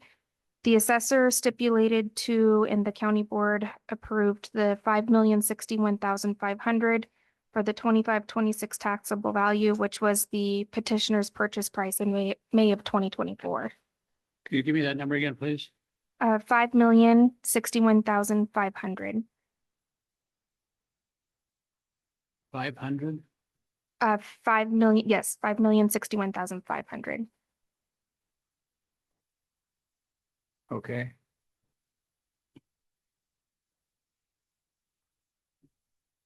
Go ahead.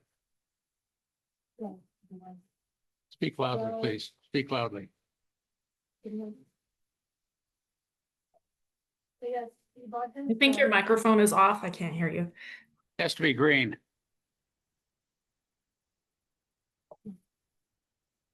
Sorry. So yes, we bought this $5 million home at 4180 North Jensen Street in Lone Mountain, which is taxed at nearly $45,000 each year. And we just found out that a $16 million home in the Summit, 10891 Stardust Drive, pays only about $60,000. And a $10.5 million home in the Ridges, 39 Crested Cloud Way, pays just $40,000. That means that my effective tax rate is almost double that of a property worth more than 3 times as much and even higher than a home worth twice as much. This is not fair. Closer to our home, I would say the disparity is even clearer.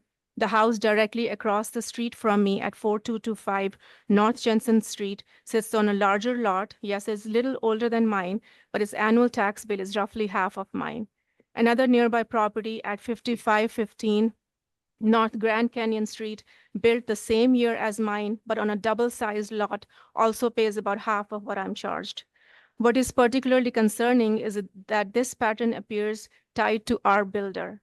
The house next to us, 4225 North Jensen Street, and the one built by our builder, 4221 North Jensen Street, is paying significantly higher taxes, while the older and the larger house right next to it, 4225 North Jensen, pays half of it.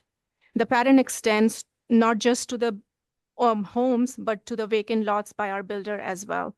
For example, parcel 125-33401-019 is 43,560 square feet lot, which is listed at only 425,000 and is being taxed at $1,000. And a parcel number 13806503028 is listed at $775,000 and is 81,457 square feet lot, whereas my builder's lot parcel number 13806312003, which is only 40,000 square feet, is listed at $1.79 million and is being taxed at $2,000. This shows that both the homes and the lots developed by our builder are being assessed disproportionately higher than the comparable neighboring properties, suggesting a systemic inconsistency affecting only the certain properties. Nevada's law makes the standards very clear. Properties must be assessed uniformly at 35% of its taxable or cash value. That means if my property's cash value is $5 million, my assessed value should be around 1.75 million, not inflated far beyond that. Yet my property is effectively being assessed at over 100% of market value, while some of the luxury properties are being assessed as low as 59% of the market value. When assessments are not even tied to the cash value, the entire tax formula breaks down, creating unequal and unlawful burdens. The statutes back this up. NRS 361.355 gives us the right to challenge an overvaluation. NRS 361.365 imposes on this board the duty to equalize assessments so all the properties are valued at the same percentage of cash value. And NRS 361.375 requires uniformity statewide. Finally, NRS 361.4723, the abatement law, shows legislators' clear intent that no homeowner be subjected to disproportionate or excessive taxation. We are not here for any kind of special treatment. We are here only to get the lawful treatment. Our taxable value should be reduced to reflect the same percentage applied consistently across Clark County and aligned with the comparable properties, which are multi-million-dollar homes in the Lone Mountain, the Summit, the Ridges, and other high-profile neighborhoods. Anything less than that would be inconsistent with the law and the principle of uniform and their fair taxation that this board, I feel, is bound to uphold. And Amar would like to add something to this. Thank you. Chairperson, I had a chance to look into a little bit more deeper two cases maybe you guys might be familiar with. One was the State Board of Equalization versus Bax. The Nevada Supreme Court in 2006 rejected the assessor property valuation because the methodology used has not been approved by Nevada Tax Commission, were not applied uniformly, were not the same as the method used by the assessor in other counties. The court noted Constitution clearly unanimously require that the method used for assessing tax throughout the state must be uniform. I'm going to quote another case in 2008. Success achieved in Bax case reaffirmed in State Board of Equalization versus Batra, where the court stated like properties, taxable values must be obtained using uniform assessment methods. In the same ruling, the court elaborated that the property value determined using unconstitutional, non-uniform method is necessarily unjust, inequitable. So I'll go on a little bit more what I found out. In Nevada, the taxable value of improved property is calculated, I think we all are aware with the formula, using the replacement cost approach that is defined by the state law under the statutory approach assessor value the land component, improve the components separately, improvements. The land component is valued consistently with the use to which the improvements being put. While the improvement is valued at the replacement cost, less depreciation. I think since morning we all been gone through, I don't want to get into the Marshall and the Swift. You guys are champion than I am. I'm sorry, we're what? The Marshall and the Swift cost manual. I think you guys are better champion than me. We all know that. So I'm not going to get, but I think what it was sent in the code, instead relying the market-driven depreciation, state law requires assessor to depreciate improvement rate 1.5 per year for the 50 years. You know, the example the code has given, I'm going to quote from there. There were the two properties. One property sold for $1 million. And other one was 975. The attribute to the two homes were different, but the market value roughly equivalent. So one would expect the tax value of two homes to be similar, but that was not found. The house which sold for 975 assigned a taxable value which is more than twice the taxable value of the home which was sold for 1 million. Continuing with the same example, they converted into the ratios, sales ratios. The house sold for 1 million was built in 1970, assigned a taxable value 26.2 sales price. While the one sold for 975, built in 2021, assigned taxable value, which was 58% of its sales price. So bottom line, they're talking about the sales ratio. Similar example among the sales review and the average sales. Calculating, dividing taxable value to the sales price. The home built in 1971 is 31.6, which the average sales ratio built in 2012 was 65.5. So these are the examples which I pulled through the Supreme Court. I did send originally all the comps to our county assessors, and the comps were from 2017 till 2024. And they are all over the town comparing the comparables. Like my wife was telling me, the two houses which is built by the same builder, if I leave those and do across the city, every single community, Red Rock, Ridges, TPC, Southern Highland, the sales ratio are not matching up. My house is the only one which sold for 5,061,000, and it was taxable value was 5,061, which county reduced from originally from 5.5 million. My tax was 44,000 last year, which I didn't even still understand. They reduced 500,000, but my tax still gone up to 45 from 44. They came back, they reduced 500,000, but I still didn't understand how the math worked. Then I have given like every single property I have done work on it.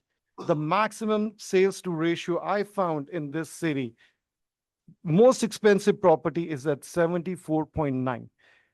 And their maximum is 53,000 taxes. If I'm compare apple to apple, put that number in perspective, my tax should be about 17 to 20,000. I have a properties here which are about 10 million, 15 million, 8 million, 7 million, 6 million. None of them are above 50,000. I'm talking about double the value of my house in better neighborhoods. We are at 215 Lone Mountain Northwest on an acreage, no gated, no guards, nothing at all. I'm comparing these with one of the best properties in the town. 5 minutes left. Thank you, ma'am. And we are being taxed triple, which I am still not able to understand. There are the properties which we send the comp where we tear down. For example, 7815 West La Madre, they rebuild it. Still, after rebuilding it, their ratio, the tax came sold for 4 million for 25,000. Which mine should be equivalent about, in that case, 31,000. So if I take the properties which been rebuilt from the ground, taken in the land, still not compares to our taxes, what are we paying? I am not able to understand. The one what they have given us down here from the county, my assessed value is 1.976630, out of which land value is 402,500, and the property itself is 1,574,130. If I'm dividing the $45,000 into these two bracket, my land tax itself, $15,000. I don't see any land in the city with the acreage should be taxed that amount. These are only 3 properties on Jensen, which our builder Templeton has built them. There is no other property which is comparing the same tax ratios. So what I'm trying to still figuring out, before these 3 properties, ours was third, there were 2 more, before those 2 properties were built, how did they got 4121 tax $40,000? Because there was no comparable before that. That was the first property he built. And if I'm comparing all of the properties in the town, no one comes near to that tax brackets. I am so baffled and trying to understand from every perspective. If you build the new house, or you take the old house, scratch it down, or you have the old property, which is opposite to us, 2.25 acre. If you're telling me you're going to do just land and improvement separately, so 2.25 acre, his tax should equivalent to my tax, 400,000. I'm not able to understand like how the numbers are being derivative, where we are paying $45,000. I put all the scenarios from every part of it, from a whole city, and still I am not able to match my numbers. So I'm trying to understand where is the numbers coming from. Like, I'm not living in Ridges, I'm not living in Summit, I'm not living in Red Rock, I'm not living in Southern Highland, where are one of the highest beautiful standard high quality properties, or maybe those, I don't know the construction cost. Mine is like 600, they are averaging $1,000, but they're still paying the less taxes than us, which we are sitting on the northwest. We thought when we bought it, that was a mistake from us too, because we didn't know much about this tax rate. It was 8%, property was vacant. We thought it was investors sitting in that. When we buy, it's going to be homestead. We're going to come in as an owner occupied. It's reduced to 3%. But then they reduced 3%, but tax like only $1,000. And then I understand there was some wrong math. What we did, it doesn't work like that. From 8% to 3% cap, the numbers really didn't pan out. And that's where we start panicking and tried looking into it. What is about these 3 properties in the whole city? The sales ratio is 100%, where none of the properties in the whole city, the ratio maximum expensive property ratio is 74%. I'm talking about very expensive, beautifully, You have 1 minute 1,500. left. Sorry. Thank you. So all the properties in the town, like you name in any single properties in the town, in any good gated communities, are cheaper tax rates than these 2 properties in the city. So there is something with these 3 properties. I seen here, they compare the land also, but all 3 lands also sold by same developer, Templeton. So there is something going on between Mr. Templeton or with the tax, which I can't understand. The 3 houses are sold by Templeton. The 3 lands are sold by Templeton. All the other lands, they put it in this sample is inferior, because you didn't put the lands where it should be exterior. If the lands are inferior, but you're comparing my properties to other properties, which is like Ridges, Southern Highland again, and Summit, they are paying less taxes on their land and on their building. Thank you very much. Very well done. Okay, fire up. Okay. There are equity grids on pages 60 and 61. Now Page let's start with your value. What's your value? 5,061,500, which was the purchase price, May 2024. What's the number? 5,061,500.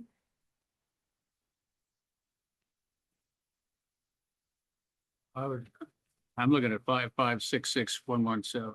It was reduced at county. We stipulated to the 5,061,000. Oh, yeah, that's right. Okay, I'm sorry to interrupt you. Go ahead. Okay, so the equity grids are in pages 60 and 61. Let's Okay. make sure we're all on the same page here. Where are Okay, you? and I believe that's the PDF page as well. Do you have access to this information, Amar? It's still 60, SBE 60 then. Mhm. SBE 60? Mhm.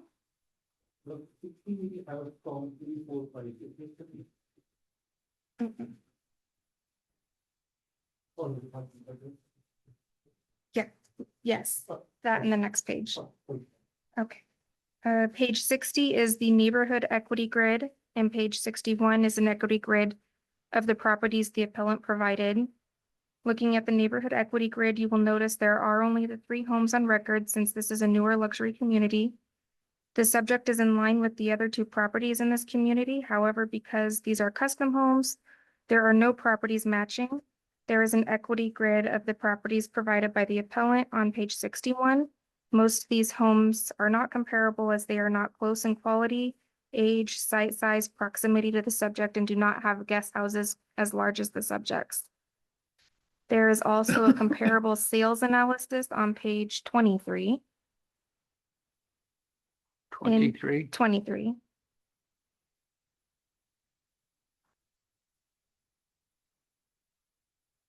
Okay. In looking at the comparable sales analysis, you will find the most recent, similar, and proximate sales to the subject. All sales provided bracket the subject's living area and site size. Most weight was placed on comps 1 and 2 being in the subject's direct neighborhood and most similar in quality. All comps are within 2 miles of the subject. We will find this subject and comparables MLS listings on pages 25 through 57. My analysis indicates a median value of 5,238,000. However, the property was purchased for 5,061,500, which is even lower than the lowest adjusted sale on the grid. The assessor upholds the county's decision to reduce value to the 2024 purchase price of 5,061,500. Jamie Jacobs for the record. Just want to add a few things. And again, we're not a market state, so we don't use sales ratios for improved properties. We're using replacement costs new, less depreciation of 1.5% per year, and plus the land value. Now, I heard a couple of things regarding a rebuilt house, and so you get into all these differences, especially with depreciation and other amenities can really skew things.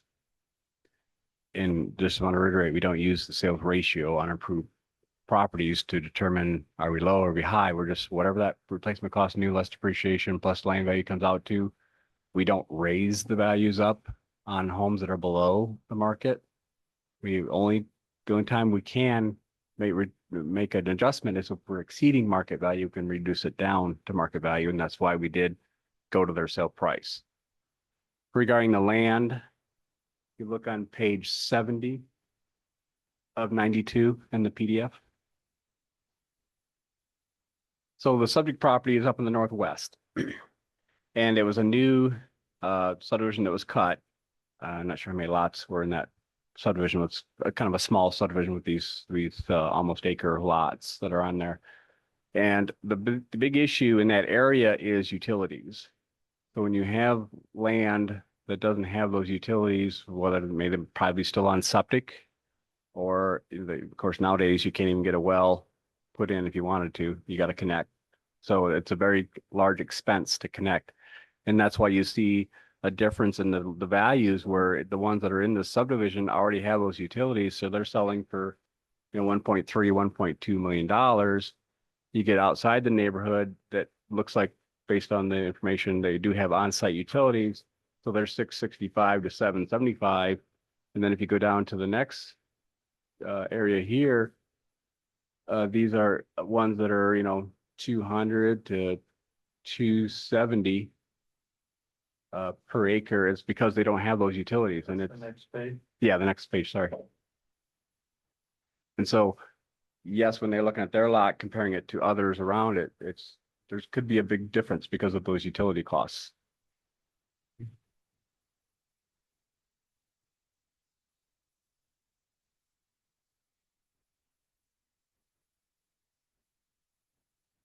And so again, that back to the improved properties, the age is going to be a big factor. Of course, quality is another thing that goes into it. If it's a 2-story compared to 1-story, so a lot of different factors that go into that replacement cost. And then once that straight line depreciation is applied, again, it's not a market depreciation. It's straight line. So as these properties get older, they're going to get further and further away, potentially from the market value.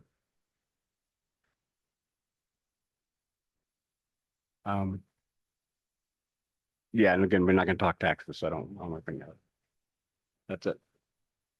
Oh, we have one comment here. Marianne Widener with the Clark County Assessor's Office. I just want to make a comment because I know this is a struggle for a lot of taxpayers that are new to our state. And when they're used to coming from a market state, and we really try our best to explain things to them. Because we are a replacement cost state, plus the market value of the land, you know, as a home ages, it's going to get further and further away from their actual sales price of what they could sell that property for.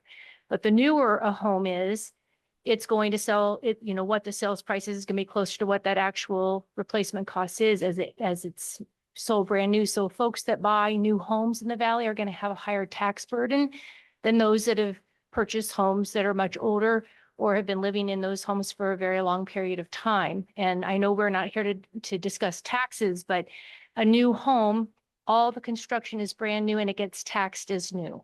An older home is going to be abated based on when it was new back in time, starting back in 2004, 2005, when the legislature passed the abatement law that caps their taxes. So you're going to have a disparity in taxes throughout the entire valley, affected by multiple factors, one being the age, one being the other being the market conditions where we had the huge decline in the market for those properties that were here back during that time. Brand new homes built today are going to be valued higher because they're brand new and they're going to get taxed at that pretty much full value at that moment in time. So it does create a little bit of a disparity, but it's not necessarily an inequity per se because it's based on the age. And so the whole argument with regards to the difference in the taxes, these are issues that have come before the Nevada Tax Commission. I've testified before this board about that. Just the 3% and the 8% difference in the cap right now, going back over time, can create a disparity in tax burden with 2 identical homes sitting in the same neighborhood. And those cases have gone before the Nevada Tax Commission.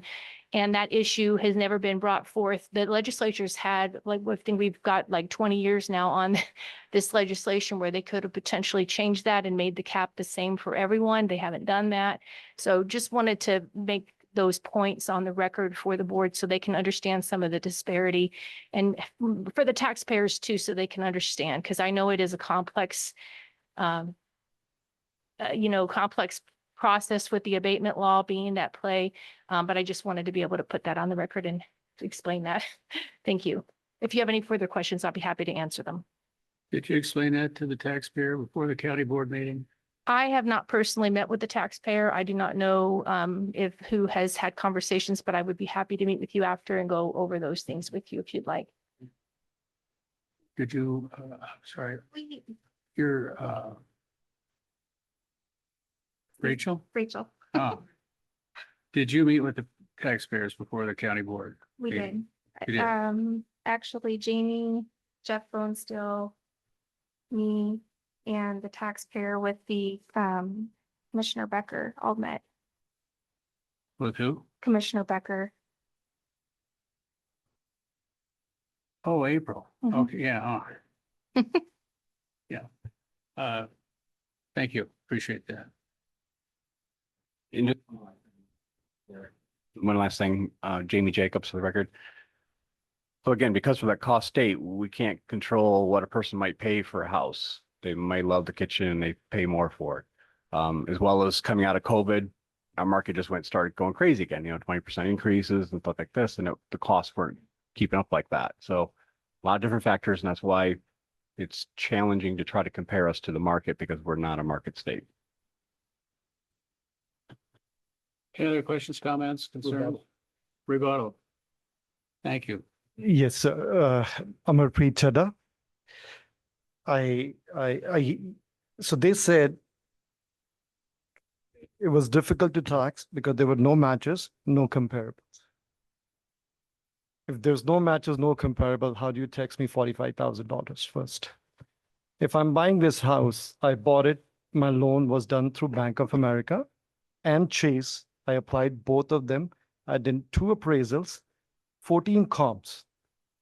None of the, they used 1 comp on a Jensen, other 13 comps was used in the whole neighborhood, comparing again.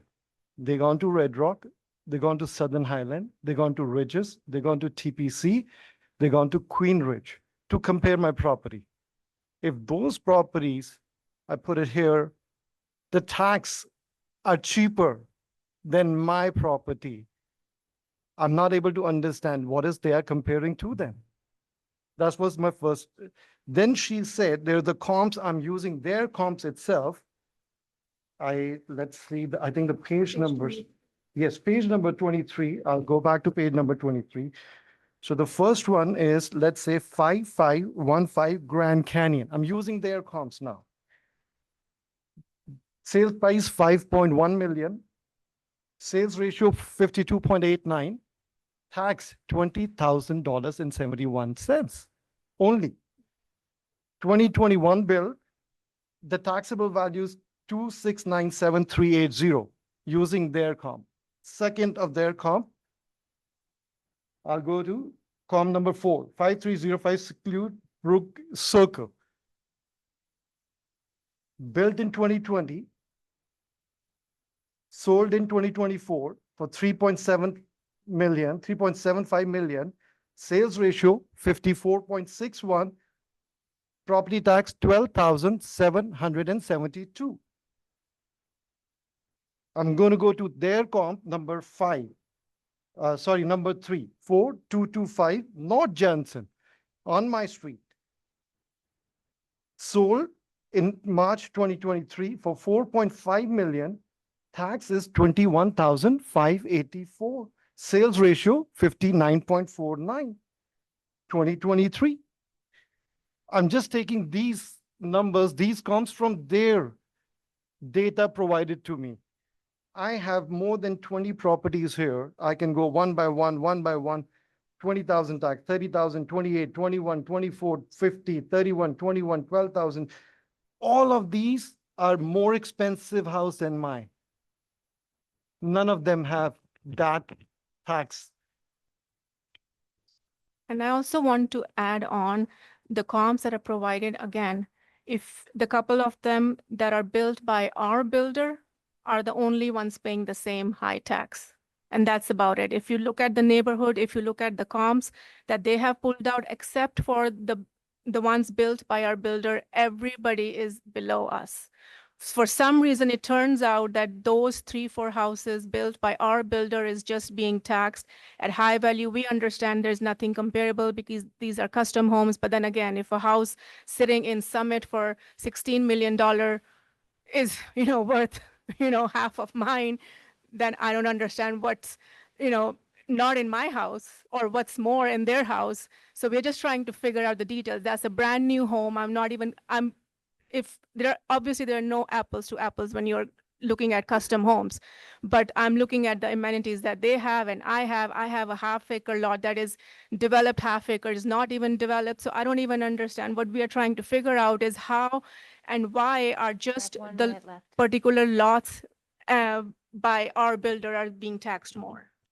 I'm going to repeat it again. The ma'am was saying there's another comparisons, age, quality, 1-story, 2-story. She's talking about age. I'm comparing apple to apple age. All these properties are built in last 3-4 years.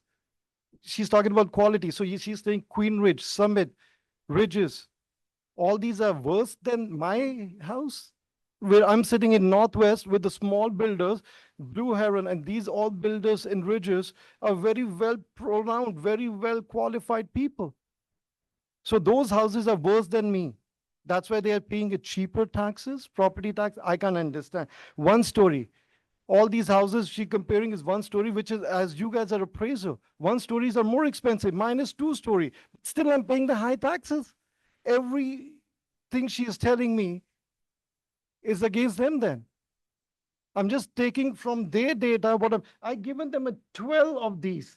If you see all these 12, I don't know what page is it, 61. I'm going to go 11 Chalk Street. 2023 sold for 6.6 million, taxes 35,000, 6.6 million, ratio is 62.2. I given another one, 9 Fire Rock, sold in 2023, 5.2 million, taxes 31,000. I given 12 of them, all are expensive than me. They're paying 20 to 30,000 in property tax. I am not able to understand. They're talking about age. They are built in same 2-3 years, same acreage, better builders, better quality, better square footage, age-wise, tier-wise, everything. I am not able to understand. Like, what is the formula? Please tell me so I can know next time. I'm never going to bother you guys. I put my brains from last 30 days. I can't find any formula. If they're talking amendment law 0.35, if I do that, the whole city, man, I am the only expensive guy in this town. Sorry, not me. 2 more people beside me. They don't care. One is a billionaire. One just sold the house. He was a CEO. It was a second home. Only 3 properties at Jensen being penalized like that. Out of 3, 2 are very well off, wealthy people. I reach here 23 years. I've been 26 years. I've been this in town 23 years. It taken me to read this house by adding every single penny. It cost a lot of money on this taxes. I was okay if it was same for everyone. The 12 properties I given them, everyone is paying cheaper than me. I don't know why. Same age group. You guys I'm sure you guys are best appraisal. You've seen all life. That's what you guys have done. If you guys can tell me if I'm wrong somehow, more properties, more expensive selling than me and paying the less taxes, I don't know what else to put it there. I rest my case. Thank you. I'm sorry. I want to give your wife a last opportunity. Does she have anything further to add? We're just trying.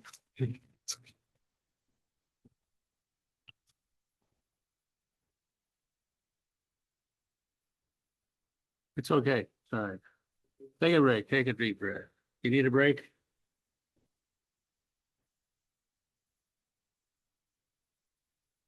You meanies. Good, yeah. Where are we now? Questions from the board members? I don't have questions, but I do have comments. We'll go to somebody else. Okay. Jamie, can you tell me what the taxable value is on your guys' 2 comps on Jensen Street? I think it's comp number 1 and comp number 3.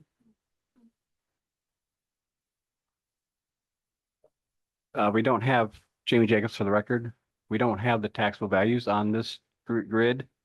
But I can see right away, the guest house of the subject is 1,543 square feet. All these have smaller. Jamie, I do. What's the parcel number?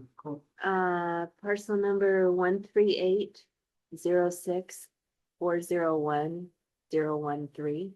The taxable value is 4,968,683. Sold for 5 and it's a. And it's sold for 5 million. Yeah. 49. Okay, That's the taxable value. Okay. And that's then, one on the street. yep. And then the other one is parcel number 138-061. I'm sorry, 06-301-005.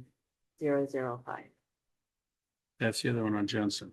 Yeah, that's 2,677,186.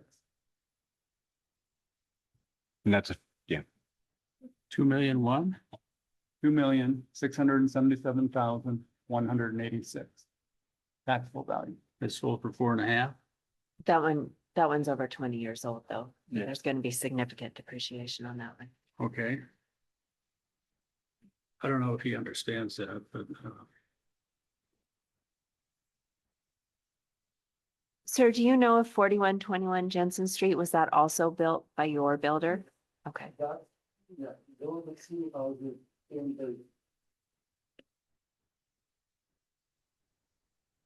And there, I don't know, we don't have the comps or the numbers, but there is a street right behind us, Grand Canyon, which are half-acre lots by the same builder, which are being taxed at the same price now. And on the same street, and there is a comp on this one for 5515 North Grand Canyon, which is 1 acre, like the same size as ours, but is being taxed at only 20,000.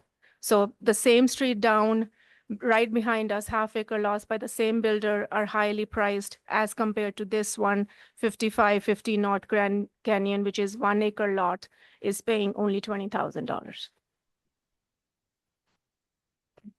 If I just go further down Johnson Street, my street, they're all half acres. We are 1 acre. Everyone is between 7 to 14,000. Taxes. Everyone's sales ratio is about 25 to 30. Only 3 houses in city of Las Vegas, the ratio is 100%. Any other comments, questions, concerns? Yes, Jamie, have you guys looked at the ratios? Since this was brought up, have you looked at the ratios in the city of Las Vegas? I have a So- hard time believing there's that big of a disparity. Well, again, there's a lot of factors that go into that as far as like the one we just noted was quite a bit older, so obviously it's going to get more right. depreciation. The one on Grand Canyon, again, doesn't have that large guest house like the subject, plus outside of the subdivision and the subdivision sales for just the land only were quite a bit higher than outside the area because of the utility issues. Right.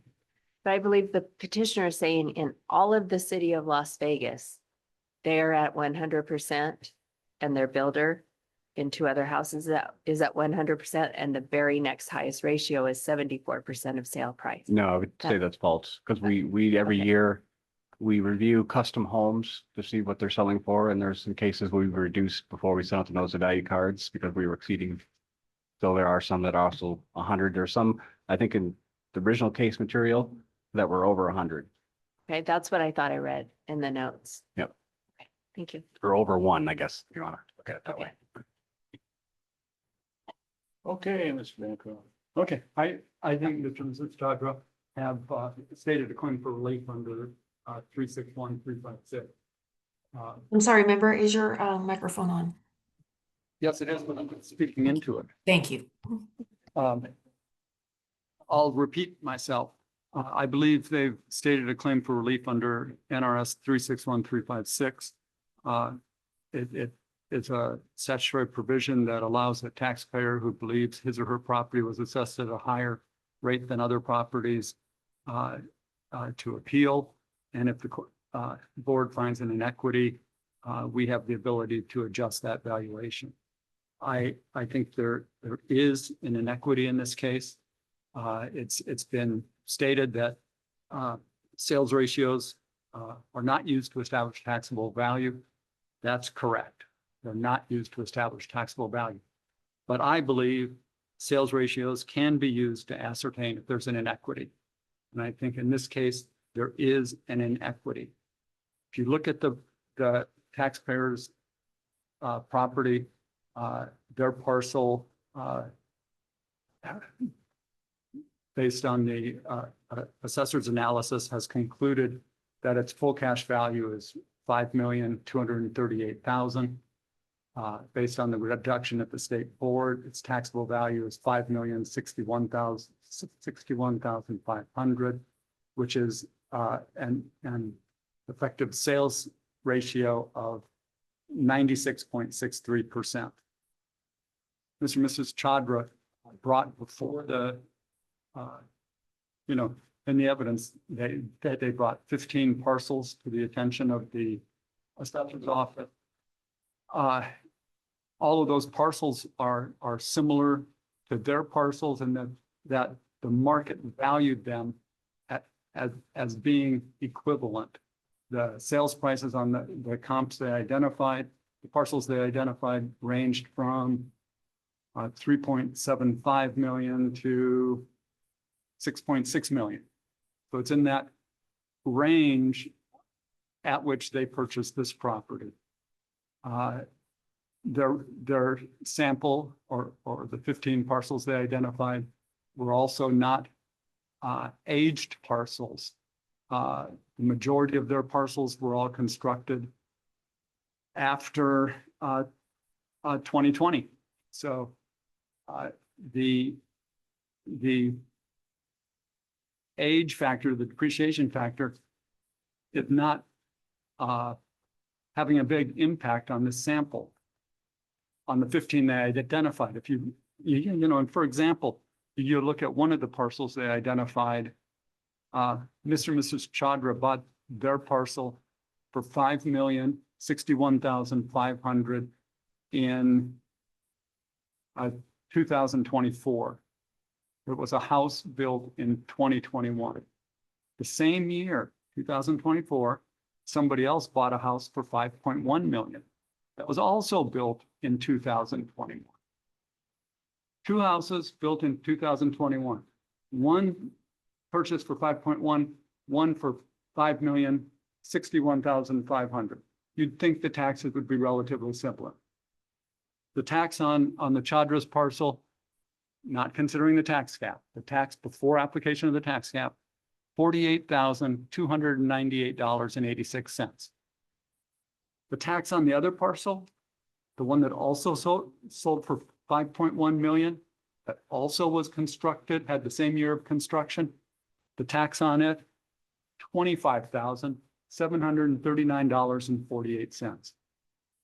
The Chandras are bearing a $23,000 penalty when they paid essentially the same amount for a house built in the same year, purchased it in the same year.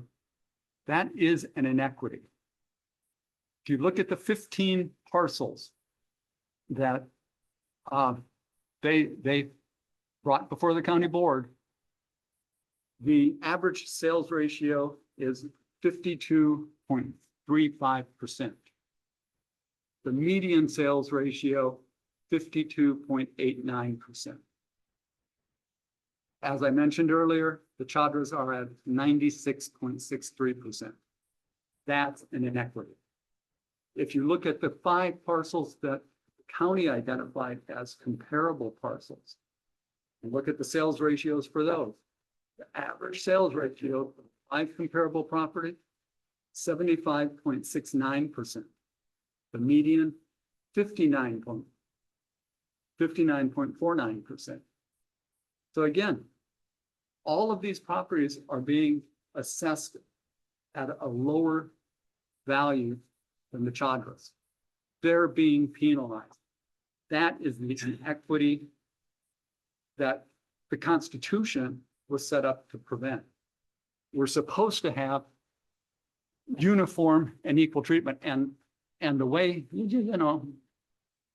the way the court looked at it in the BARDA case, which everybody's talked about today, is they didn't look at it and say, well,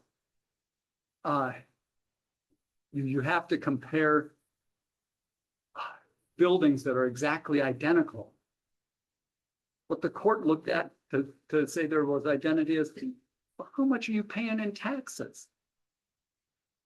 They said, when an owner of one of 2 similar properties pays more in taxes, the owner with the greater tax burden has suffered an injury. They've suffered an injury. They're paying $48,000 a year. Other people with the same purchase price are paying $25,000.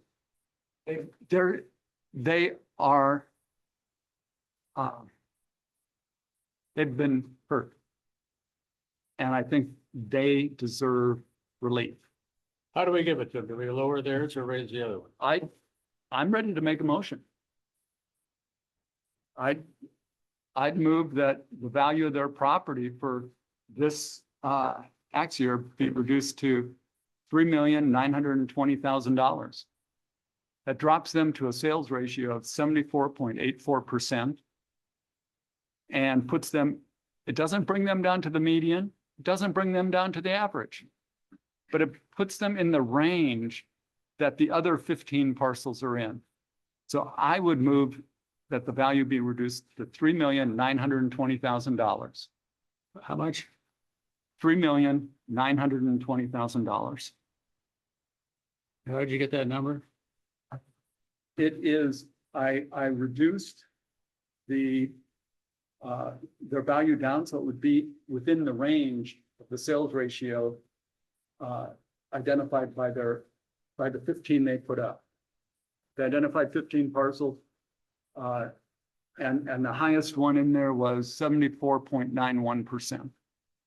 So I dropped their value down so it would at least be in the range of the 15 parcels which they identified. I know this is, we have a motion. I just have a question there, and I'd like to go back to the assessor's office for Chair, I can't hear you. It's closed. It's closed. You don't need to do that. No, I want to ask her, no, okay, no, all right, go ahead. And I understand you guys have a motion and you're going to make the decision you're going to make, but I just want to caution the board because what this decision, equity has never been measured based on market full cash value. Equity is based on what do we have? What are we looking at? If we're looking at the market value of the land, do we have similar lots? Do they have similar influences? Are we going, and we're going to weigh that based on the market value of the land. Then when it comes to the equity of the actual improvement, that's why we have to value based on Marshall and Swift. So we're looking at the actual age, the square footage, the amenities, the features. So if we have an inequity, we want to address it. And it seems to me that if we have two homes that are the same size and one has a lower value than another one, and that's why they're getting a lower tax burden because they were both built in the same year. Because if they were both built in the same year and they're the same square footage and they have all the same features, in reality, they should both have a similar tax burden. I agree with that argument. But I think the question is, do we have two similar properties that were built in the same year that have all the same features? If there's an issue, we would prefer to look at the other properties that are too low. Maybe we've classed them too low. Maybe we've not picked up something that is indicated in the market that we should have identified. I don't know what that is, but that doesn't justify reducing a person's value when their home is not exceeding full cash value and we've identified it appropriately. It literally breaks the whole tax system if we start looking at ratios, because you're going to look at ratios across our whole entire valley and across this whole entire state when it comes to full cash value, and they are going to be all over the place. And as I testified, newer homes are going to have a tighter ratio than older homes. If we have the same home of the same year that is of the same quality class, the same construction, the same square footage, everything being the same, we're going to have a similar tax burden. But you are going to have different tax burdens when it comes to different properties and different ages. And the assessor could have gone and find identical square footages and matched them all across the valley and shown you that we've got a whole bunch that are over 1%. So, and even a same subdivision, you're going to have properties that have sold in the same subdivision where there's going to be a percentage of them that are over 1 and a percentage of them that are under 1. We don't equalize the whole subdivision based on that and say, oh, we're going to put the same value on every single home. Okay, thank you. So that's the point I just want to make. And you can make the decision you want to make, but I'm concerned about the outcome of that decision. Well, I'm concerned too, because I agree with Mr. Bancroft that there's really an inequity here in this particular case. And I know that it's going to go all over everywhere, all over the valley, but what do we do? Do we raise the other properties, or do we just lower those, or? I mean, Mr. Chair, if I might, you do have one motion currently under consideration. we're okay. Do we have a second? I just want clarification on the motion on how that reduction would be made. Would that be obsolescent?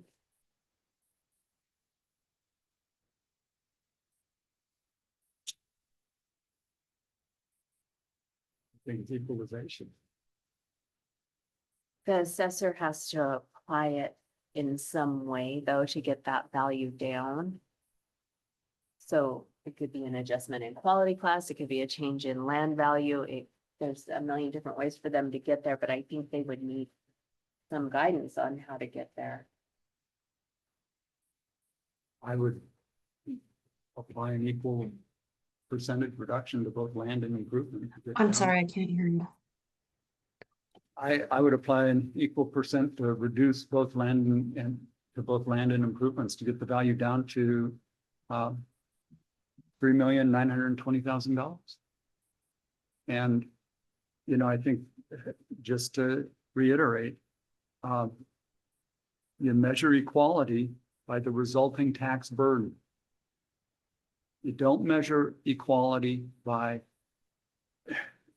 trying to find an identical house. You measure it by tax burden.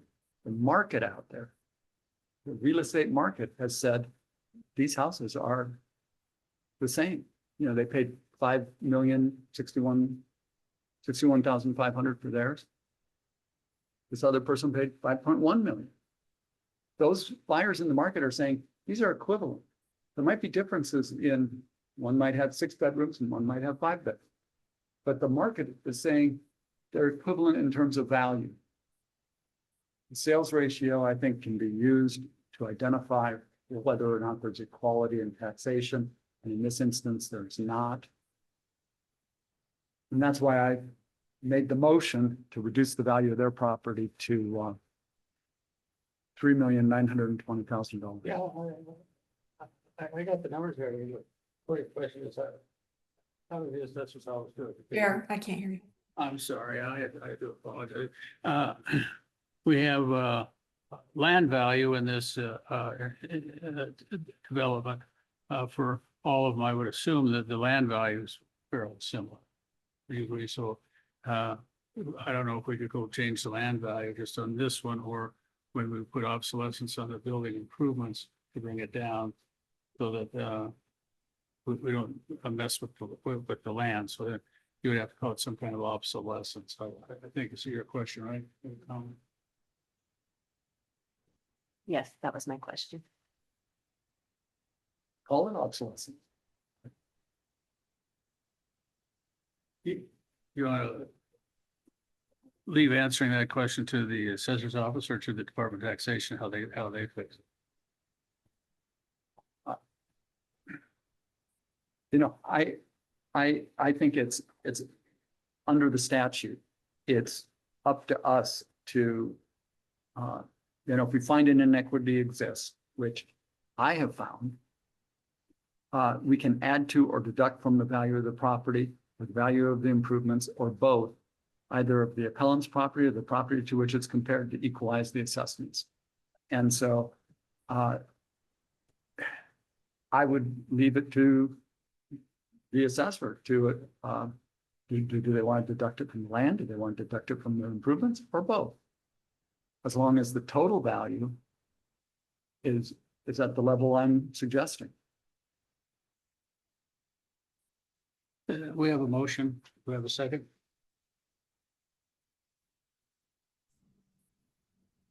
Good afternoon, everyone. This is Jessica from the Attorney General's office.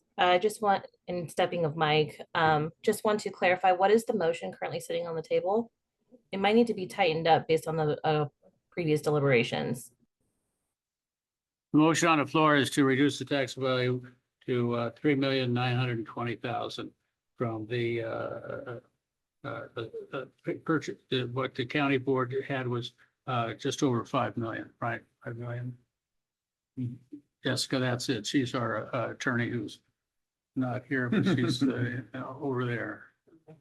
I'm here in spirit and technology. Thank you. Okay. Mr. Mitchell, do we punt now or what? What's the?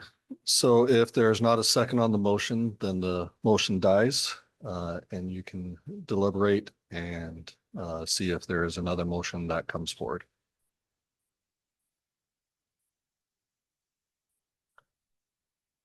Okay, board members.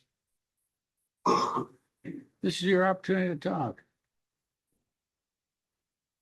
I mean, I'll talk.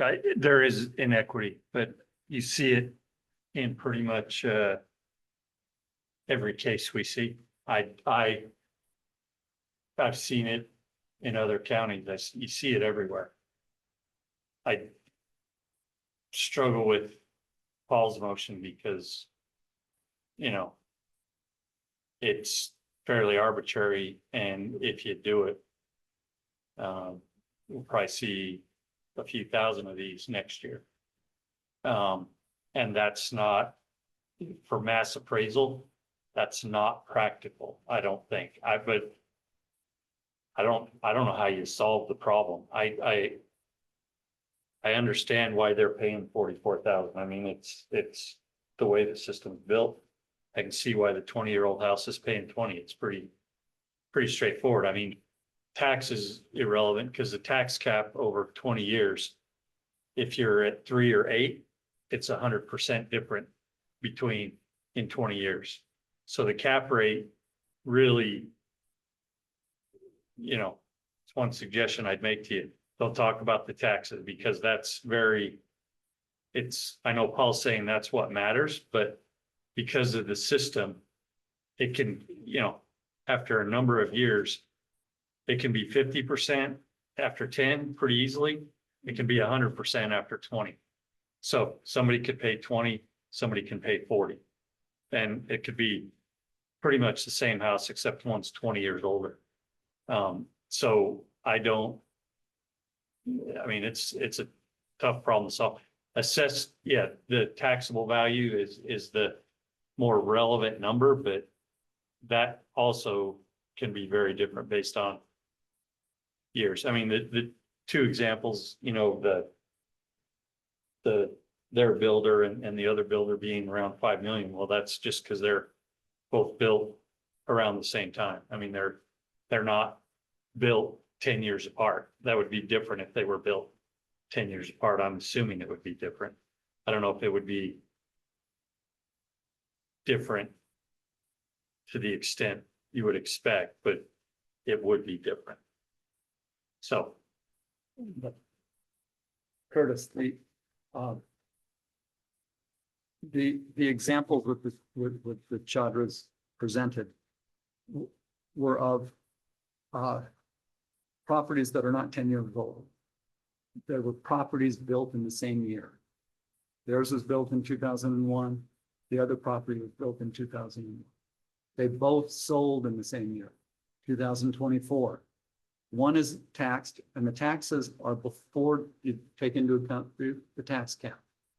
This is just calculating, you know, taxable value, assessment rate, tax rate. And I understand that, and I see that in the number 5 comp from the assessor.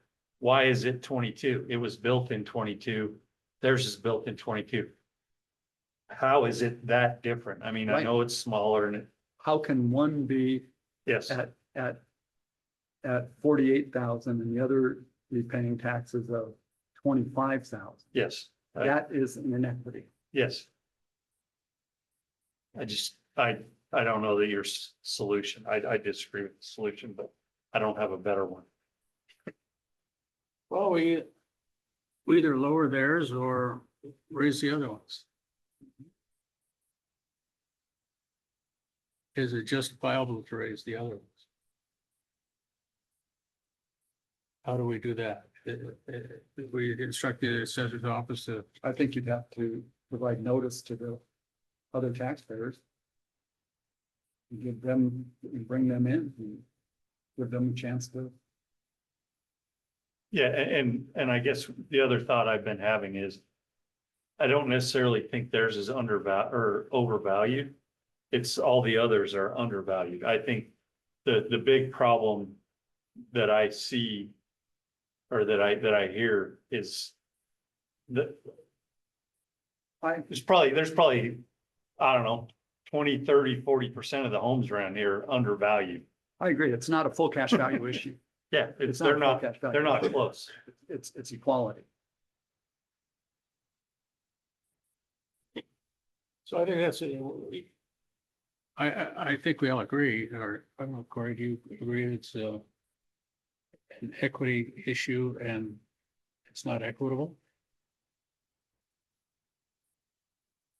I guess I look at equity a little bit differently in that, is it the market value of the land? Was it costed using Marshall and Swift? Is it the appropriate quality class? So that is how I would define equality rather than a sales ratio when we're not a market value state.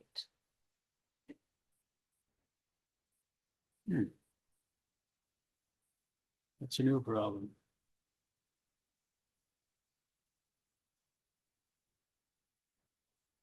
So How are you gonna solve this? Are you asking me a question, Yeah. Chairman Morse? I said Chairman Morse. I'm just chair. I'm not chairman. Okay. What'd you call me? The only thing that's going to solve the Did you issues call that me Terry Funk? I called you Chairman Morse. Thank you. This has been before the legislature for multiple years. I think there are people that do want to make us a market state. The only way to solve the problem that you're talking about is to become a market state. But what that will, in essence, do is raise everybody's taxes because all the people that are currently abated at lower for buying older homes and living in those homes and having their primary residence cap, they want to eliminate the cap, or they want to, these things could happen. You eliminate the cap, you eliminate replacement cost new, and we all go to a market state. It eliminates all those. Then we're here arguing market on all properties, but you will have more appeals. But that's not what our laws currently state, and that's the thing. We want to make the records right. We don't want to value people inequitably. We want to value them equitably. And I'm not going to sit here and tell you that everything is absolutely perfect. We do our very best as we identify things, just like we did in that former case that you saw earlier today, where the gentleman was identifying all the properties in their area. We literally sent out letters. We went out, we're revaluing that whole entire area. If you want us to do the same thing here, we'll send out letters. We'll revalue the whole entire area and we'll see if we've missed anything. We have I think we have close to 700,000, 600,000 residential parcels in this area, in Clark County. So it's a lot of properties, and we do our very best with the staff we have to pick up everything. Permits don't always come through. Some renovations aren't needed for permitting. That can happen too. So, but we are always trying our best to address it and discover it and as we can. And as things are brought to our attention, we will go back and look at that area. If you tell us to go and revalue this area, we will do that. If you tell us to go look at all these properties that he's pointed out. But I will tell you this, we will look at these and we will do these, and then there'll be another set. But every time you tell us, we'll go and we'll look at them, and we'll just keep looking at them till we've addressed all 600,000 in the entire valley. But that's going to take us a few years to do all that. We only go back to a property when something's brought to our attention. Whether we see something via multiple listing service, or we see or a realtor calls us, because the realtors do call us, or we see permits come through. So if Mr. Bancroft revises his motion to say, go back and evaluate this neighborhood, what do we do about the value now, and what do we do about the case, and when do we come back? And we have this all done by November. Well, I think there's, what you're asking is two different questions. The question of, well, what can the county assessor's office do to correct this on a go forward basis? But I think just as importantly is, what can we do for Mr. and Mrs. Chandra for the current tax year? And, our valuation reductions only apply for one tax year. I think we should give them a reduction for this year while the assessor goes forward in their process and possibly changes the values of these for the coming year.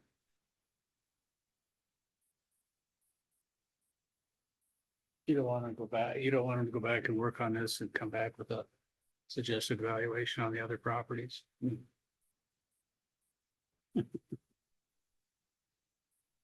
Somebody else come up with a good idea here. I'm sorry, sir. Go ahead. I let the assessor speak. You're raising your hand. Do you have to go to the bathroom, or do you?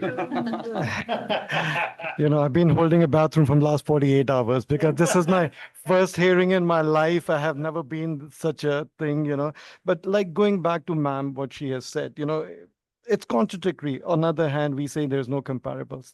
Now they are saying we have to go 600,000 properties, we can go. But when I given these 15 properties, they are identical, age-wise, build-wise, builders-wise, construction-wise, material-wise, zoning-wise, acreage-wise, and they all are paying less than us. I'm not sure what have we done wrong where we are comparing apple to apple when we're doing an appraisal comps 7 and 8 properties. It Thank you. Do I have another motion?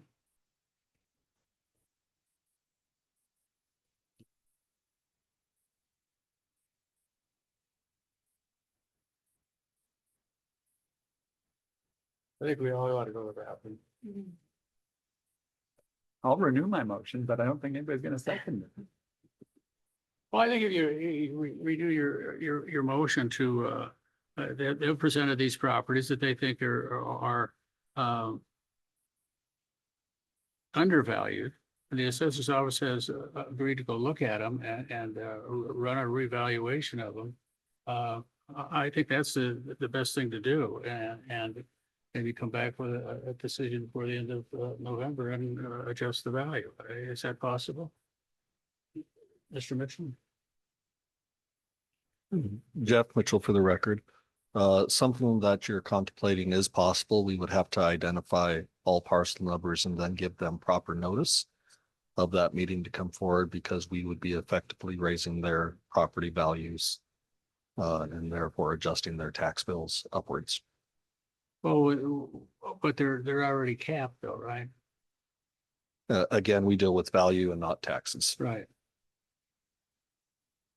So that's the other problem. I mean, we could have changed the values, but what does that have to do with the taxes they paid based on the cap? Right.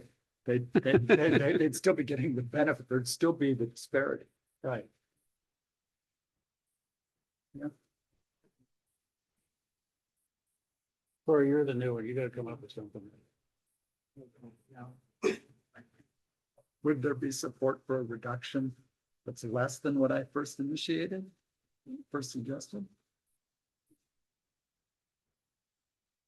If it was in the form of obsolescence, so that it could be reviewed every year, so that the assessor could look in these areas.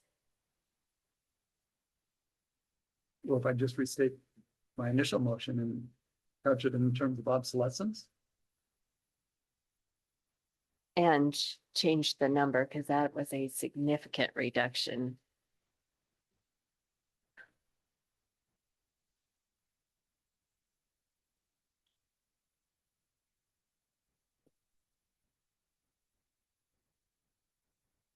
You got it to 3.9 by looking at what the disparity is, at percentage wise, and By the range, by dropping it, the sales ratio down into the range suggested by the 15 properties that they identified. But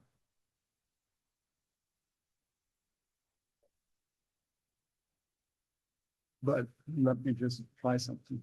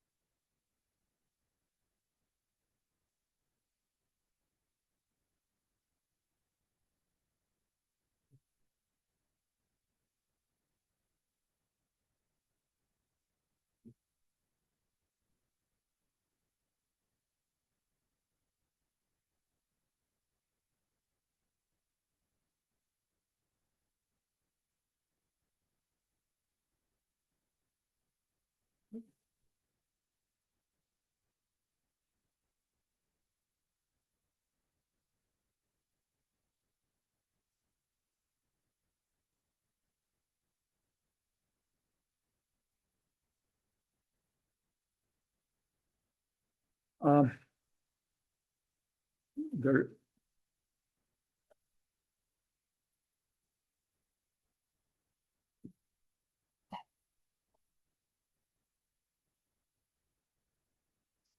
I'll try again.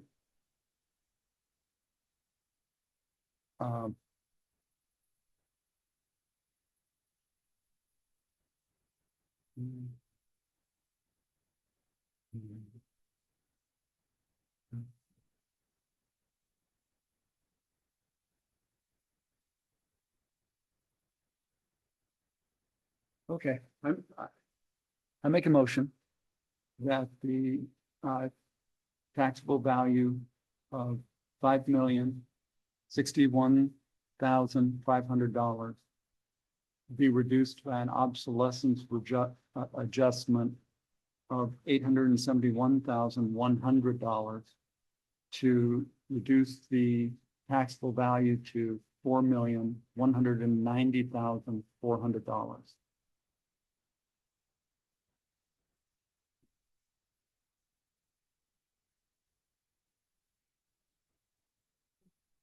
Anybody awake down there?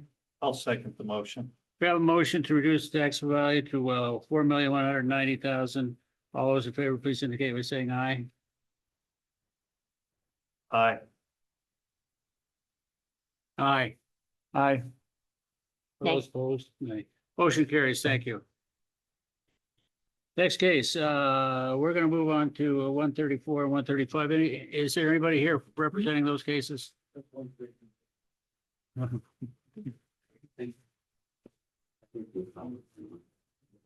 Is the petitioner available, Mr. Campa? Is the petitioner available for case number 25-134 on Zoom? They're If you available are, on please Zoom? raise your hand. Have they been sworn in? Where are they? Sit down, Mr. Campa. Chair, I don't see anyone on Zoom available there's for this nobody here. case. Yesterday as well, there's me and four other my colleagues on the next four cases.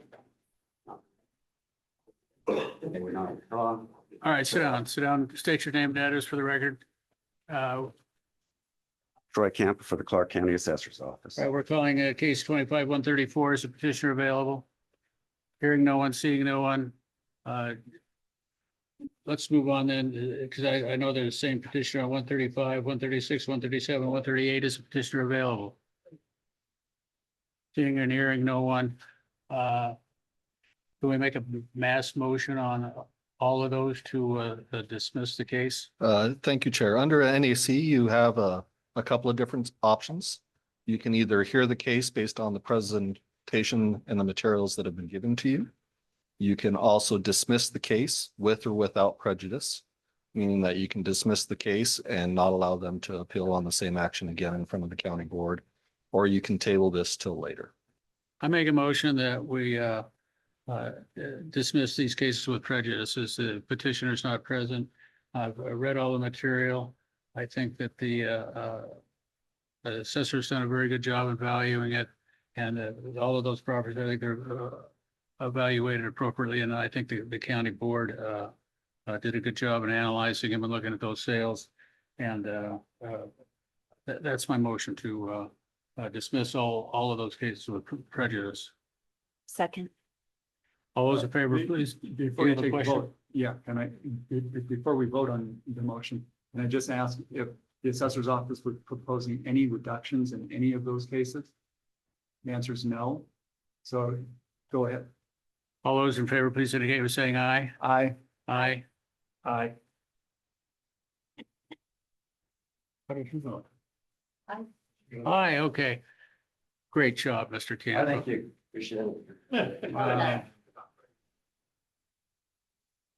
Next case, Mr. Mitchell. If I may, I would like to call a case out of order, the last one on the agenda. That is Clark County's last case. Oh, yeah, I agree with you. That's fine. Let's move on with that. Case number 25-119 under agenda item K.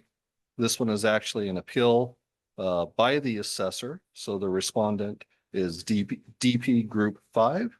I would like to check with staff to see if the respondent is available by Zoom or in person. Carrie, can you call that, please? DP Group 5 or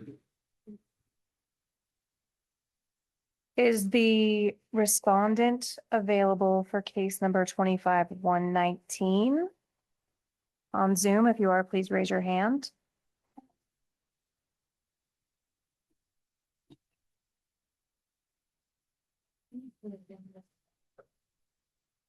They were here? In person, yes. No one has raised their hand, Chair. Name and address for the record. Fred Vandover, Clark County Assessor's Office. Marianne Widener, Clark County Assessor's Office. Respondent's not here. Can you tell me briefly, what's this case about anyway? This case actually I'm actually the petitioner on this one. The county board had reduced, I can introduce the property if you'd like. You're the respondent, is that what you I'm said? actually the petitioner. I'm appealing the decision of the county board, actually. That's what I asked. What's the case about? What's the case about? We're here today for state case number 119, file 25-119.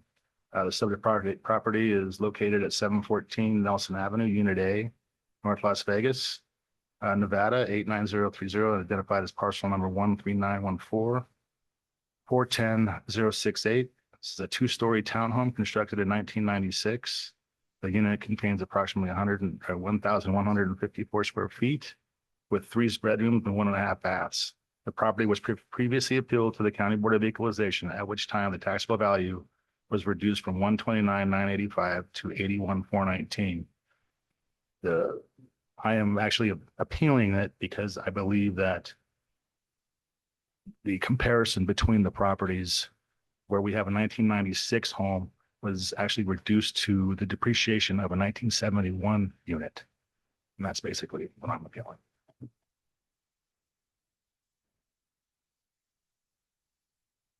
Board members, what do you want to do? Chairman Morse, can we go ahead and put the full case on so he can explain the argument? Well, there's nobody here, right?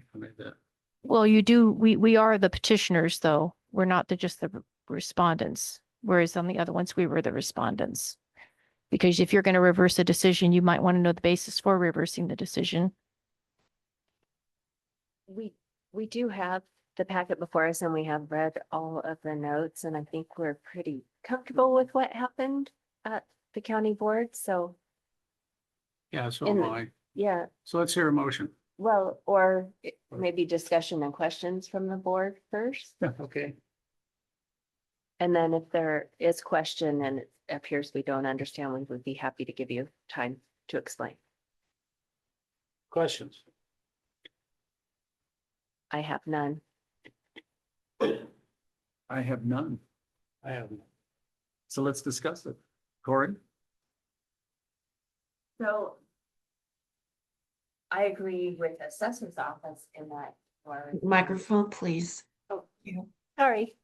I agree with the assessor's office in that I think this was a bad decision made by the county board because it creates huge equity issues. And unfortunately, they see properties like this all the time where a home burns and the legislature fixed this for people with property tax abatements, but they did not fix it for people who lost their house. They don't retain their original year built, unfortunately, and that's just what the law is. They have an opportunity to fix their cap if they rebuild, but this all occurred long before there was even an abatement in place. And I think it would be appropriate to depreciate them according to the year built. So it's, the block is how many townhomes are there? Roughly 40, 50? Was that what it was? Approximately something like Yeah. that. And I struggle with what you just said, because if you're looking at all those, you're gonna say they're all the same. You know, one burned down, it got gutted, it's been rebuilt, but the other one's probably, the interior's been largely rebuilt too. So, you know. But I think the county board looked at it as these are probably rental properties. Yes. And that just because one is newer, you're not necessarily going to be able to get a higher rent for it. Right. And so from an economic perspective, which it looks like they did, the motions couched in terms of obsolescence, they said it would make sense to reduce it down. And so consequently, I affirm what the county board did. I think that, yeah. Well,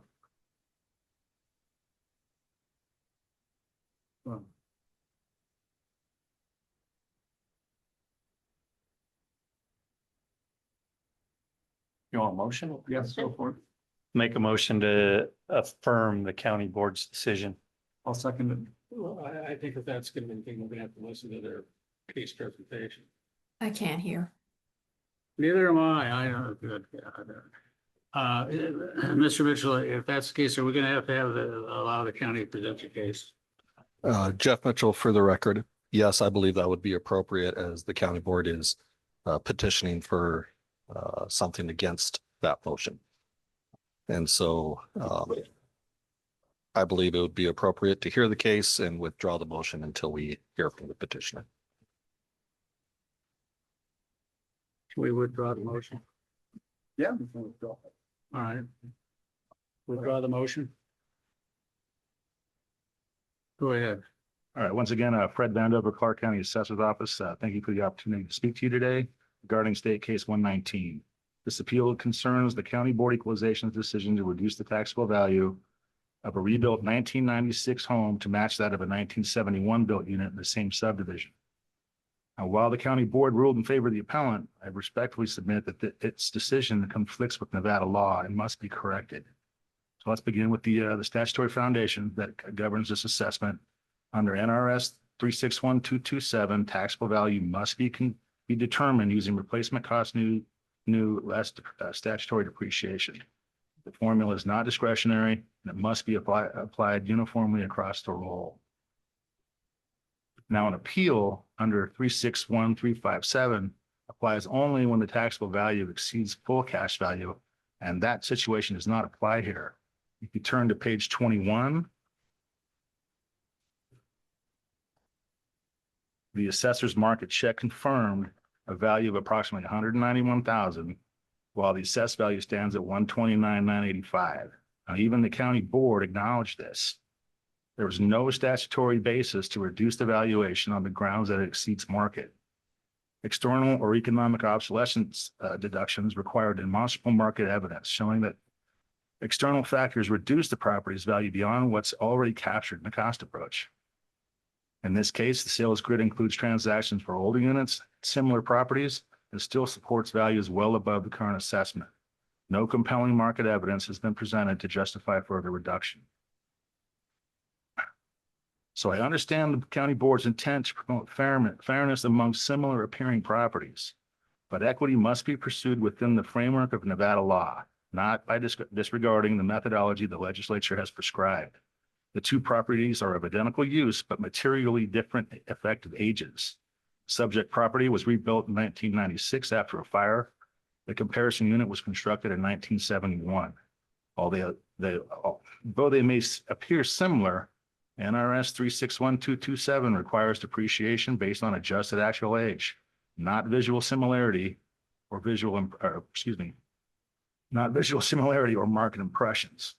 Applying a 1971 depreciation to a 1996 rebuild directly conflicts with NAC 361124, which mandates the use of the actual year of construction or weighted average. Now, the statutory framework I've just outlined here isn't merely administrative. It's been affirmed by the Nevada Supreme Court.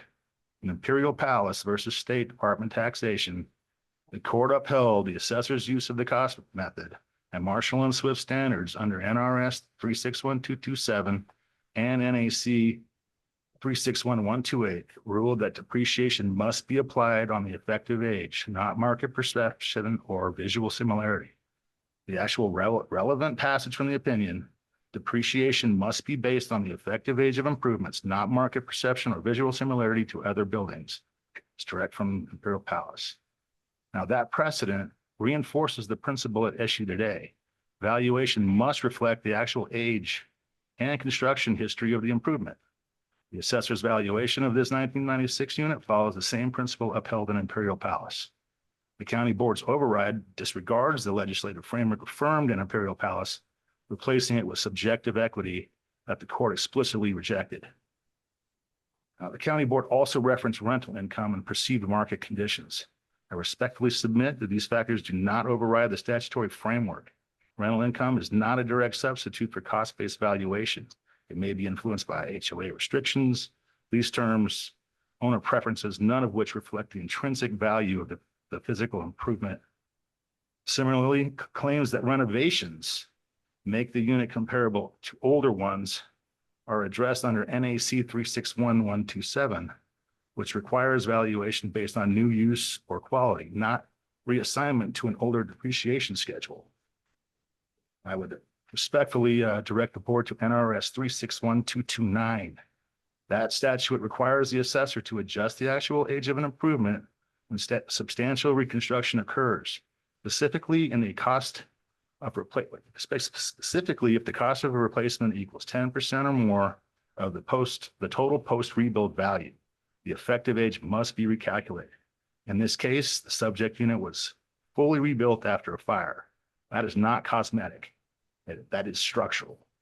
And the cost of reconstruction far exceeds 10% threshold. Under NRS 361229, the assessor is statutorily obligated to treat this as a newer improvement. To apply 71 depreciation to a 1996 rebuild would violate that statute, undermine uniformity, and invite inequity across the roll. The law does not allow us to ignore effective age just because two units look similar.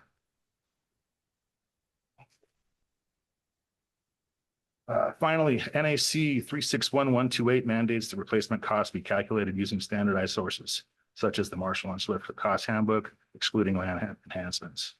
The assessor's valuation complies fully with this requirement, ensuring consistency and procedural integrity.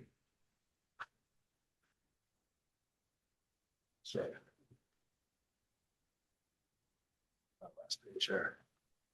To adjust this value to match older properties would break that consistency, invite similar appeals from owners of legitimately newer homes, and erode the uniform application of the law. The legislature has not authorized a separate schedule for rebuilt units, and until it does, the assessor's office is bound to apply the law as written. In conclusion, the subject's effective age is 1996. The valuation aligns with NRS 361227. The assessment remains well below market value. The law was followed and statutory equity has been upheld. We respectfully request the state board reverse the county board's decision and uphold the assessor's valuation. Thank you. Anything further from the county? Yes, Mary Ann Widener with the Clark County Assessor's Office. I just want to give a couple examples. A developer is developing a new subdivision. They develop it in phase 1, phase 2, and phase 3. Phase 1, in this example, let's just say it was built in 1996. Phase 2 was built in 1997, and phase 3 was built in 1998. Or we can use more current years. We could say 2003, 2004, 2005. The homes that are built in 2003 are going to get 3 additional years depreciation than the ones that are built in 2005. But in reality, in the marketplace, they may sell for almost the same exact price because that's what the market will bear. But that does not mean that the assessor has valued the property inequitably. We have valued it based on what the statutes require us to do. And I understand we do not want people to be harmed when their homes are burnt down. It is a dilemma we have in our office.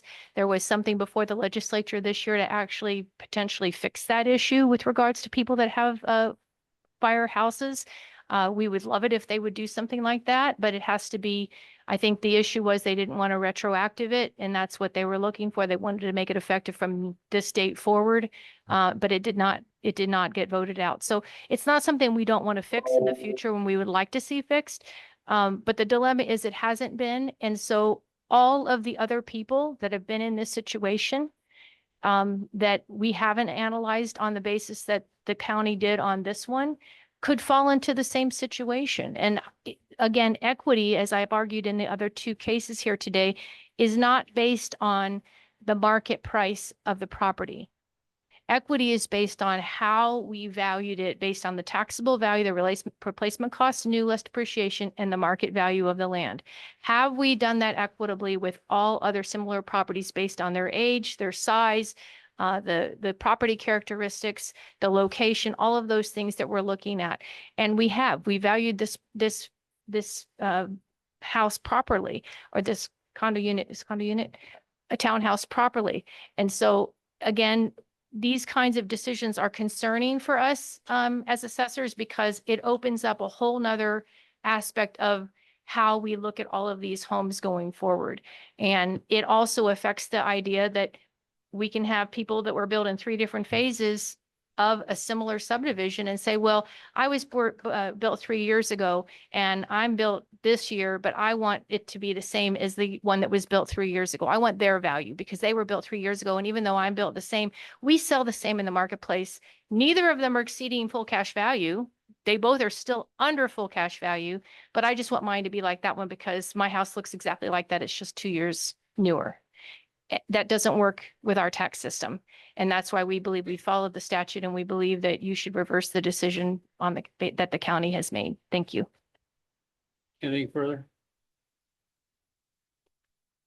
I would just like to state that, while the county board may have intended to promote fairness, its decision actually created an inequity. I mean, the subject property has existed in its rebuilt form since 1996. For nearly 3 decades, it has been assessed according to its effective age, consistent with NAC or NRS, 361229 and NAC 361124. By applying 1971 level depreciation to a 96 rebuild, the county board introduced a valuation inconsistency that undervalues newer improvements and undermines the statutory uniformity. It doesn't promote equity. It penalizes lawful reconstruction and I'm invites. sorry, can you please slow down for me? Oh, sorry. Talk fast. I apologize. You have 5 minutes left. That penalizes lawful reconstruction and invites future appeals from owners of legitimately newer homes. That's it from the county? Questions from board members? Comments? I'll make a motion to reaffirm the county board's decision. I'll second it. We have a motion and a second to reaffirm the county board's decision. Please cast your votes. Aye. Aye. Nay. Aye. Next case. Motion carries.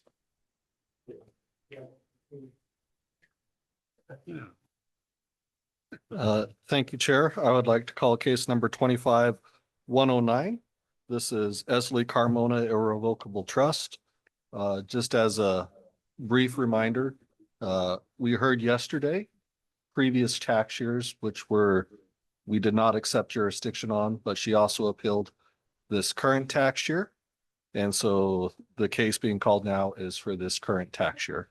And if she is in attendance, she will either be on Zoom or up in the Reno location.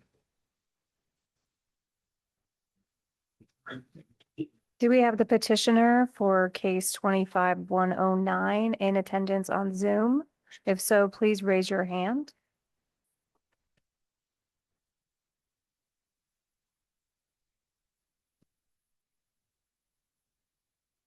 We do not have the petitioner on Zoom. Mr. Chair, the petitioner is not in attendance.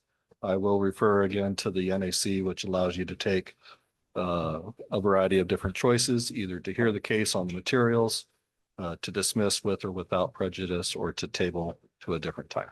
Let's have some introductions from Lyon County, please. Hello, Kelly Wilson with Lyon County Assessor's Office. Eric Wing, Lyon County Assessor's Office. Thanks for participating. I appreciate it, and good to see you again. You've been waiting a couple of days to shoot your rockets, so doesn't sound like it's going to happen. I make a motion to dismiss this case 25-109 with prejudice.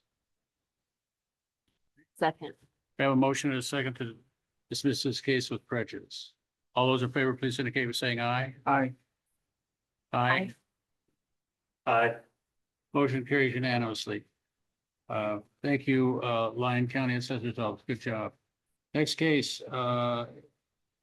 Thank you, Mr. Chair. The next case is 25-110, Ferroni, Enrico Lee and Nancy A. Trust for the 25-26 secured roll. This is residential property. There is new evidence That has been submitted both by the taxpayer as well as a response, new evidence submitted by the assessor. That needs to be considered before we get into the case. The bearing of that is whether or not that new evidence could have been properly provided to the County Board of Equalization. All right, let's have introductions, please. Enrico Ferroni. My wife of 47 years, Nancy Ferroni. ENRICONACY. F as in Frank, ERRONI. Assessors. Eric Owing, OWWING for Lyon County Assessor's Office. Kelly Wilson with Lyon County Assessor's Office. Can the assessor's office familiarize us with this property, please? SBE 25-110. This parcel consists of a 10-acre lot with 2845 square foot residence built in 2022 with a quality class of 3.0 average. The parcel has a detached RV garage of 3,516 square feet with a depreciated value of 130,891. We have this parcel valued for the 25-26 at the county board, 709,358.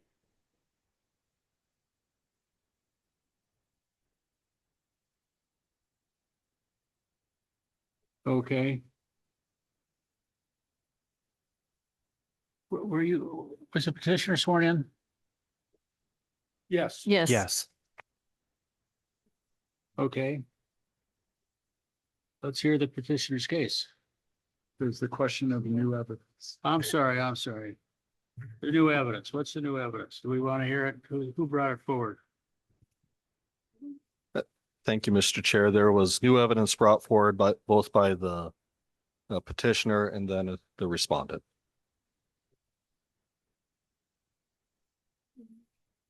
I'd like to ask the petitioner, was this information available before the hearing? Not all of it, your chairmanship. Chairman, whatever. No, not all of it. Not all of the new evidence that I am bringing forward was not available during the BOE hearing of February of 2025.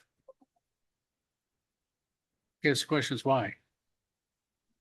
Well, due to the fact there's been actions by the Lyon County Assessor's Office that has brought further incident to this case and that we wish to present that.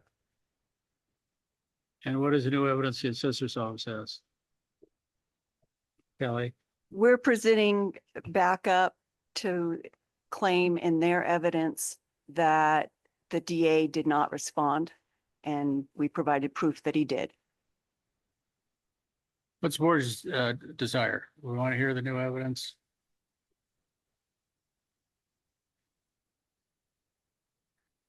Does the assessor's office have any objection to hearing the petitioner's new evidence? We do. Tell us about it. Most of the new evidence presented was obtainable prior to the hearing date. Some of the information that is involved occurred after the hearing date. And in our opinion, we responded to the new information on matters that we do not consider to be viable in discussing the value of the property.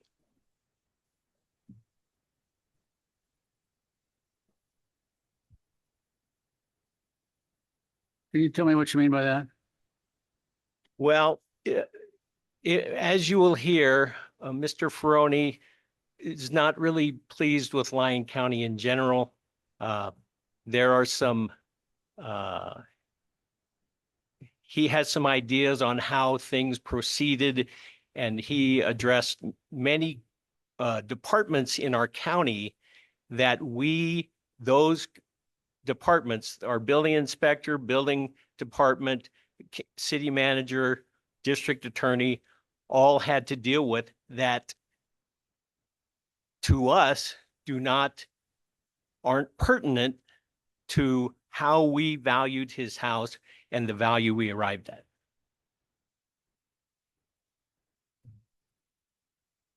You tell us, Mr. Ferroni, the justification for submitting this information? Basically, sir, it was the violation of our Nevada taxpayers' Bill of Rights, which had led to extreme discomfort by my wife and I. Basically, the assessor's office has stepped outside of their role of what they are supposed to do by engaging other departments within Lyon County to actually bring more hardship to us, due in retaliation of us exercising our constitutional rights to request this hearing. Board members, what's your desire? You want to hear the new evidence? Is it justified, or does it have anything to do with the value, or is it just argumentative? Doesn't sound relevant to me. I agree. Make a motion. Make a motion. Make a motion to exclude new evidence, Both sides. both sides. Second. Got a motion and a second to exclude the new evidence. All those in favor? Oh, I'm sorry, we have a question. Just for clarity of record, with the standard being that the evidence could not have been provided with due diligence in time for the county board hearing. I'm assuming that is the board's finding, that it could not have been provided. It was not. Sir, I can't understand you. Because I'm doing that thing where I'm not talking to the microphone again. You'll get there. Nor did I introduce myself. Mike Dedmer for the record. My understanding of the regulation on point for the introduction of new evidence is that the standard is whether or not the evidence could have been provided through due diligence in time for the county commission meet. I am assuming that the state board is making the finding the state board is making a finding that diligence was not there. That's right. That's the motion, and we have a motion and a second. All those in favor indicate by saying aye. Aye. Aye. Aye. Oh. Motion carries. We're gonna hear, let's go, Kelly. No, I'm sorry. The phone. I can't hear you, Chair. Oh, go ahead. Oh, I'm sorry. Let's proceed with the case. Are we addressing 142 or 110 at this specific time? 110. Are you aware that 142 is basically older than 110 in regards to one being 2023, 24, and the other one being 24, 25? If possible, I would like to address the 23, 24 first, which will basically bank into 24, 25. The assessor office having any issues with that? We'd just like to comment that the 24-25 was heard at the county board and denied. The appellant was informed and given the state board appeal information at the county board. They chose not to submit to the county board for that year. So we would ask respectfully that it be dismissed. No, I don't think that was my question. I don't think. He's asking to hear the 142 before the 110, or and I asked you if you had a problem with that. Basically, yes, because they didn't submit to the state board in the timing. for the 24-25 year. Help me, Mr. Mitchell. Yeah, Jeff Mitchell for the record. Just for clarification for my understanding, are you saying that the 24-25 year was never appealed to the County Board of Equalization, that they just filed a direct appeal to the State Board of Equalization? No, I'm saying that they did appeal to the county board and it was denied. Okay, They were given the paperwork to appeal for that year to the state, but they chose not to until this year, 25-26.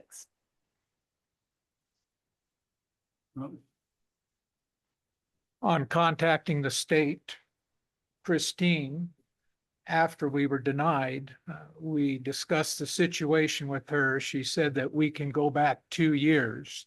She advised that we meet with the assessor's office, then go back and appeal it in 2025. And then after we were denied in 2025 by the BOE of Lyon County, I have now filed for the state board. If you would like to just proceed to 110, all of that information that was in the 2023, 2024 is available in the 24-25 case that I brought before Lyon County BOE. So I would be fine if we went straight to 110. Okay. Just to clarify, if I'm understanding correctly, in case number 25-142, the petition to the County Board of Equalization was filed in January of 2024. But the appeal of that and that appeal in front of the county board was denied. Yes, sir. That was then appealed to the state board in February of 2025, a year later. Yes, I brought the same issues to the 24-25 year with the BOE hearing in Lyon County in 25. I was under the assumption or the guidance of state that I can go back 2 years. Is that correct or is that incorrect? As far as I know, it's not correct. And I don't think we'd have jurisdiction to hear an appeal of a county board decision rendered in January of 2024. Okay, Jeff, we can step the same information I have moved forward into the 24-25. So it's just a moot point. I have the same objections. I have the same issues and we can discuss those. And I'm fine with that if the procedure is appropriate. Would it be appropriate then to do a motion to dismiss case 25-142?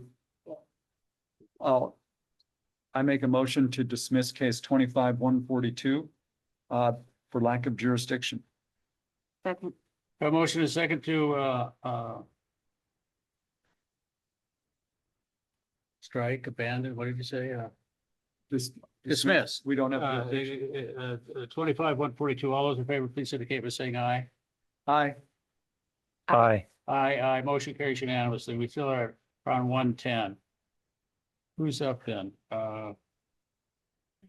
Is still Mr. Brony, present your case, please. Yes, sir. Do I lose the 15 minutes from 110? Excuse me, 142? Yes. I do. Okay, gentlemen, I've introduced my wife and myself. If you'll look into the information that I have supplied for the 110, it'll be easy to follow along. If you'll give me just a second, I will get to my information and we can proceed.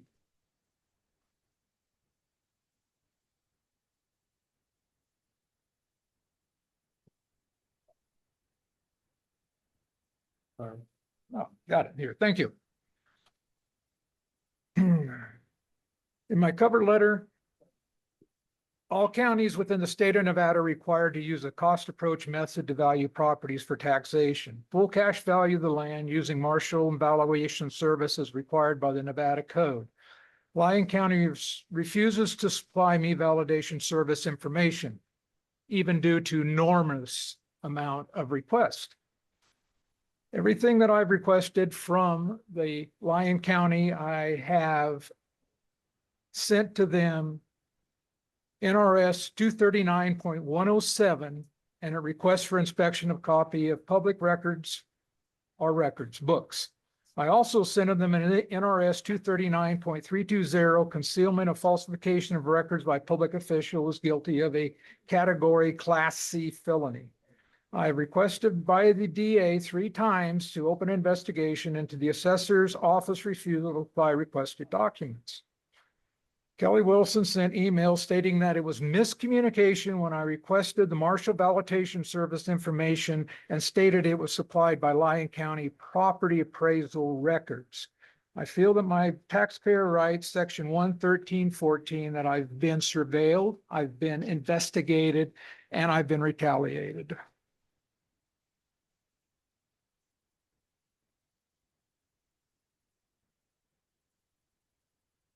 Lyon County BOE has failed to follow procedures per NRS 361. During my BOE hearing of 2025, they did not mute my time when there was discussion by the board. I was not allowed my full 15 minutes, and it required me to not have a full 15 minutes to present my case. Use of comparison property in the areas of Smith Valley are not even close to the proximity of the subject property. Assessment of subject property not consistent with other properties in close proximity. I've attached a CoreLogic Marshall Validation Service residential estimator standard report that I was able to obtain over the internet. I have also, being a licensed contractor for 35 years, I prepare to use an actual cost along with the appropriate labor and overhead and profit for the cost of the replacement value. The county has said that my property, which I purchased in 2021 for $75,000 by the use of abstraction, is now worth $190,000. The use of abstraction, from my understand, has not been codified. Would you please give me a moment here? And that we've talked about the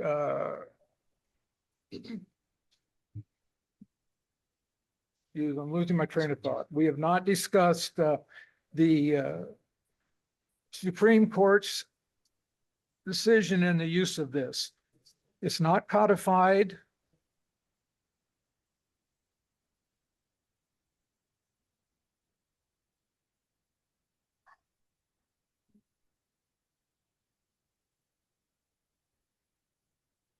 There has been no, they have not presented any information in regards to how they became upon this value of $190,000 for the property. Even if you're going to use abstraction, they have not supplied any relevant evaluations of any property that is sold in my area for $190,000. I have some comps from 599 Day Lane. That property was sold in 22. It sold for $299. The assessor's office has it $120,000. It's double the size of my property. It has 20 usable acres. It fronts on 2 paved roads. There's another property at 537 Day Lane. It sold for $117, and we're talking about just bare land. It is now assessed by the assessor at $110,000. Again, it fronts a paved road, and it is nowhere double or triple the actual selling price of the property, such as they have done mine.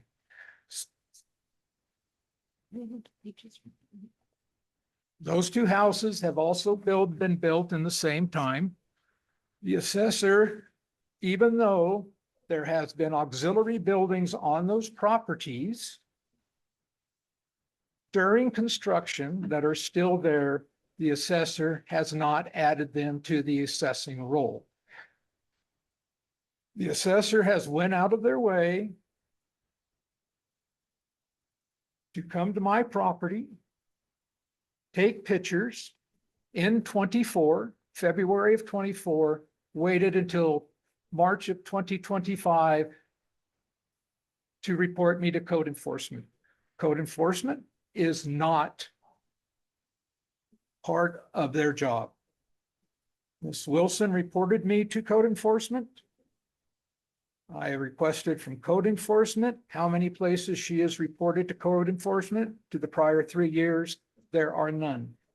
There's been several other situations. It's not according to the valuation of my property, but Lyon County continues not to follow the law. They have redacted things from public records. They refused to supply me public records. I won't get into that. My next contingent is, besides my property being valued from 75 to 190,000, is the replacement value of the structure. I've been a contractor now for 35 years. I have 40 years in the construction business. You have to have 4 years of viable experience to even take the test. I have built many houses. I have done remodels, and over that course, I have owned 50 pieces of property. I do my due diligence when I do property. I have been burned. I have been found out things after, so I go all out. I go to the fire department. I ask them, is a 20-foot all-purpose road with a hammerhead for the equipment to turn around in. I go to the environmental department, find out about the septic tank. I make sure that I have all my I's dotted and my T's crossed because I have been completely burned. The websites of all the county office appraisals have the same situation. Full cash value of the land and replacement cost via Marshall Valuation Services. I have made, in our meeting in August of 24, I requested information on how they valued the replacement of my structure. I would like to see the Marshall Validation Services printout. Mr. Owie immediately turned me down, immediately. No, you can't see that. It's a very complicated program. Well, if somebody would read NRS 239.107, page 2, it says that the entity is supposed to make every effort to understand what I'm asking for and make every effort to supply that to me. This has never been done. I have never received anything from the county other than an appraisal card. They say everything I need is on the appraisal card. I don't see numbers there. I was able to print something out.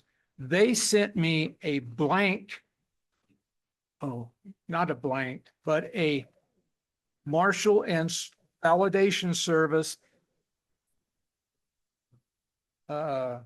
What word am I looking for when it's just, it wasn't blank. It was basically filled out from somebody from Belmont. I would guess it was just a card to show. Sample. An example card. They have never provided me with that. I want to discuss this. I want to know. You have 5 minutes remaining. Excuse me? You have 5 minutes left. I have 5 minutes. Thank you. But anyway, I would really like to know how they came upon this. She says it's valued as a 3. What is a 3? What amenities in my house are a 3? I'm a contractor. I have built for almost 40 years. I know how to cut costs. My house is very, very simple. It's a box. I have no coffers. I have no vaulted ceilings. I know how to build a house quickly, and I know how to build a house economically. If somebody would ask me, sir, will you build this house for me for $400,000 right now? I would say, at that point, I would have said yes. There's over $70,000 in profit and labor of myself, and all of the subcontractors' hard costs are involved. So I'm asking the board, number one, to bring the value of my property back to 75,000 as it was prior to using abstraction, which my understanding is not a viable appraising method. It's never been codified. And I'm also asking that the board visits my replacement value of my property, look at my Marshall and Swift valuation, and also look at my cost breakdown.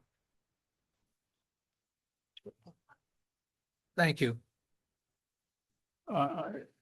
I appreciate that, sir. Can you refer us to a page in the document that contains your cost breakdown? Okay. And I apologize that I did not put letters, numbers on. Yeah, you have it there. Let me see.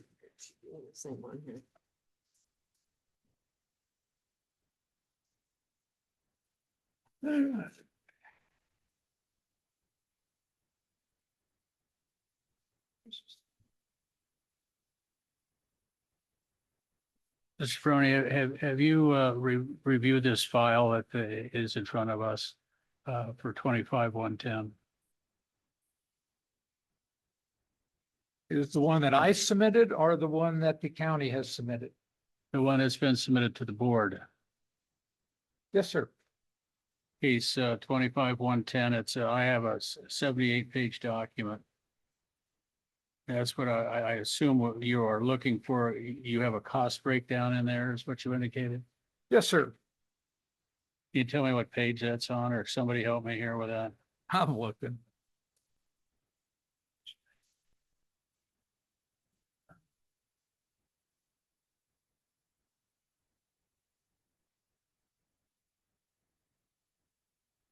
Yeah, I see your license here is on page 19. Yes. And you talk about some, what's supposed to be done here legally, and then next we have a letter from the county assessor's office. So is your cost breakdown contained within this document? Was it submitted to the county board? It was, sir. There was several floor files that were submitted to the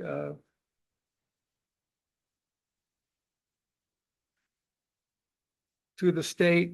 They were supposed to be separate files. They got merged. So that's why I'm having a little difficulty getting that for you, sir. Kelly, can you help me here? Did you have that document in anywhere, and was that submitted to the county? Is it in your file here? I believe he's looking at the documents which you guys denied. He submitted 2 separate packets as additional evidence, which you denied earlier. Okay, let's go on. We don't have a cost breakdown. I have it here, sir. It's not in our packet of information. Yes, it is. It was Anything further, Mr. Ferroni, in your case? No, sir. I extremely ask that you have any questions. I would be more than willing to answer them. I would like to be involved in dialogue here in regards to what we have going on here. I don't feel that I have been properly addressed by Lyon County BOE. Our first meeting, the county did not submit me anything. I walked in, I got to this position. Ms. Wilson gave me her packet. I'd never seen abstraction in my life. So if you would please I'm having trouble here today. I've been here yesterday. I've been here today. I didn't sleep last night thinking about this. So if you would please, I would appreciate it. Yes, sir. That's what we're here for today, to hear both sides of this and decide. I'd like to hear from the Lyon County Assessor's Office now. Please present your case. Kelly Wilson, Lyon County Assessor's Office. So the property in the subdivision was appraised according to NRS 361.227.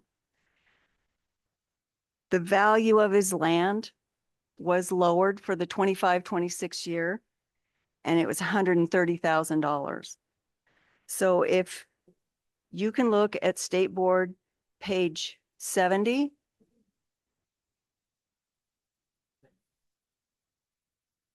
Is that the oh, okay, yeah, that's. So State Board Forest- page 70 is giving you a list of vacant land that we looked at. Vacant land sales. Mr. Ferroni, have you found that page, sir? Is it in her packet here or? It is in the book. What page is it on? SBE 70. SDE 70. That would be a little number down there, and I believe it's in the right-hand corner of the page. SBE 70, it's kind of light colored there in the bottom right-hand corner of the page. You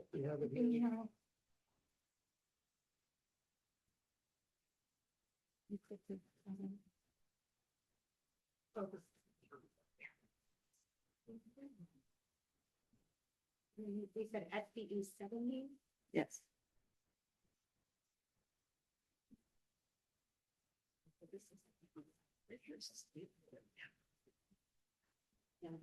Kelly, do you have another copy of that page with you that you can share with the petitioner, please?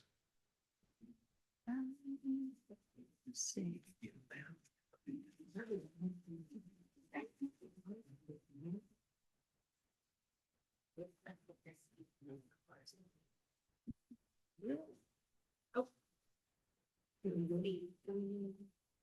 Somebody from Lyon County's office have a copy of that page they can give the petitioner, please? They found it. I think they found it. We did. And what was the page again? I'm sorry. 70. 70.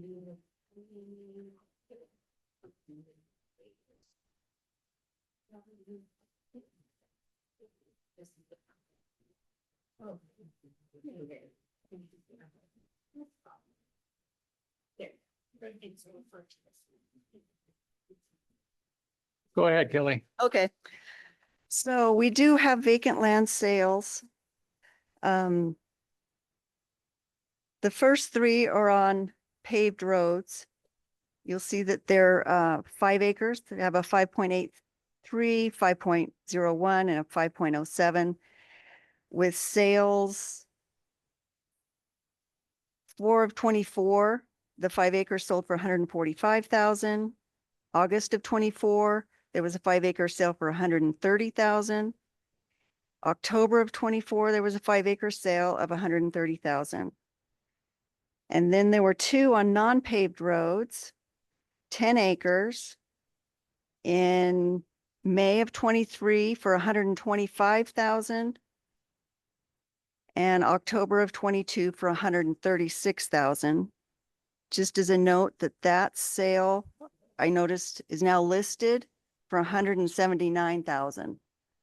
So this is basically showing that land has steadily been increasing in this neighborhood since Mr. Ferroni purchased it in 2021. So now for the building value, if you want to turn to SBE 53, we have comparable improved sales.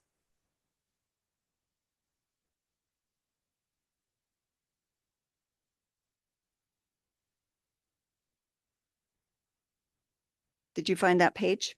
I'm just about there. Okay.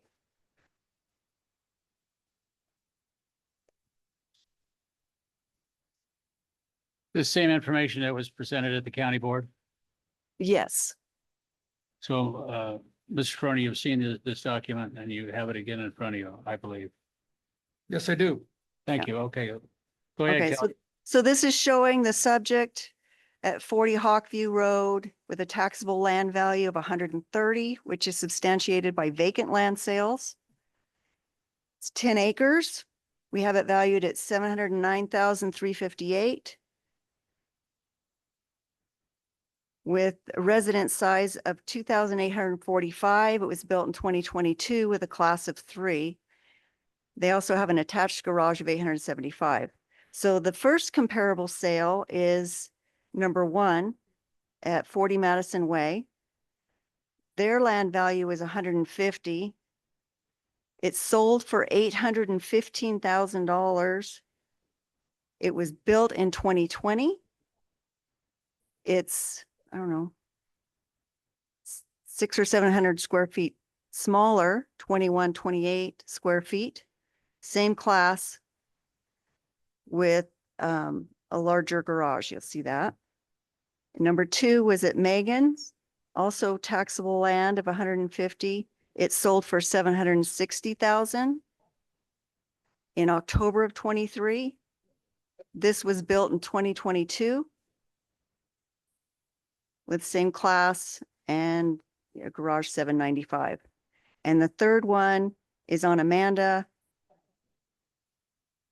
Sold for 760,000 in October of 24. My comps, I tried to go with similarly year built as the appellant. So the appellant built his home in 2022. So I used these comps of new builds with sales. When he was talking at the county board, he was presenting much older sales.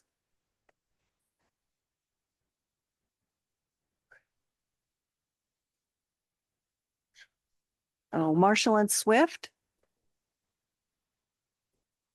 So the property record card was provided. It is on SBE page 43.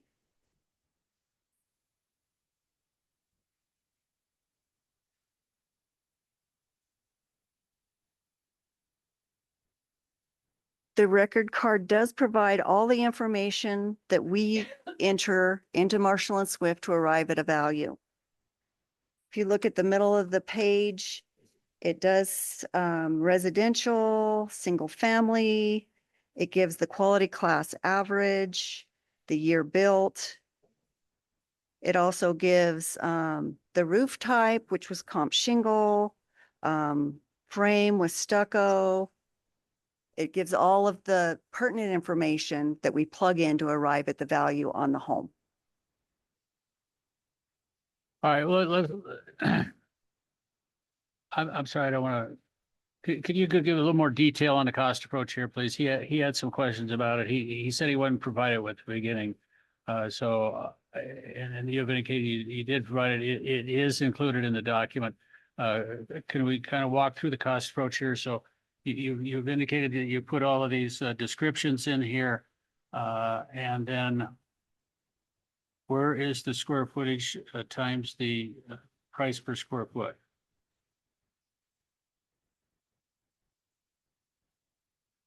So it also costs the attached garage. No, ma'am, I'm asking you, okay, let's just go through the house here. Well, okay.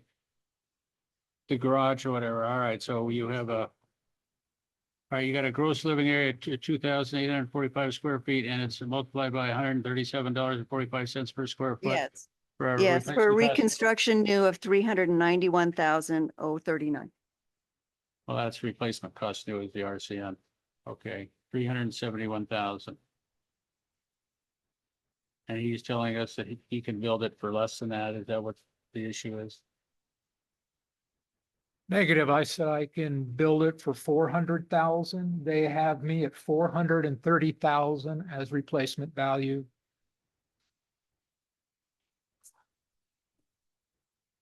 I see 448,647. Yeah, then there's depreciation of 20,000 and it's basically 428 or 430. My cost and this actually goes into classification. I've tried to have these people explain to me what 3 is. They will not. We have been treated extremely poorly. I was told to have an appointment with these people. Mr. Belines was extremely reluctant to have a meeting. The meeting was very hostile. These people were not courteous. They were not helpful.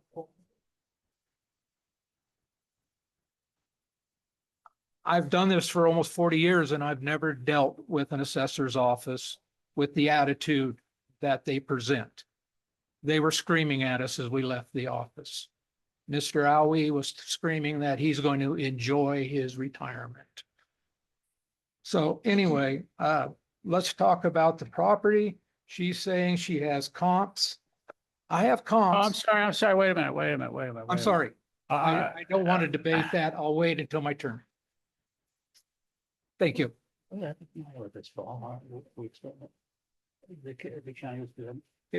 county was presenting their case and you went through the sales of land and the improved sales, and then you were going through the cost approach. So I screwed up. I just asked a couple of questions there. So let's continue on with the assessor for another minute.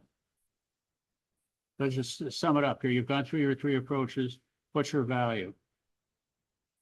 So our value that was presented at the county board and upheld was 709,358. And the appellant is asking for 610. Thank you. Is that concluded your case, Kelly? Yes, unless you have questions. Ms. Ferroni, you have some time to rebut. Okay, thank you, sir. On the property, there's 13 units in the Hawk View subdivision. Let me see, lot 11, March 21st, 2021, 80,000. Lot 6, 46 Hawk View, July 19th, 2022, 98. Lot number 5, 40 Hawk View, March 26, 2021, 75,000. Lot 3, 20 Hawk View, July 22, 2020, 73. 361,1179 basically states that you're supposed to use comparable sales. When I bought the property, the comparable sales were around $75,000. She now has it $130,000, actually going extremely more than 5 miles away from the Hawkview subdivision. The majority of the places that she's picking are upscale subdivisions that have paved roads, level lots. I have 2 usable acres on my property due to the CCNRs. I cannot clear anymore. The 20 acres on Day Road that I presented to you that sold for $299 that she has right now appraised at $120,000 has 20 usable acres with no CCNRs. She can put an they could put an ADU on it. They've got 2 approaches on 2 different streets. The property is not worth $130,000. You can ask whatever you want. The place on the corner has been on sales for 4 years for $400,000. It hasn't sold. I have comps back when I bought the property, and that's what we should do. Also on the replacement value, I'm sorry, it was also included in the 110. It is in a different file, but it reverts back to not as much value. It was more about my complaint of how I've been treated, but it is there. It is in the back of that packet. So the one that I ran from Marshall Validation Service was $404,000. I did my hard costs at $396,000, over $40,000 of profit, $30,000 of my wife and I labor, all of our hard costs with all of our subcontractors. I'm asking for $75,000 valuation on my property. I'm asking for $400,000 valuation on replacement of the existing single-family dwelling that was built in 2022. And I really do appreciate you guys. You guys got to be exhausted. I sat here 2 days and I'm exhausted. Yes, sir. I appreciate the compliment. Thank you. Is that concludes your case, sir? Unless there's any other questions, I would, Yeah, I know that. Yeah, that's what we would have next. I just want to know if you had anything further to present. No, like I said, I'm rattled. I'm sorry. You know, I've been doing this a long time, but this has been very complexing on my wife and I. We moved here with an idea that we were coming to a place with less government, less whatever, and I have ran into a brick wall at that place. But thank you for your time. Well, I apologize from the state level anyway, sir. I'll leave that up to Personnel Department as at Lyon County, I guess, if you wanted to lodge a complaint. But Mr. Smiley over there, I don't appreciate it from the assessor's office myself, your attitude. I've seen your facial expressions numerous times, and you're sighing and you're relieving, and I think it's very unprofessional. And if you're seeking retirement, I'd say you go do it now. Get out of the job. You don't like it, you don't do a good job, you're misrepresenting and giving everybody a bad name here. Mr. Turn off Chairman. your microphone, turn off the microphone. I'm not listening to you. Any other questions or comments from the board members?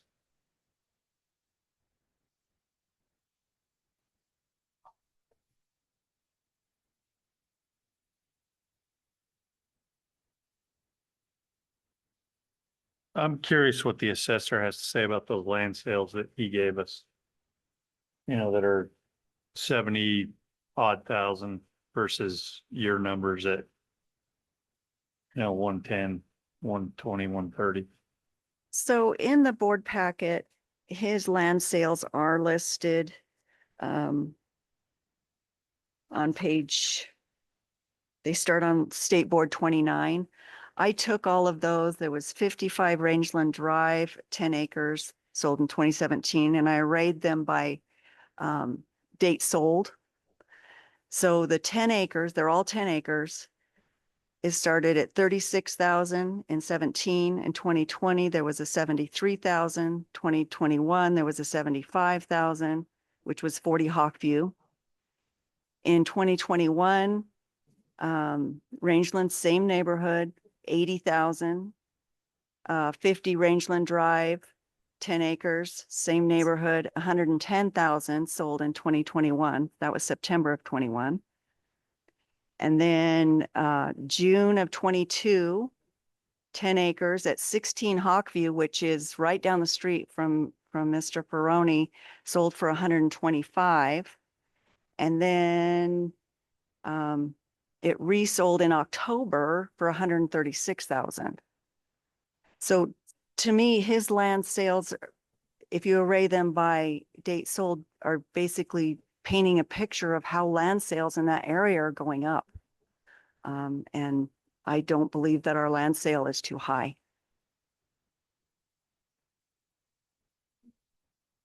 And you bought the land when, Mr. Perone?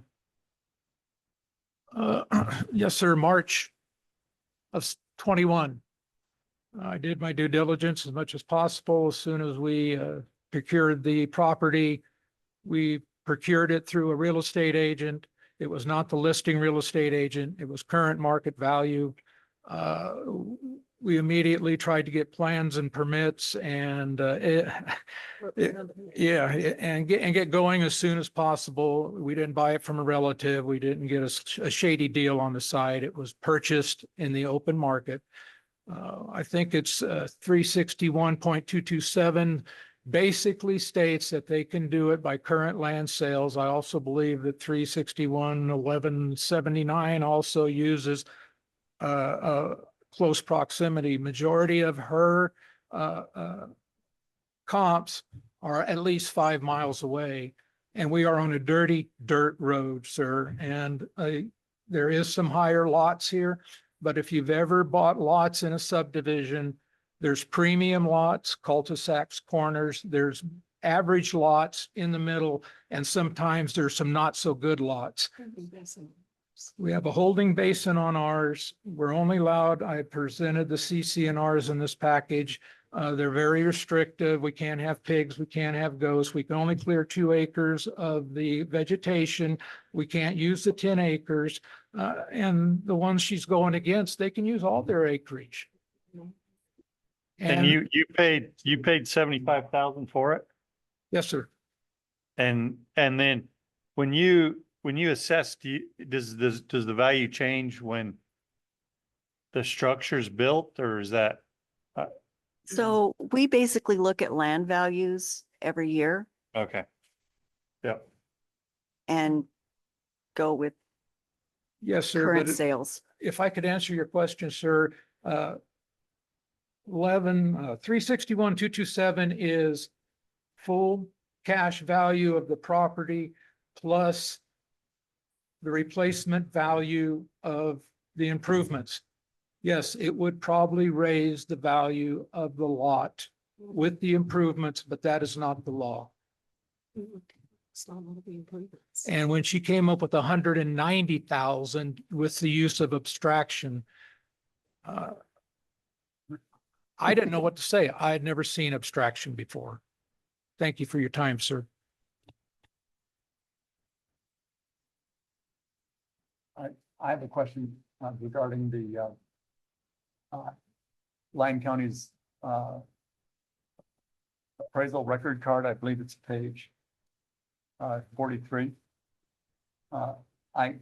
What is your ex-FOB value of 150,901? Extra features. So that would include the 3,500 square foot RV shop, his well, concrete. Yeah.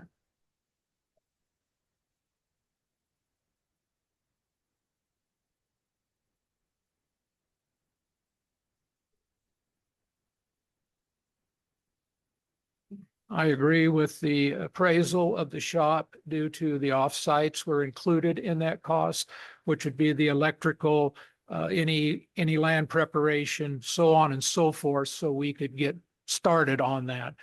But the house is standalone. The shop was erected prior to the start of the house. So mostly of everything that was done in regards to underground, water, so on and so forth, I contributed to the $130,000 of the shop. So I am very well with that. I understand that.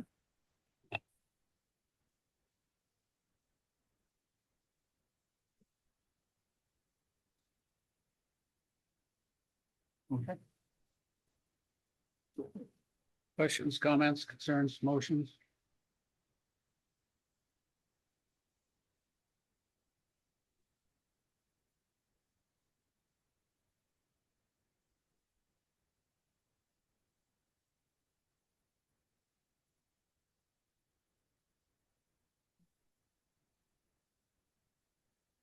The assessor's office is like a 710,000, and Mr. Tony is looking for 610,000.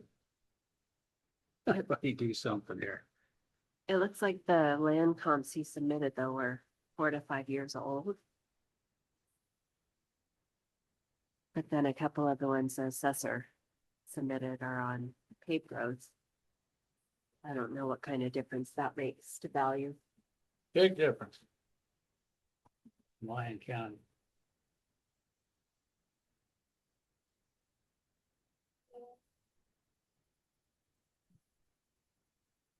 Mr. Chairperson, may I comment or am I done?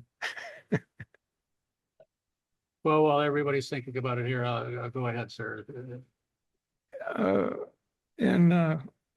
And to the reply of the missus, if the property was appraised at base of 75,000 upon purchasing, why would it go up substantially within a year if we do not rate, I thought we had a 3% cap or an 8% cap on when you buy a piece of property or you own a piece of property, it could only go so much. The property was appraised at 72,000. When I purchased it, it went to 75,000. From there, it went to 190,000, which I was taxed on. Now she says she's dropped it to 130. How about my 60,000 from 190 to 130? I didn't believe that you could continually reappraise property. I understand when there is construction that you do have that window that's open, but the shop was built. It was appraised. It was at 75,000. I'm requesting that it remains at that point at 75,000. Thank you. The land value is looked at every year. The 3% you're referring to is on tax dollars, not on taxable value. Do you understand that, Mr. Froney? The cap applies to the dollar amount of tax. It's not to the valuation that the assessors place on the property. Kind of. I also know that this information that Lyon County sends out is very convoluted. We have taken it to other assessors' office. They've looked at it and said, wow, I don't know what you're talking about. Maybe you should go talk to the treasurer. We made an appointment with Aaron Lombard, and we walked into her office. We know her person. Lumberg. I says, could you explain this to me? And she looked at me and go, no. They hand me the numbers. I put it in the computer and it spits it out. She went down and got Erin Singerly. I believe she is the head of your department as far as they said she's been there the longest. They brought her down. I said, would you please show me on this, you know, this is capped, this is this, this is that. I said, would you please show me on this piece of paper what I'm paying taxes on? She couldn't answer the question. I asked that in the BOE hearing in 2025.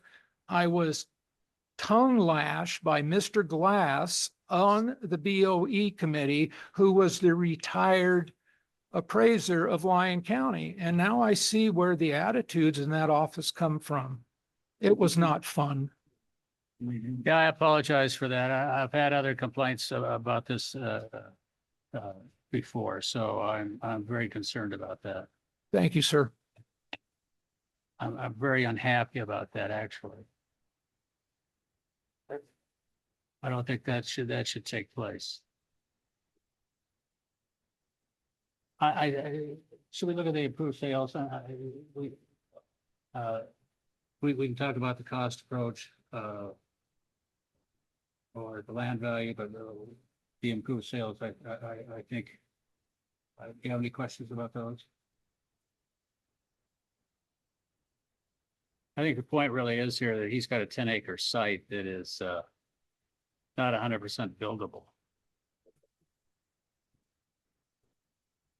Can't subdivide it, you can't split it up. Got some restrictions on it.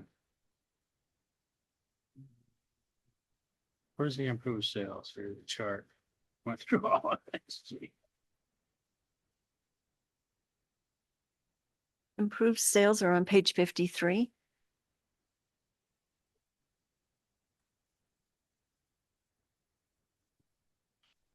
Also, Mr. Chairman, the lots that are on Artist View are the most valuable lots in Smith Valley. They sit above a bluff that looks. Okay, sir, thank you, thank you. We're looking at the improved sales now on page 53. We're not talking about the land value. We're talking about these houses that have sold here. The assessor's office has presented three comparables, Madison, Megan, and Armanda. That are 815,000, 760,000, 760,000. They're on 5-acre sites.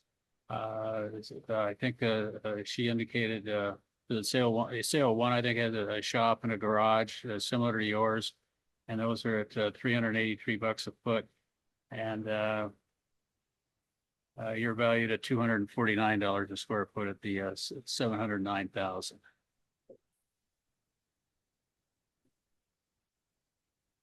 Any other comments or questions about the improved sales?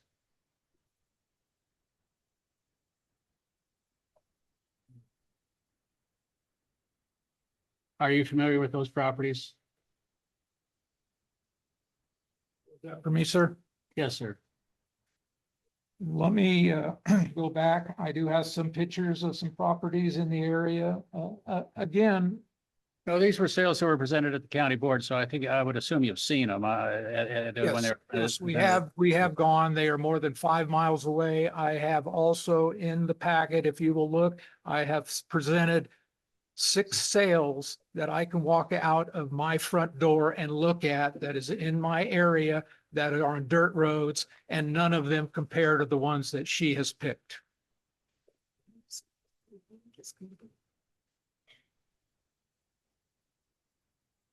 I believe in the world is, we call this cherry picking. Okay, where are your improved sales, sir?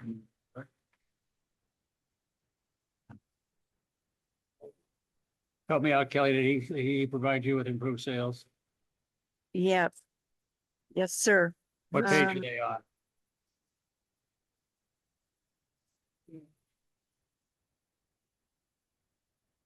So it starts on page 39.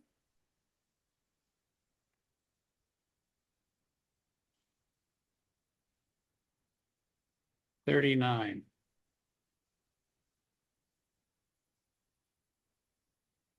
Okay, these are the Zillow pages. Yes, sir. The first one being 20 Rangeland Drive, 470,000, 1488. The next one is 29 North Star Drive, 490. The next one is 92 Hawk View, which is right down the street at 633. The next one is at 70 Hawk View at 635. 392 Day Lane, 637. And the last one being Grandview, 950,000, 4,881 square feet. It has a 2,800 square foot house on it with a 2,000 square foot ADU equaling the 4,800 square feet, 8 bedrooms, 5 baths. Do you have any response to those sales? I do. So the first one, 20 Rangeland Drive. All of these are much older. So year built is 2002. The first 2 of his comps are under 2,000 square feet. I tried to stay closer to what his was at 2845. So the first 2, let's see, we've got 1448 square feet built in 2002. The second one on 29 North Star is 1548 square feet, built in 1990. The 92 Hawkview Road was built in 2006, has 2388 square feet. The big one that he's talking about on 10 Grandview is not comparable because they took a barn and basically converted it into a guest house. We only had permits for like a loft living area, but when they sold it, all the pictures on realtor.com, basically it's like a 3-bedroom, 2-bath house in addition to the original res. So the last one on 10 Grandview is not comparable.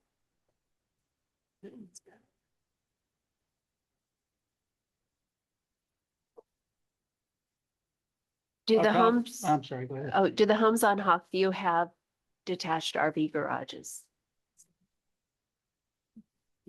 No, none of them have detached except for the one at 10 Grandview Lane. Which I'm not even showing that one. And what was the date of the sale at 92 Hawkview and 70 Hawkview Road? So 92 Hawkview sold October of 23. And 70 Hawkview sold November of 24. And what was the value of the petitioner's RV garage? 130. That's just on the cost approach, I mean, Just on the cost approach. 130. Brings these up. $130,891. All right, thank you. Yeah.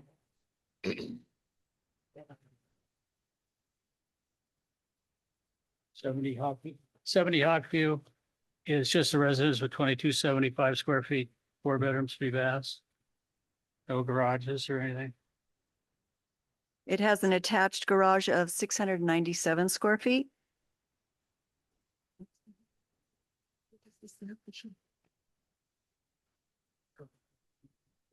So the big difference between that sale and his property is the size of his garage and the workroom or storage room or. Yeah, and the garage. year built. It's much older. Yeah, it's 2006. That was at 635,000. So that's about $275 a foot. And it doesn't have the it's older. And it doesn't have the RV garage. And it's smaller.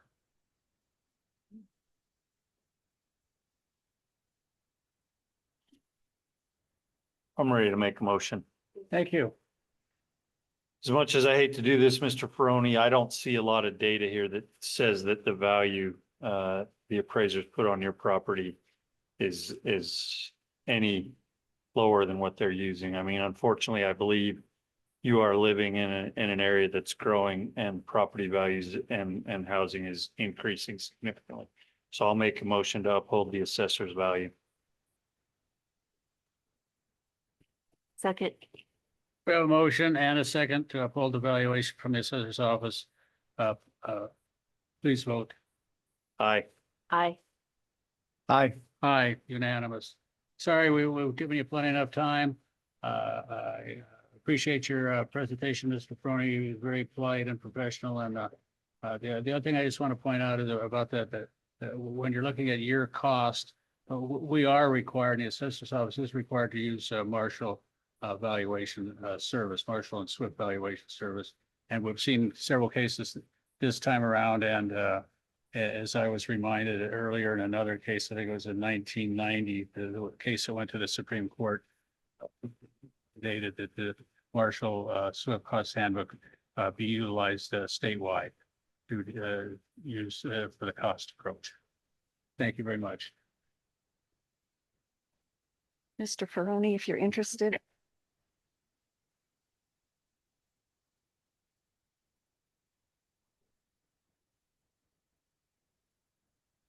Mr. Chair.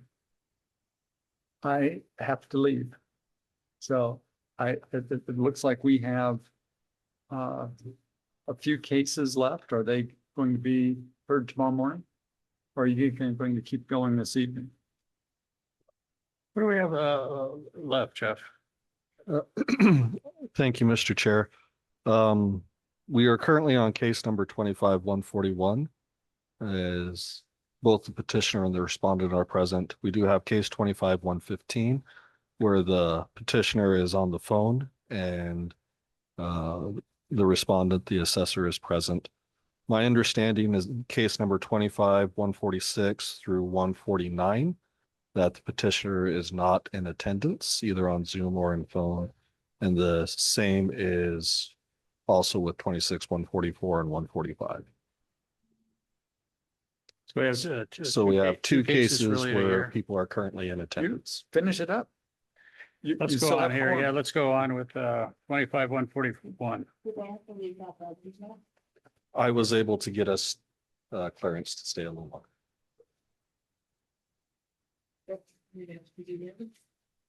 I would like to then call case number 25-141. Miss Peggy Cole as the petitioner.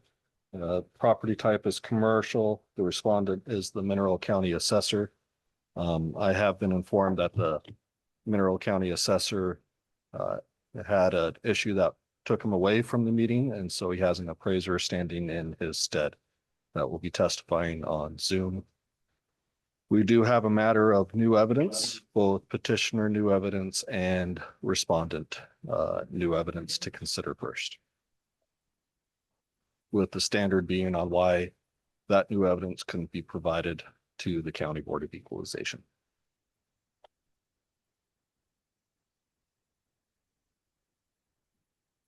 Also, Peggy Cole needs to be sworn in. All right, we will in just a minute.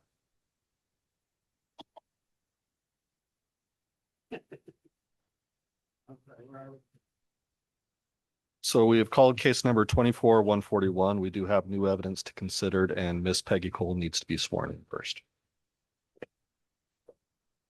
Good afternoon.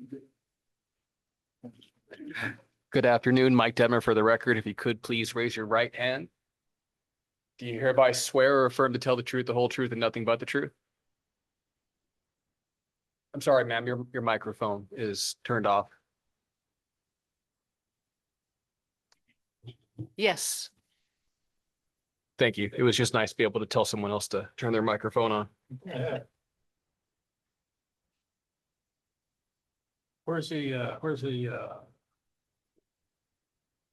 Mineral County? Yeah, the assessor unfortunately had an issue that called him away, and so he has an appraiser. Name and address. Have you been sworn? I just did. Thank you. Name and address, please. Stephanie Holt. It's STEPHANIEHOHLT. Mineral County Assessor's Office.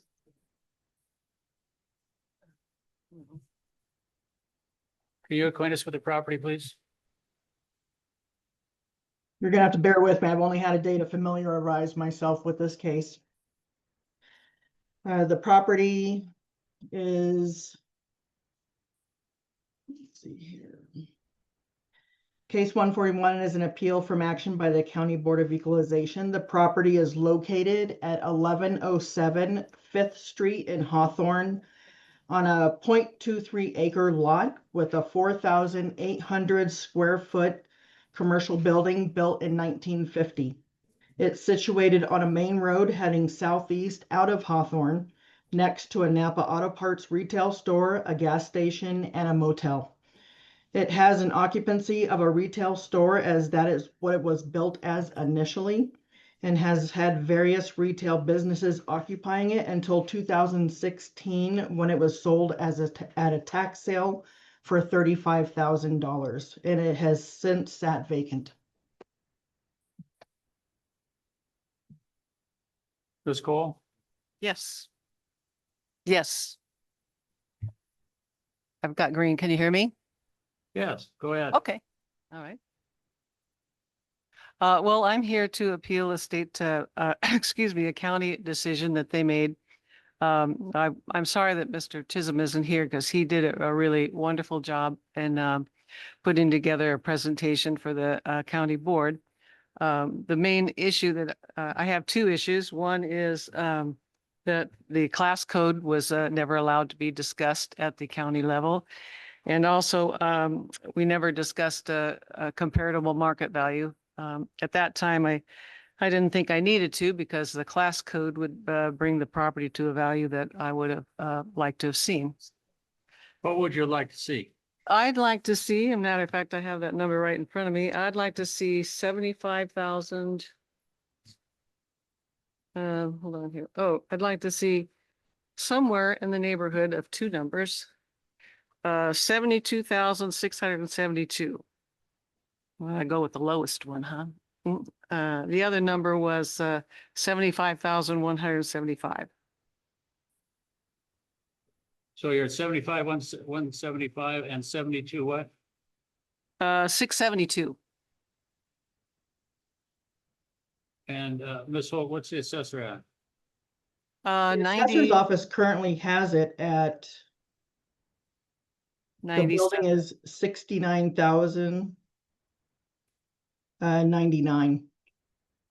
I'm sorry, That's the building. What's the total? I mean, The total value with land is 95,782.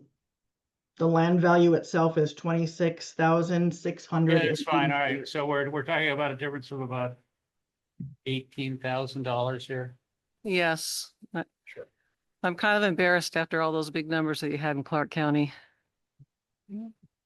But I really feel like that is a fair market value of it. It What's the cap? What's the value. What's the the tax cap value?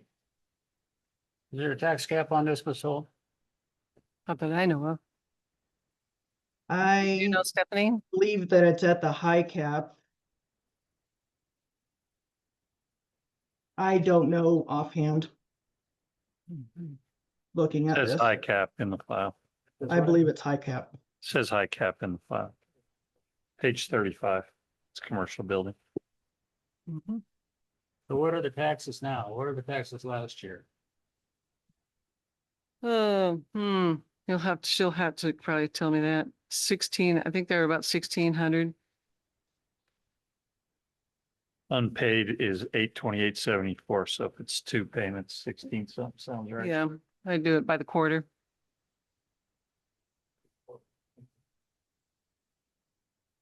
And if we reduce to 72,000, what would the taxes be? I was thinking it would save about $300 in tax.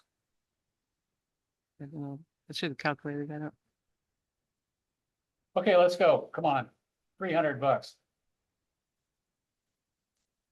Who's up? Come on, somebody tell me something. Peggy, give me your case then. Well, I can make it short and sweet. I did some comparative sales, and unfortunately, I don't know if you're familiar with Hawthorne, but it's kind of a depressed area. There's Yes, I'm familiar with Hawthorne. Oh, good. Okay. About 2,200 people there. There's not a lot of comparable sales, which made it a little harder. So the one, I had about 8 to look at, and it's kind of not a lot of turnover in Hawthorne for commercial property. So I picked 3, which I submitted to you. One was just kind of to show you about what the value was when I bought the property. So it's really not comparable. And the other one, of course, is what, 3 years old. But that's the closest one I could get from the 2024 sale. So of the 8 that I looked at, these are the 3 I chose, excuse me. And it just like, I came up with a number of right there with the $50,000 one. That building is right next to the El Cap.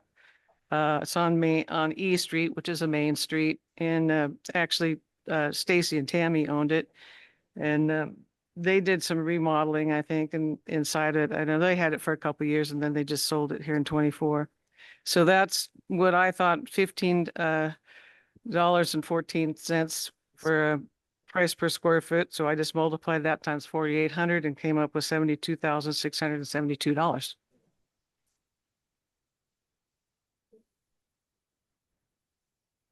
I don't know what else to say. Is that the end of your testimony? That could be the end of my testimony. Yes. Ms. Holt? My understanding was that the case was still being brought forward to the state because of an occupancy code. My understanding is that occupancy can't be used to lower the value. Rather, we used obsolescence, and that has been done, and it brought it down significantly from 70,993 from 116,286. Mr. Chisholm had conducted a walkthrough of the property and had rerun the building through with the Marshall and Swift estimator using the obsolescence through different components that he found for the condition of the building.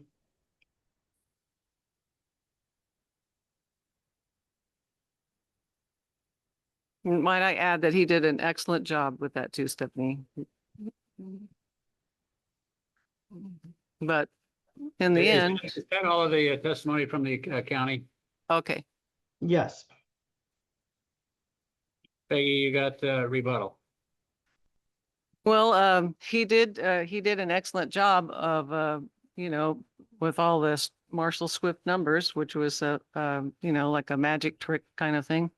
But in the end, it's like, okay, you come up with the numbers, but oh my God, it's higher than the market value. So, you got to take another kind of side look at it.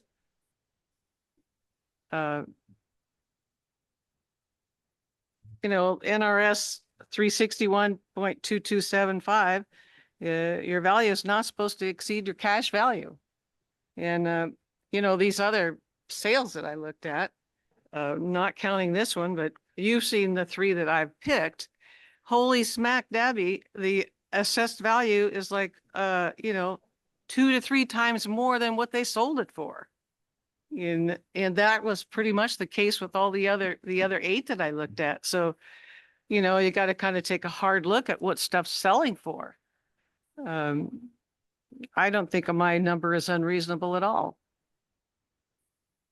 Anything further? No, thank you very much for listening to me and staying awake. Yes. There's questions from members of the board? What was your value on the petitioner side there? I came up with $72,672. Well, that was one of our numbers. The other one was 75,175. Yes.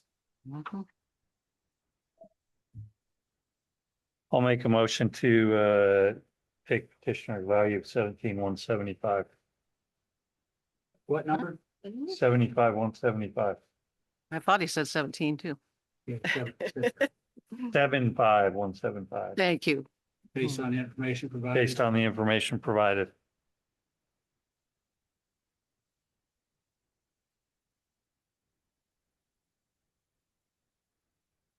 Can I Have a second that? second?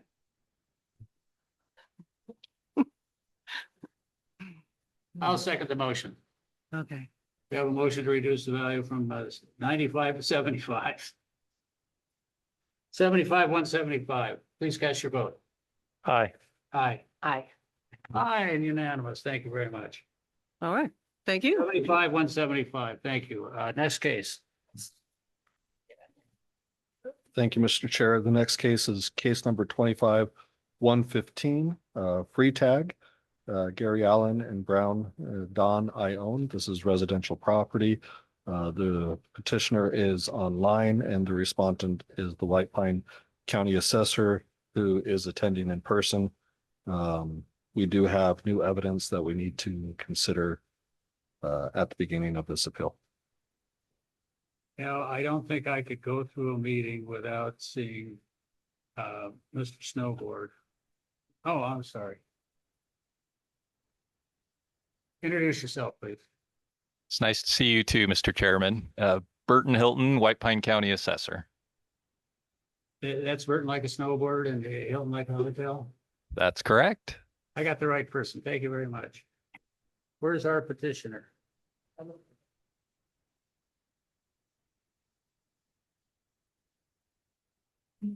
She's on Zoom. I'm here. I'm trying to get logged in.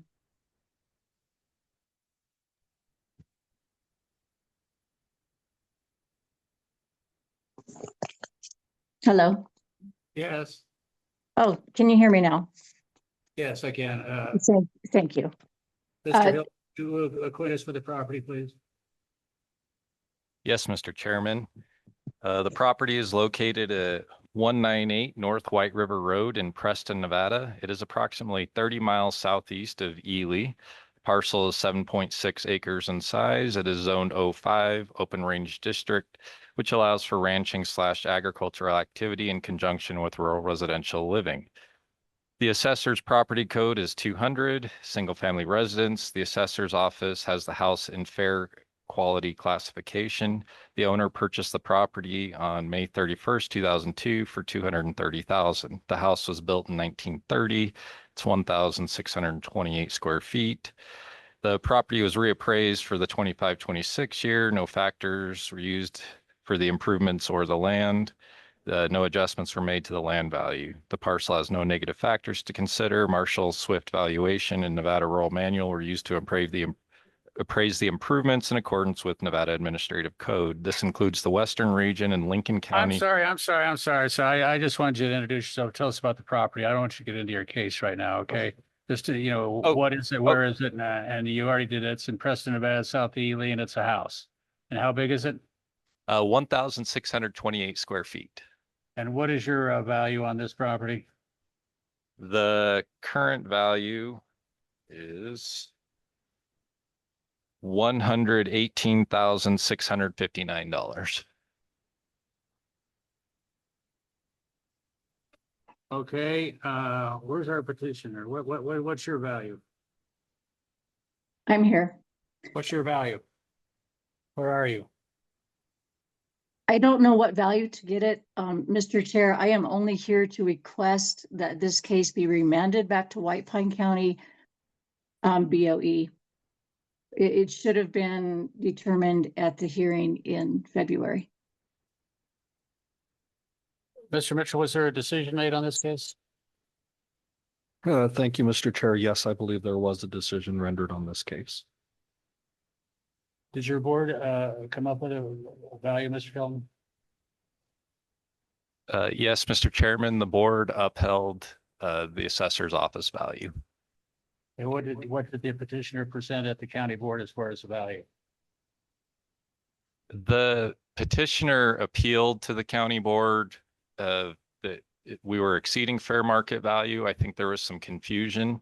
The petitioner's primary request is that there are certain fence panels should not be included in the assessment. And when she appealed to the state board, she did indicate that on her appeal form.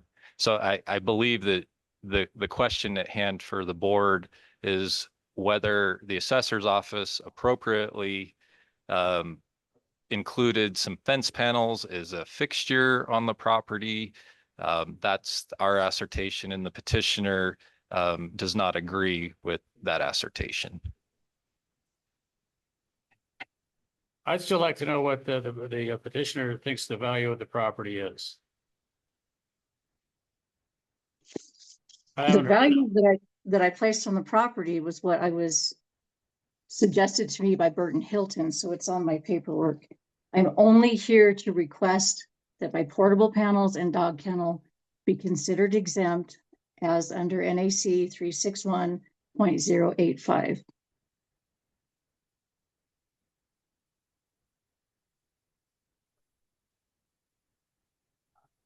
Ma'am, can you give me a number of what you think your property's worth? 118,659. Oh, that's fine. That's the same number the assessor has. Okay, what are we doing here then? Mr. Chair, what are we arguing about if you have the same value as the assessor has? I don't wish to be illegally taxed on exempt items, sir. This could have been easily taken care of at the county level. The district attorney shut down the Board of Equalization and told them they were not allowed to make that determination, even though they agreed with me. So here we are. That's all I'm asking, is to remand it back to the county and allow them to do their job. We need That's some what- legal assistance here or I'm some sorry. guidance.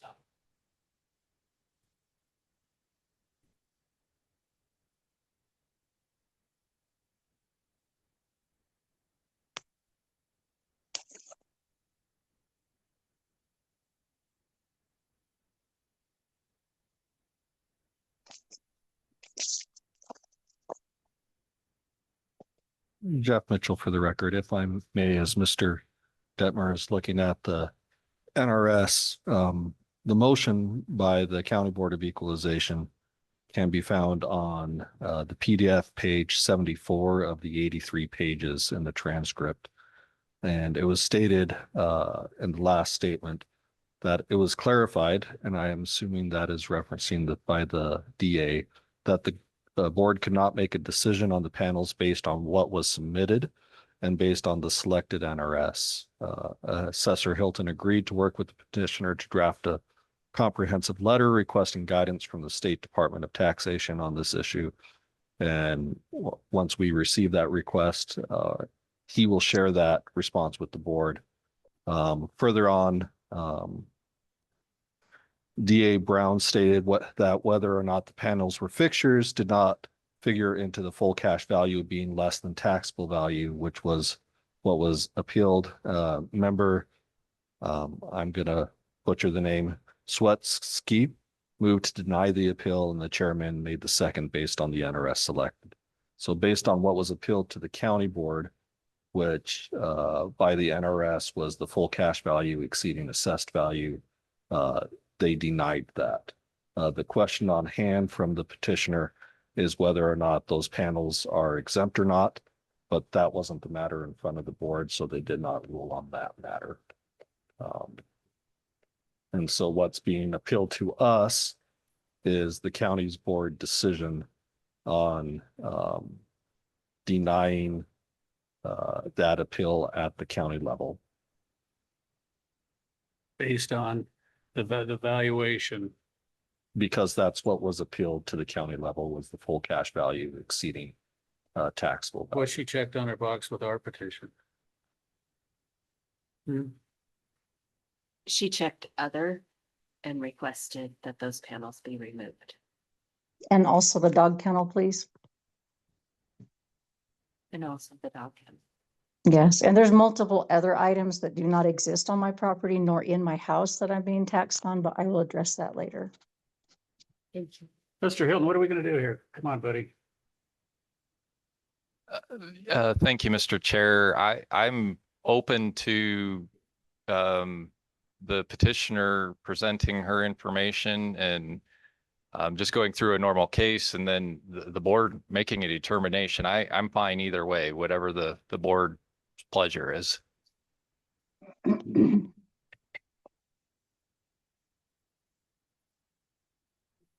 Yeah.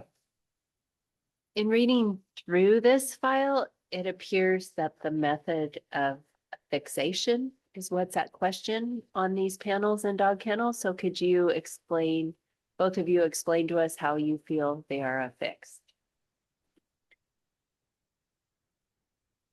They are unaffixed. They are freestanding portable livestock panels that I move about nearly daily for different uses.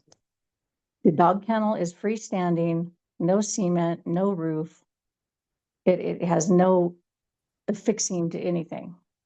Everything I use is completely portable and transportable, as I've been doing with these items for 20 to 25 years at least 5 different locations. Locations meaning residents.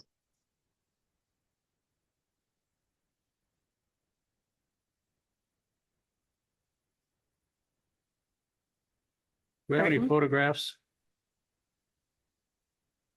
Excuse me, Mr. Chair, this is Burton Hilton for the record. I believe, I can't remember if Deputy Director Mitchell mentioned that there was new evidence and that was submitted. We had new aerial flights that were done in May. And that I submitted that evidence just to help the board further clarify what the issue is. I can't remember if you guys ruled on accepting that new evidence or not. No, we did not.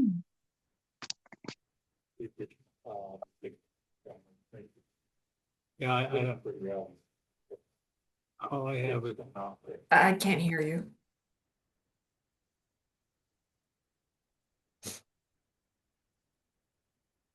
Repeat that, please. So it's pictures of the panels or what, I mean, it to me looks pretty obvious what's fixed and what's not fixed. But it's about, I don't know, 10 or 12 photos. That's correct, Member Cadwell. Again, it was just to give you guys a better understanding of the matter. What's the value of those items that she wants us to remove? So the total taxable values would be 4,703 taxable value. If I may have a couple of minutes, I could go through why I believe they are fixtures. It's, that's up to the pleasure of you, Mr. Chair. If I may interject, Mr. Hilton, at our county meeting, you agreed that they were exempt and then turned right around and tried to redefine them as fixtures. They are not I don't want to get fixtures. it. Wait a minute. We're not going to get into an argument here, okay? So he has asked for time. I'm sorry, I have really screwed this whole case up. We are way off of our standard procedure here, and one party presents their information, and then the other party presents theirs, and we have a rebuttal. I'm sorry, I really screwed that up. I thought we could just come to a conclusion here rather quickly on what we're talking about, what the issue is, and how much money we're talking about. So if we're going to get back into the whole kit and caboodle of this, and we're going to have to go through the process of presentation of information. So I think that would be, first of all, that's to the petitioner.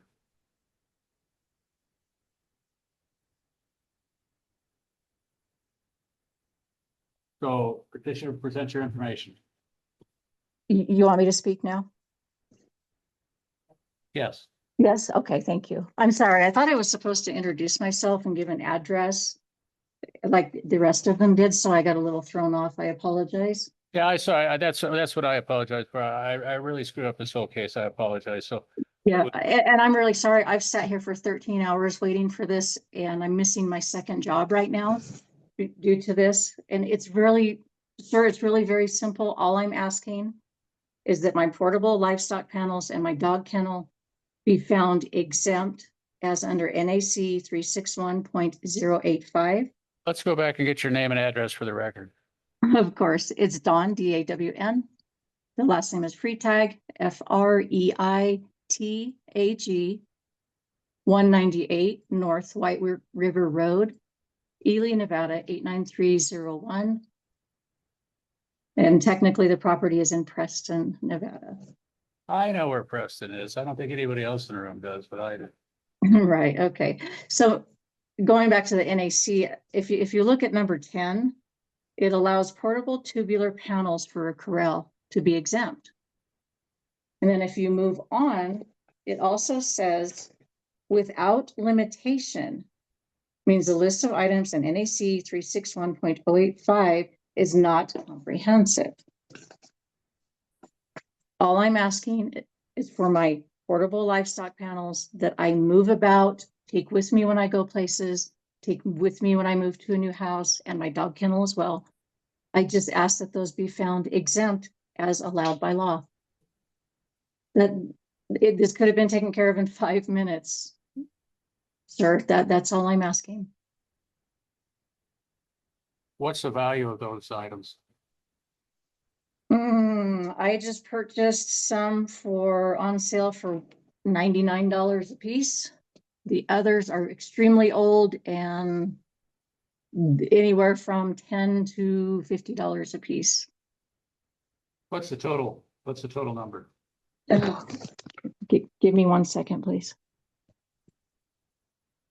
I don't even know how many I have. Well, that makes it kind of difficult, doesn't it? It does. It We're does. talking about $2,000 here, Probably not even that much. $1,000. Okay, we'll go with 1,000. They're in varying states of repair because there's most of them are so old. So it's very hard to put a common value on them across the board. So if I average it, $40 a piece. Mr. Hilton, are these real property or personal property? We are valuing them as part of the real property. Yet they're portable and they lend no value to my property, is my point. I take them with me when I leave. And we have photographs of the particular items, just those items, and how they're attached or affixed to whatever you're considering them to be real property, Mr. Hilton. I'm sorry, Mr. Chair, could you repeat that? If I remember what I said, sure I would. I'm wondering if we have any photographs that show these particular items. And can you explain how you judge them to be real property? Yes, again, I would refer mostly to the new evidence for the pictures of the items. And then it is. Okay, we're on, we have 7 pages of photographs here. I'm looking for dog kennels and paddocks or something, I think. Where are those?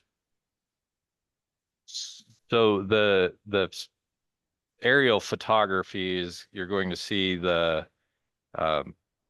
panels in there clearly. I'm not sure if you're able to see the dog kennel through the. All right, so are we looking at page number 2 of 7? Let's just start Yeah. with it. Yes, that is correct. Okay, so that looks just like some fencing, right? That is, yes, I And agree. that's what she's appealing the value of, is that fencing. Yes, sir. Is that correct? Dawn, I think Dawn, is that what you're? Yes, yes, the portable tubular panels, livestock panels, and the chain link dog kennel or dog run, whatever you wish to call it. That's all I'm asking. Where's that in a picture here? Which item? The dog. I don't have a copy of these photos.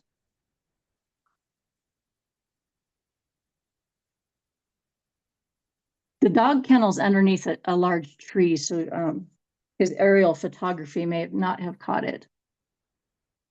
Mr. Hilton, how is a dog kennel considered real property?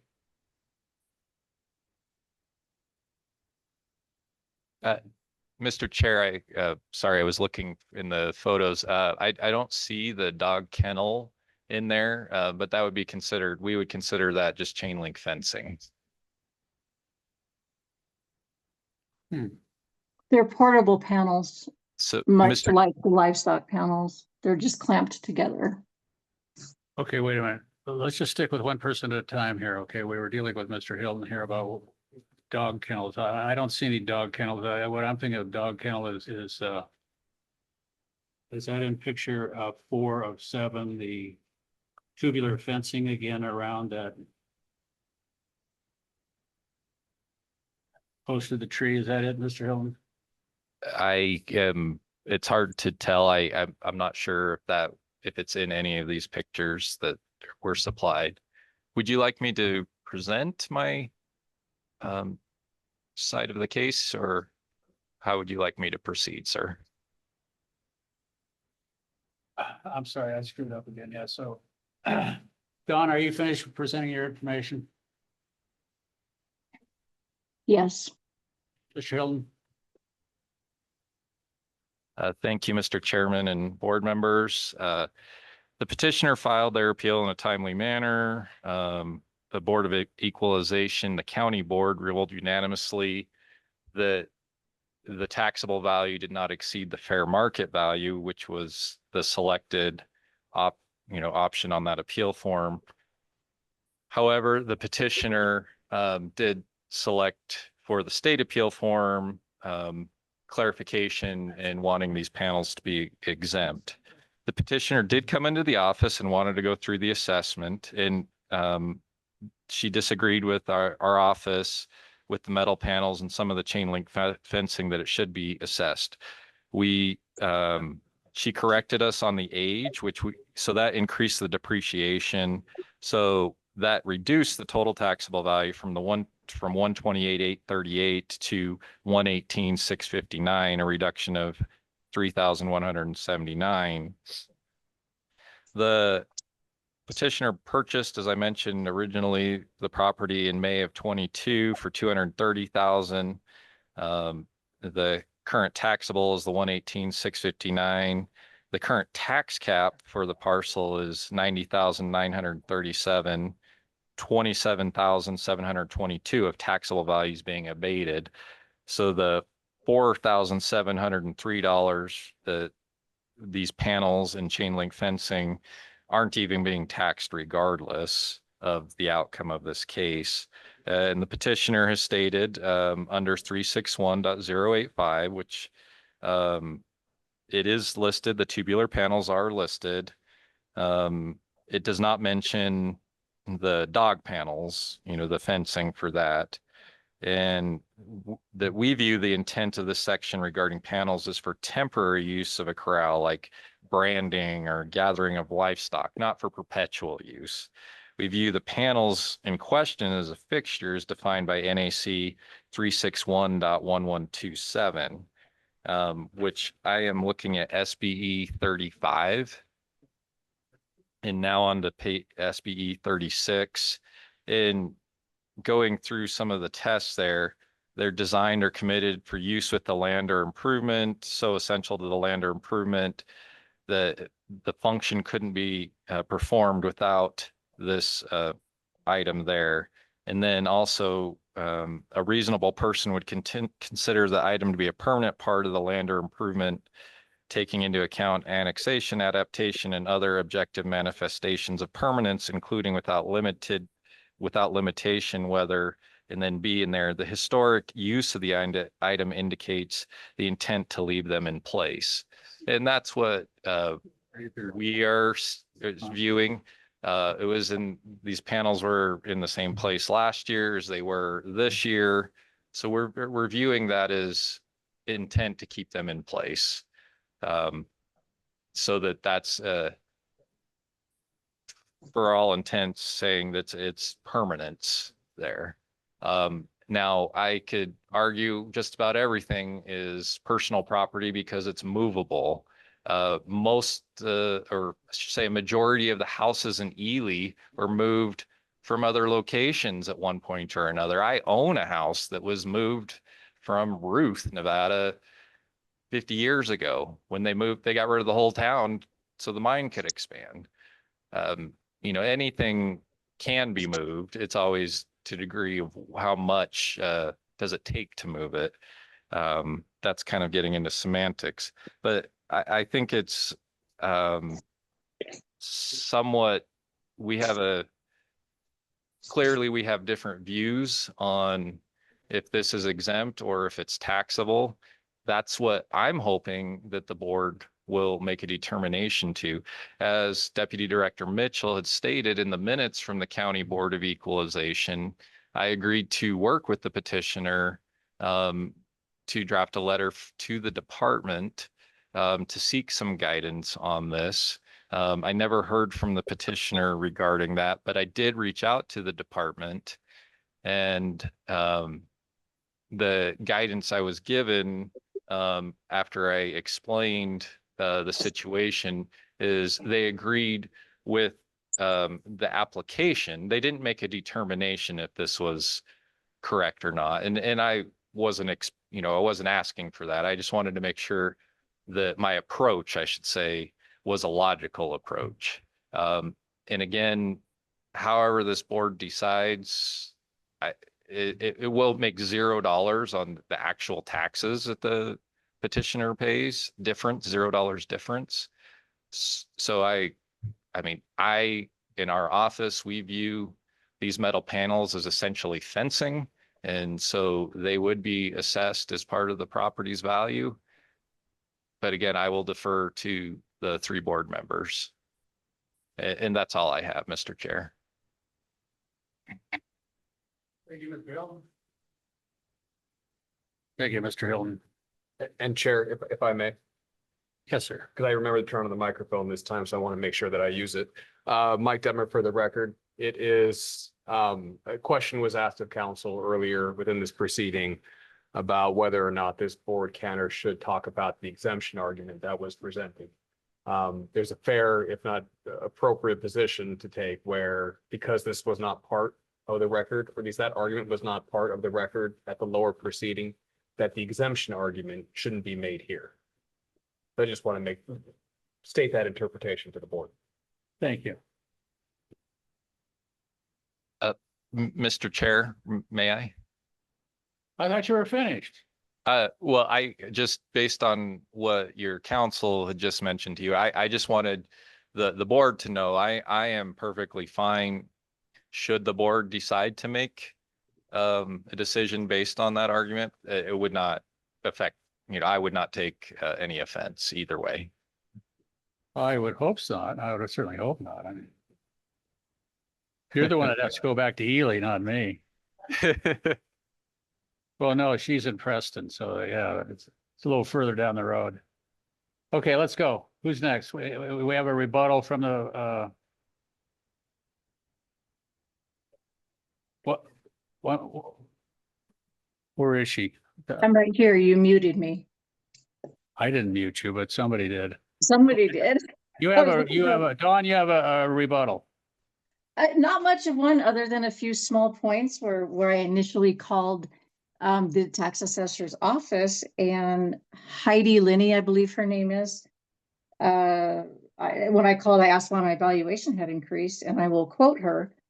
I was told that it was due to my portable horse and livestock panels and my portable dog panels, and that I was, quote, charged for using your personal items on your private property, end quote. So that's how this all started off. And then in the hearing, whether this matters or not, the District Attorney Brown refused to give me clarification on anything that Mr. Hilton was saying in rebuttal to what I had to say. And then I guess my last small point is, or question, I suppose, I need to know how often and how far I need to move panels to be left alone. Because these panels are moved sometimes on a daily basis, sometimes on a weekly basis, sometimes it's a couple months, and sometimes it's a couple feet, and sometimes it's 100 yards. So without those parameters, how am I to know if I'm using my portable items correctly? Since he's calling everything fixtures, and these are clearly items that I have had at least 5 different residences over the last 20 to 25 years. Anything further, ma'am? No, sir. Thank you. Questions from members of the board? Yeah, Don, this is Curtis Cadwell. When I'm used to seeing portable panels, usually there's a foot on either end, of tubing sitting on the dirt, and then a couple pins on each panel, and I don't know, a tube you can insert are these that type? Because I don't see the feet. And if not, how do you stand them up and keep them sitting vertical? They do have feet. Well, most of them do. The older ones, the feet have kind of rusted off where they bow down and actually touch the dirt. But yes, in general, they have feet, and they have either pins or chains, and that's how you hook them together. And then you make your corral either circular or square, rectangular, and they're just self-supporting. So the panels that you would say are personal, you've got a circular pin that looks to me, based on your description, to be temporary. Mm-hmm. You've got a rectangular one outside of what looks like a permanent pen that's split in half for 2 horses, it looks like. Yeah, again, I have not had the opportunity to see the photos that Burton had taken. So I can't, I'm sorry, I can't agree with that at this time, because I can't see the photos. But yes, there's one permanent corral and then several portable ones. Some are square, some are rectangular, some go kind of at an arc. Sometimes I use them to like put a 12 by 12 pin around, like on the grass or the weeds, like you would a goat. Yeah. But I use horses, to graze off weeds and stuff. So yeah. But yes, that is correct. It's the 12-foot portable panels that typically have feet and either chains or pins to join them together, if you will. Right. And then there's perimeter fencing, but that's not That's not the issue. No. Okay. Not at all. All righty. I'll make a motion to accept the petitioner's reduction in value of $4,703 for the portable gates. Panels. Panels, correct, sorry. Yeah. Can we make that to 0? I thought she said it was $1,000. The assessor has a value of $4,703 in taxable value for the. May I interject a small portion of information? Sure. Okay. I didn't understand what costed meant, but I guess it's valued. These panels are valued or costed by the state at a replacement value of $600 each. And I don't know who to fight about that because I've never paid $600 for a panel in my life. Okay, let's go. So maybe that's it. Okay, sorry. Maybe that's where the 4,700 goes. So I'll Right. make a I'd love motion to see to that. remove $4,703 from assessed value on the petitioner's behalf, Taxable value. taxable value for dog kennels and whatever animal pens. Second. We have a motion and a second to reduce the taxable value by $4,700. Is that right? 703. Another $3. Cast your votes, please. Aye. Aye. No. Motion carries. Mr. Hilton, you got the running orders here now. Yes, no, I appreciate you, board members, for the decision, and like I mentioned, it won't change the actual taxes, but it will reduce the value of the property. 146, 147, 148, 149. Petitioner present. Next case, I'm calling the next case, Mr. Hilton, I'm sorry. Well, Mr. Chair, if you would Oh, those consider. are White Pine County. I'm sorry, that is you. Yes, I believe the next 4 cases are all very similar in nature, so I believe that they could be combined at the pleasure of the board. I'm not sure if the petitioner is here. Is the petitioner present? Please, Carrie, call the petitioner. Do we have the petitioner for cases 25-146 through 25-149 on Zoom? If so, please raise your hand at this time. Seeing here and no one, the petitioner. No one has raised their hand. Thank you. So in order to do this, we can do, Mr. Mitchell, we have a couple of things we can do. Thank you. Under NAC, you have 3 options. You can hear the case based on the materials that are presented. You can dismiss the case with or without prejudice, or you can table the item to be heard at a later time. Mr. Hill, what's your pleasure here since the petitioner's not here? I would, my pleasure would be to dismiss the cases with prejudice, but I'm happy to go with whatever the board would like. I'm happy to present them if you would like. On petitions 25, 146, 147, 148, and 149, I make a motion to dismiss these cases with prejudice. Do I have a second? Second. Second, we have motion and a second. All those in favor signify by saying aye. Aye. Aye. Motion carries. Next item, please, 144. Land Cap Sparks 4 LLC, Washoe County Assessor. Thank you, Mr. Chair. We'd like to call this forward. If Carrie could please check to see if the respondent is available. Or the petitioner, my apologies. If the petitioner is on Zoom for cases 25-144 and 25-145, please raise your hand now. No one raised their hand, Chair. Can I have a short break, please? Who would that? The court This is reporter. the court reporter. I can't feel my hands right now. This is the last case. There's 2. There's 2. No, we just went through both of them. They're both Washoe County, 144 and 145. And the petitioner's out here. Can you get it? Maybe shake your hands a little bit. We'll be out of here in about 3 minutes. Okay.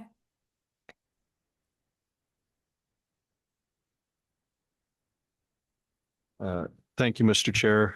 Your options are again under NAC to dismiss with prejudice or not, hear the case or table for later.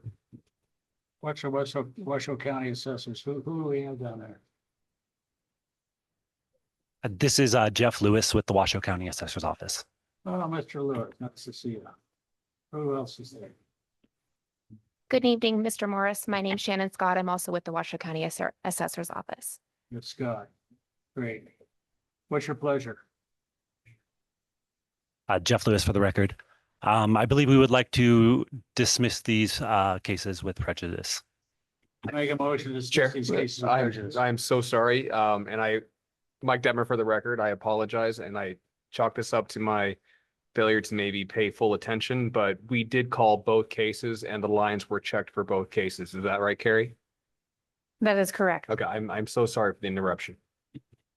We have a motion on the floor. Do I have a second? Second. We have a motion and a second. All those in favor indicate by saying aye, aye. Aye. Aye. Motion carries. Thank you, Washoe County. Great job. Thank you, Chairman, members of the board. Next item is state board member comments. Right, Mr. Shep? Correct. Any member of the board like to make a comment? No, sir. No, sir. Public comment. We have anyone here making a public comment? We have someone in Reno.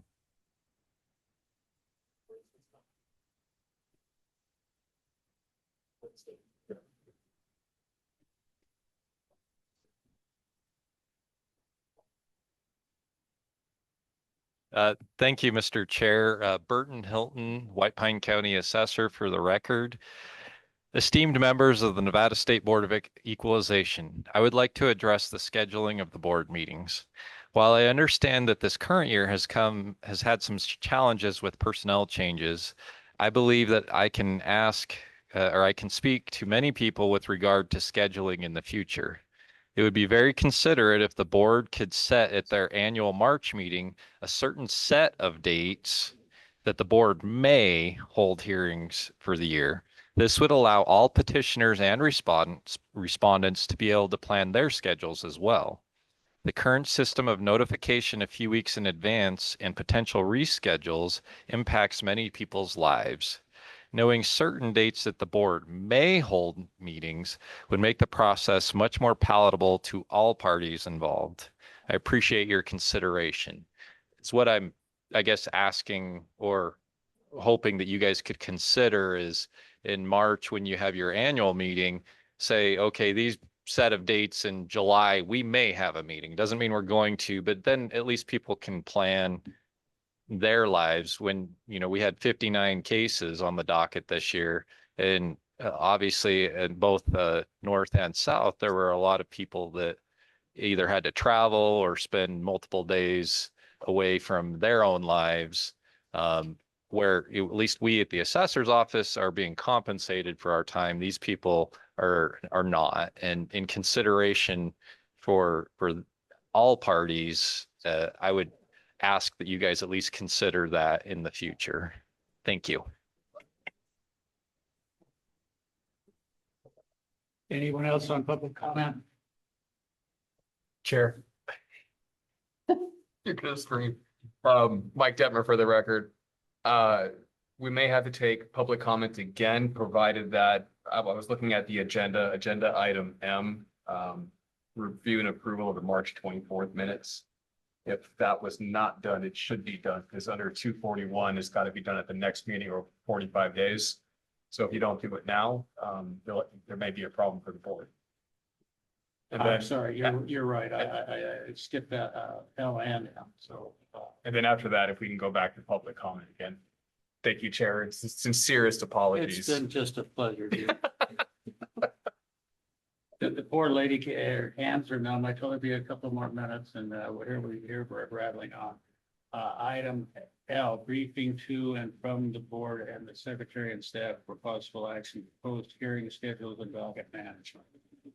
Thank you, Mr. Mitchell, for your input.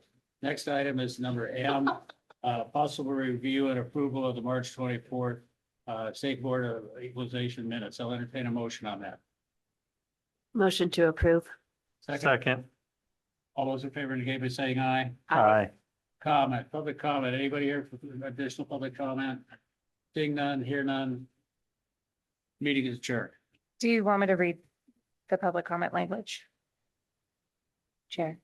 We'll incorporate it from the opening this morning. Is that legal? You know what? No one's ever asked that before. I suppose that can be done. Is it the same as what was provided earlier? And this is Mike Devon for the record. It is. I would just ask also, was there anybody on Zoom or on the line that may want to make public comment? Because that's part of this admonishment. If you would like to make public comment at this time, please raise your hand. No one has raised their hand. We're adjourned. Thank you, Mr. Mitchell. This meeting would have never taken place without you. And Carrie, thank you very much for your assistance and putting up with me all day. And Mike, members of the state board, thank you very much. I appreciate your great tough cases, and it was a real education for all of us. Thank you very much.